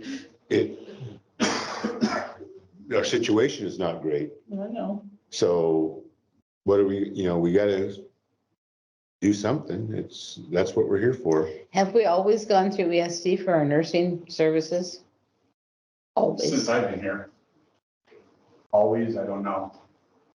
Does the hospital offer any alternatives on that? I'm working on alternatives right now to find a different way. My understanding, most of my conversations with John Shivers about how to get any of the services here, we have to be in his facilities for him to bill things and to be able to recoup it. So I think it comes at a full cost if I have his stuff here. So I'm working on trying to hire our own and see if it will save us money against what we're paying to the ESD. So we are analyzing the cost of life skills. We are analyzing the cost of nursing. If those have more pros than cons, and if there's a cost savings and it doesn't carry more burden, we'll make those moves. I can't guarantee those. Right now, I'm very unclear on the life skills piece. I think I'm getting close on nursing. I don't have an answer tonight for that. And that is something we're looking at because we do need to find revenue sources. But those are happening. I don't know the outcomes until I get to the end of the process. Weren't we doing a shared nurse between buildings? We've done a couple of models. Yeah. And again, it's depending on student need, what types of services we need in each building and how often. And that can change depending on the kid. One The severe severe minute. needs one-on-one nursing comes in, and you have to provide that. Sure. And if we don't have a contract where they're providing for us, if we get a sudden short notice and we have to go find and hire and start over, I mean, there are definite pros to being in a contract and definite cons. Hearing pro nursing, hearing on ESD analysis. Another suggestion I had was possibly like the vehicle replacement or instructional materials, perhaps not putting in those additional funds this year and seeing where we're at next year with those reserves. So instead of doing the 25,000 and the So 10,000. the 25 and the 10, not putting in this year and reassessing next year. So leave the funds stagnant with the levels they have in them. And see how much The is used. 35 being used somewhere else. If we go back to putting the money in, then that's, I'm not seeing the. Long-term net gain. Okay, so another one would be the contingency fund, instead of doing the 500 all this year, perhaps tapering that back a bit. That's, I would say that's kind of dicey. I mean, 500 doesn't go very far when it's your rainy day fund. Yeah. Yeah, with the revenue shortfall this year, we would have been, really big. Give up. Kind of saved our bacon in a lot of ways. The other one would be the travel fund for all around, basically. I don't know what sporting events we have planned or committed to already or other travel expenses, but perhaps taking a look at that. I will say with dues and fees, travel and stuff like that, not that it can't be reduced more, but, I sat with the athletic director, I sat with high school, and I sat with IT to really say, how tight are these? How tight are these memberships? So like cutting dues and fees, like there might be a little, but those are really pretty necessary, like essential membership fees that we have to pay for those positions. Our OSA fees that we don't pay, and we don't have high school sports. That shuts down all of those elements. And if we don't value high school sports in the community, that's fine. But that would be a huge impact to our student body. I'm pretty certain. The travel that goes along with it, if the league has requirements that if you are in the OSA league, you do these things, you have obligations to the schools and they have obligations to you, and that's part of how those systems work in mind. So when Josh was saying that they're kind of tight, they're pre-prescribed by those extracurriculars that students do. OSBA conferences, that's something we go to, but I would kind of lean into OSBA to make offerings remotely. So travel maybe isn't on the table, and that's, I think, a sacrifice everyone here is willing to make. Those are travel costs, those are hotel fees, those are, items that I think everyone here is absolutely, it's a drop in the bucket, but it's. Yeah, but it's something. I won't speak for everyone, but I think it's. I'll speak with you. Okay, good. I'll stay home and watch remotely. But yeah, I mean, I would put that on the table.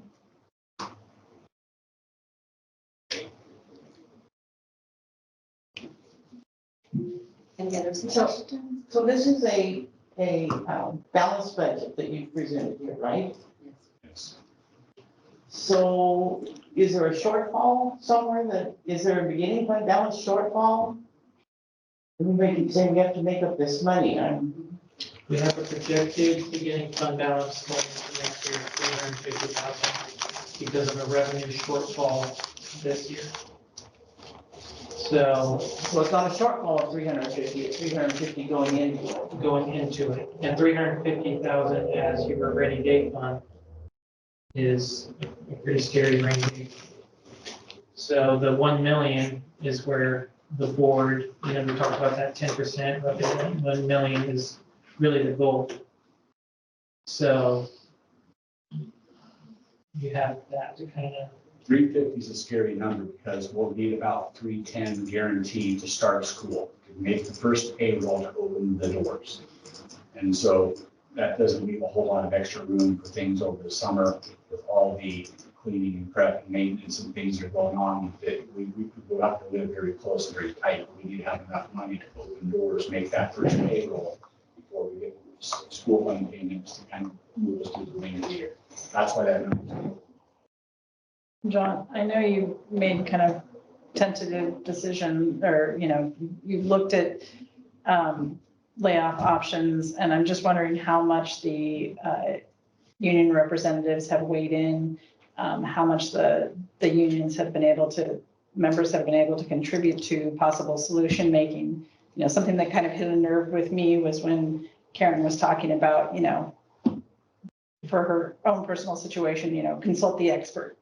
And as a nurse, that's one of the things that I encounter all the time is, there's this administrative bureaucracy that never really considers the expert on the ground. And I'm just curious if you talk to your teachers and talk to your staff about creative solutions. Have they been able to make input? Have they had any decision-making? I think they've given some really good ideas. Good feedback and ideas. Common one we already heard tonight was to try to sell this office space and see what is there value to that.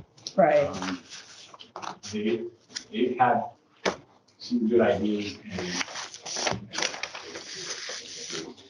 I would suggest the Head Start.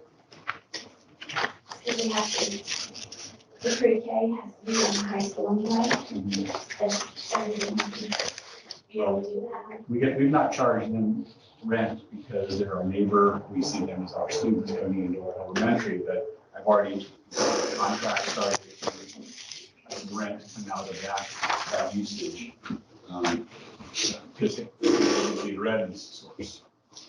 This building isn't just administrative offices, it's also a massive storage facility All of our for. frozen food will not fit in the schools. So we have a walk-in freezer out in our warehouse. We have our dry food storage. We have our equipment storage. We have a lot of our technology stuff in here. There is space. We could stuff it tighter, but we could not probably take all these items and just move it over into the two buildings. And the other thing is that, real estate is no guarantee, and office buildings in this town don't, that's not a marketable product. I don't think you could, say, we'll put it on the market and we'll get top dollar or best price for something. And I personally am not a real big fan of giving up physical resources that you have and you've been able to maintain because you never get them back. They're just, once it's gone, it's gone. And this is a resource that we are able to maintain. So it's not my top priority, I guess. Rachel, if our DMW jumped up there to 850 when we start school in September, how long would it take the state to pay us for that many people, that many more kids? Would it take a whole year? No, so we would request for the state school fund collection to be open so that we can adjust our information. And then they usually rebalance around October. And so when they rebalance based on any new data that comes in, then they would put out new estimates of what revenue you would get, and you would get the new payment based on that new estimate the following month. Is that data from the previous year, or how far back is that? So it's just data that's affecting next year's budget. So it would be any changes. Locked in, that would be our new data. And so they would readjust based on the new 850 kids scenario. So, or if we found out that we had a whole bunch of new development going in on our property taxes, we're going to be way higher than what they are, then we would need to make that adjustment because that will negatively affect our state school fund. If something happened and all of a sudden our transportation costs tripled, we would want to make sure we make that adjustment because it's part of our state school fund grant or multiple factors. Some of them we can affect by making changes in the collection, some of them we can't. So like our teacher experience ratio, if we knew that every one of our veteran teachers walked out and we had to hire first-year teachers, we couldn't make a change and that would affect us for 2 years. It would negatively adjust our state school fund for 2 years in a row with that number. Which goes back to, you know, as soon as you can get that link to the Kaiser Salem, you know, sign your name up to lean into the state legislature to change how schools are funded.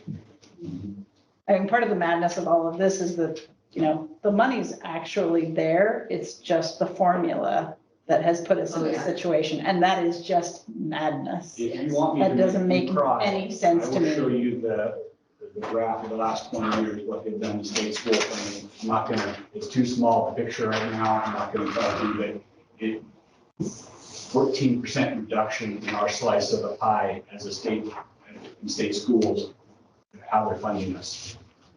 15% over 20 years overall reduction. Wow.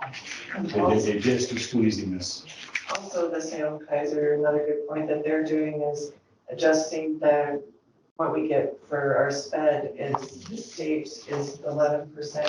Salem Kaiser was what, 17%? We're 22%. Well, we're almost 21.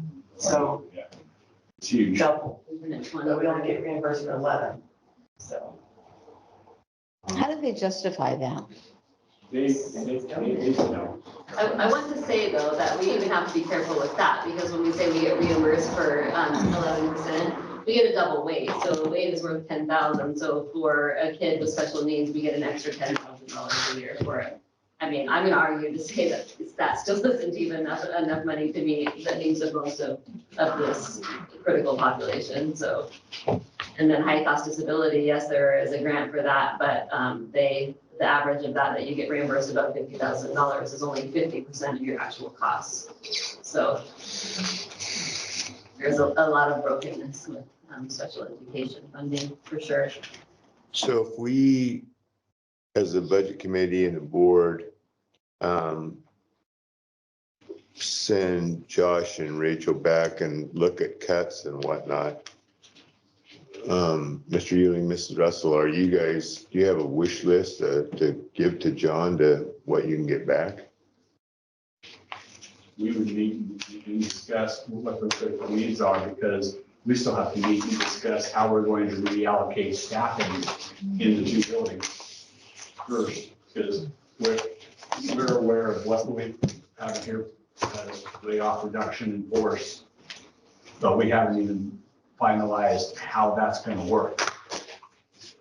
So once we know what that is, then we can start figuring out what our wish list is. What is the most important next thing to bring back? Because ideally, all that is necessary needs to be brought back. So is that a function of combining classes? If you're getting rid of teachers and you're combining classes? That is one thing that came out as a good idea, that some grade bands might do better as, I'm going to make this up, this is not a commitment, this is just an example, a 2-3 blend or a 4-5 blend. So instead of having 4 teachers between two grade levels, you have 3 teachers. You combine skill levels and have the intermix of ages. They tried that once before here and it was a disaster. We only have 2 teachers per grade level, so there's not a lot you can do with combining grade levels there. you could do one or two maybe, but. So I had asked this question earlier and I was kind of told that I needed to wait for tonight's meeting. So, and I do appreciate, Josh, your first slide where you broke out into percentages on each of the categories, as far as we're spending on salaries, purchase services, supplies and materials, and fees. And my question earlier was, what percentage are we spending and how, how the percentages have changed over the years? What percentage are we spending on, so getting too top heavy? Do we have too much management going on versus what's actually in the classroom? So how are we spending the salary dollars? What is the rate?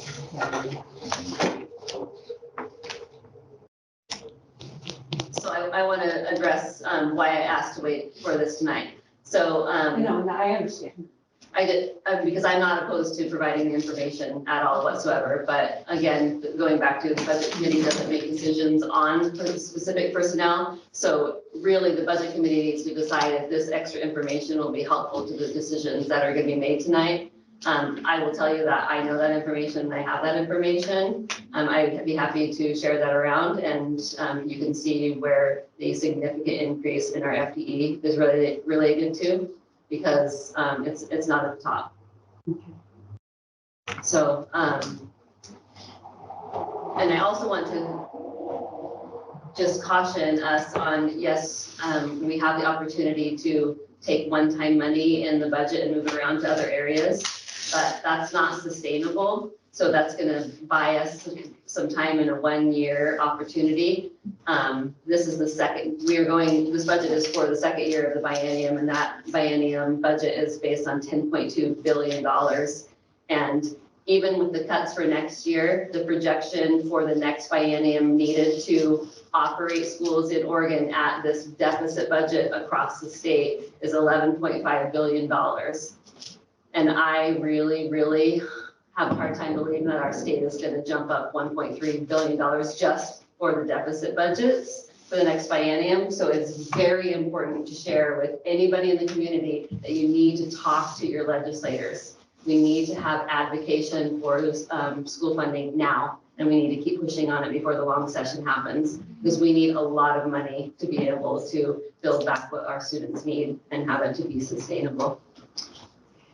So, and I agree with what you're saying. And what my point is to knowing whether we're too top heavy or not is because at one of the town hall meetings, John had indicated that we're going back to when he first started 2018 or 2018. So in 2018, if we're going back to having to operate at that level, are we operating at that level also on our top half? Because it is when it seems that we. Did you say top half? Yes. It's not a top half. Okay, It's not a top half. It's a very small, tiny little one. So the part that is not directly impacting our students in the classroom. And that's, are the adjustments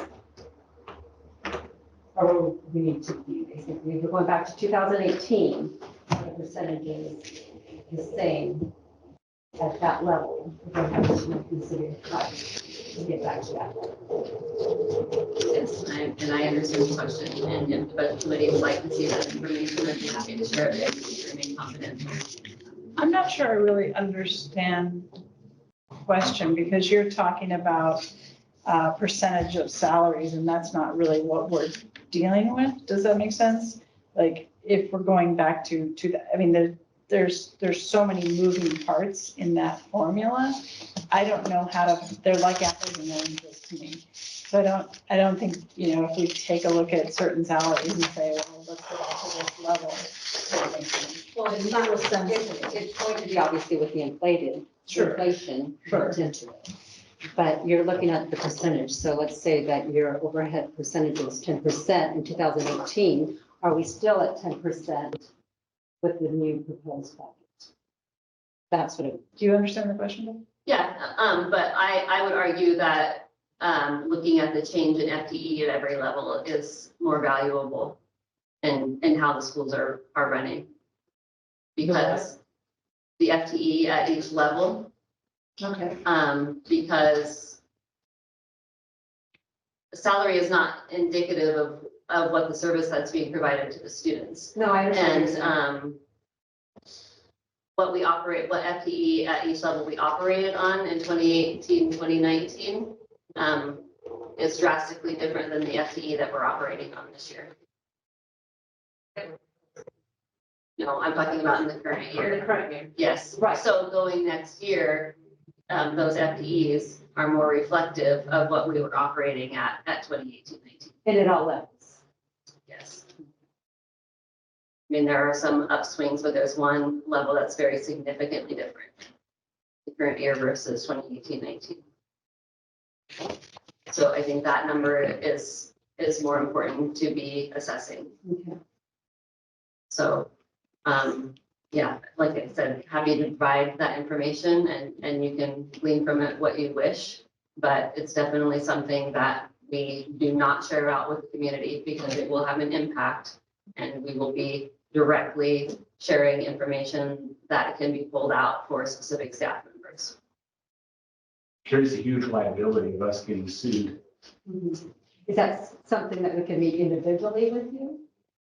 But like I said, I have it right here and I can share it around if you want to pass it around and at least kind of get a glance at it and then ask more questions from there. I don't know that we can do that Liability of here. us getting sued if it's shared, misused, not held in absolute confidence.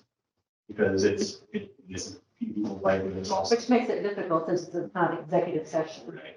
Well, no, it doesn't have to be an executive session because this information can be pulled out of any budget. I mean, this is based on the budget. So if somebody wants to take the time to go through every single budget and pull out the FTE for every single one, that's all I did. I pulled the budgets and pulled out information. So it's not secret, but I mean, it takes some work for a layperson to pull out and get all of that information. Already, Carrie suggested that you guys meet with them about the individual people things that we can't do.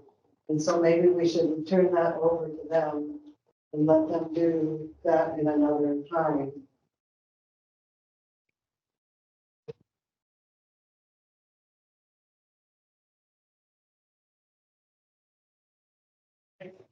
Just gonna give it a few minutes.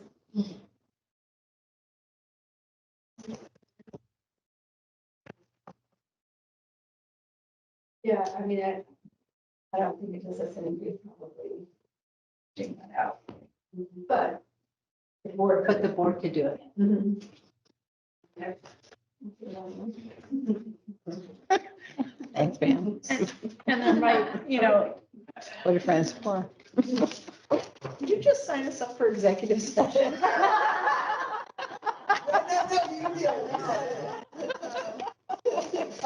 So I think another piece of information for tonight is that we know that we have some work that we're still doing on trying to compare costs for some big services. That would be something that's more sustainable. And then we also have our May payments and the official May adjustments and state school fund estimates coming out, which won't be until the middle of next week. So my suggestion is to make sure that you're hearing and getting the priorities that are needed, because if we do have additional funding that we're going to be coming back at the next meeting on, then we need to make sure that we know where that is.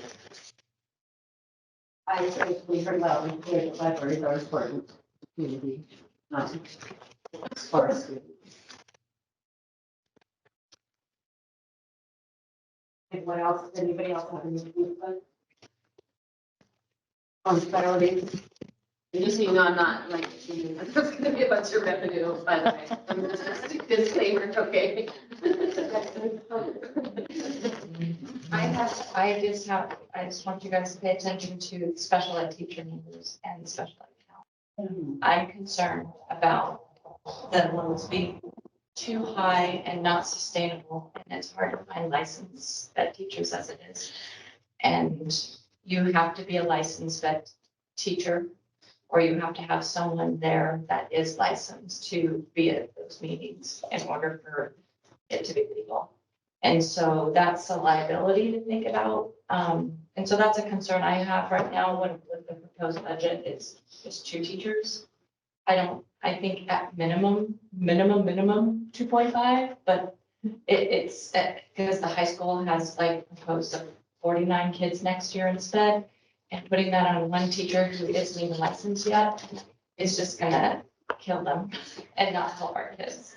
And the elementary school has a manageable piece of proposed for next year, but we have so much movement and we have such high needs and the behaviors are so high. I think even if it's a 35 caseload in the elementary, it's still gonna push them to the limit if they don't have extra behavior supports. So the needs are high here and life skills, our numbers are probably 16-ish altogether, but they're high needs too. I mean, those, the kiddos there are severely impacted by their disabilities and they may require a nurse full-time because legally we have to provide what they need. So I keep that in mind too when you're looking at overall decisions.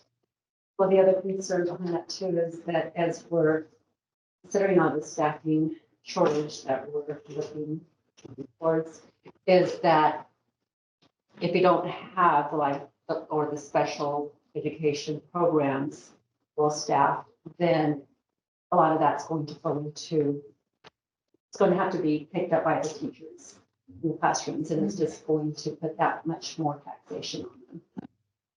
Well, the teachers are amazing and they do accommodate greatly and they are very supportive and so they are doing that. But yeah, there isn't like an extra backup help. Well, and that's the thing that really sort of strikes me when I hear like administrators who are no longer, working and other people saying it's not like how it used to be. And I think the landscape has changed so dramatically and it's so much different. And the burden on our teachers and our administrators now is so much higher because we are a special needs district at this point. We are absolutely that. And, whether it's all of those things that you've just spoken to combined that are putting such a dynamic stress on our patients, on our classrooms. And I really just implore our community to have some compassion about what the community within the school buildings is going through and what they have to deal with in this new landscape. Because I don't think people who are out of the business know exactly what's happening in there. And it's overwhelming. Yeah, and we definitely have to go to the same one. I'm just saying. Yeah. The impact is huge. And,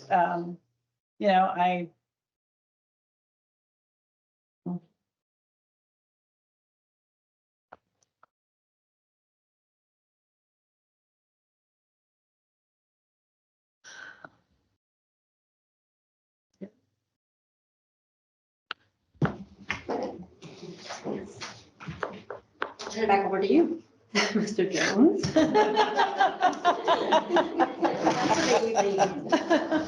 is where we go to executive session out there? No way. My feeling is, and this is my feeling, I need to hear from the committee and the board.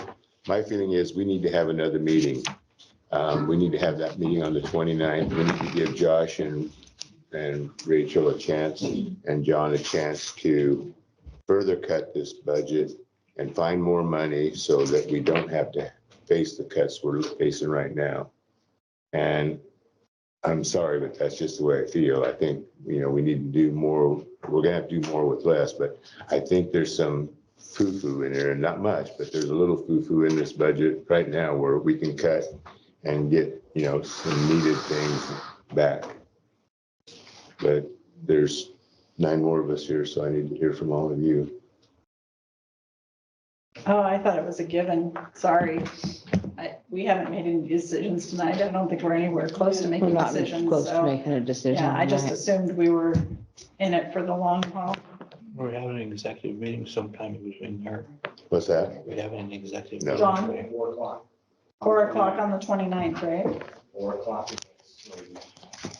And that's just a budget committee meeting. It is not paired with a full board meeting. No. So that gives us some leeway, bandwidth. Oh, John, I have a question. The nurses that are here for our healthcare, are they on campus 8 hours a day? every day? Start of school, to end of school. Or I was wondering if the person could maybe reach out to retired doctors to see if they'd be willing to take on that burden. So just so you know, I don't know if this has been a topic of conversation, but if you are purchasing services from another public agency and you move those services back in-house, you're required to offer those jobs first to the people who are filling those jobs at the same rate of pay for the first year or higher. Which will be an impact on the life skills takeover. Okay. Situation. I was thinking more of like a contractor, like. Yeah, but if you're hiring directly, then that's. Okay, yeah, just, So thanks. when we're talking about the savings aren't gonna be the same the first year as they would moving forward. So I know a couple that are hooked up with the government or dealing with convicts, helping them and. Careful, the statute of limitations might be. Yes, I know if they could, if something like that would work. Well, committee members that so graciously volunteered, what's your thoughts? Karen, I'm surprised you haven't spoken up yet. I don't want to step on anybody's toes. It feels to me like there is, especially in the special fund, that there's some duplication of services there that could be combined to bring back some of the people to help our students a little bit more. But I'm not familiar with any of the programs you have, and, yeah, but I just think to get back to the students and then we could cut some of those, what I have thought was. Don't hit me. Get some help back. Show me your need. any suggestions were great. I mean, if you have specific, I said, if you have those specific suggestions, be in Well, that, communication. the one where they have the intervention one where it seemed a duplicate of with the behavior one that was in another item. Well, yeah. There was a couple of them in I'll mark them down and. Yeah, we'll talk to the administrator. Well, ladies and gentlemen, it looks like we're going to move to another meeting. Give Rachel and Josh and John a chance to find some money somewhere so we can continue with some programs and some personnel. And so May 29th at 4 p.m. All right. Josh will not be here in person. He will be virtually maybe if he can get online, but you'll see my face. I'm also volunteering as the outdoor school nurse, so I am going to. You're a nurse, thank you. You want a job?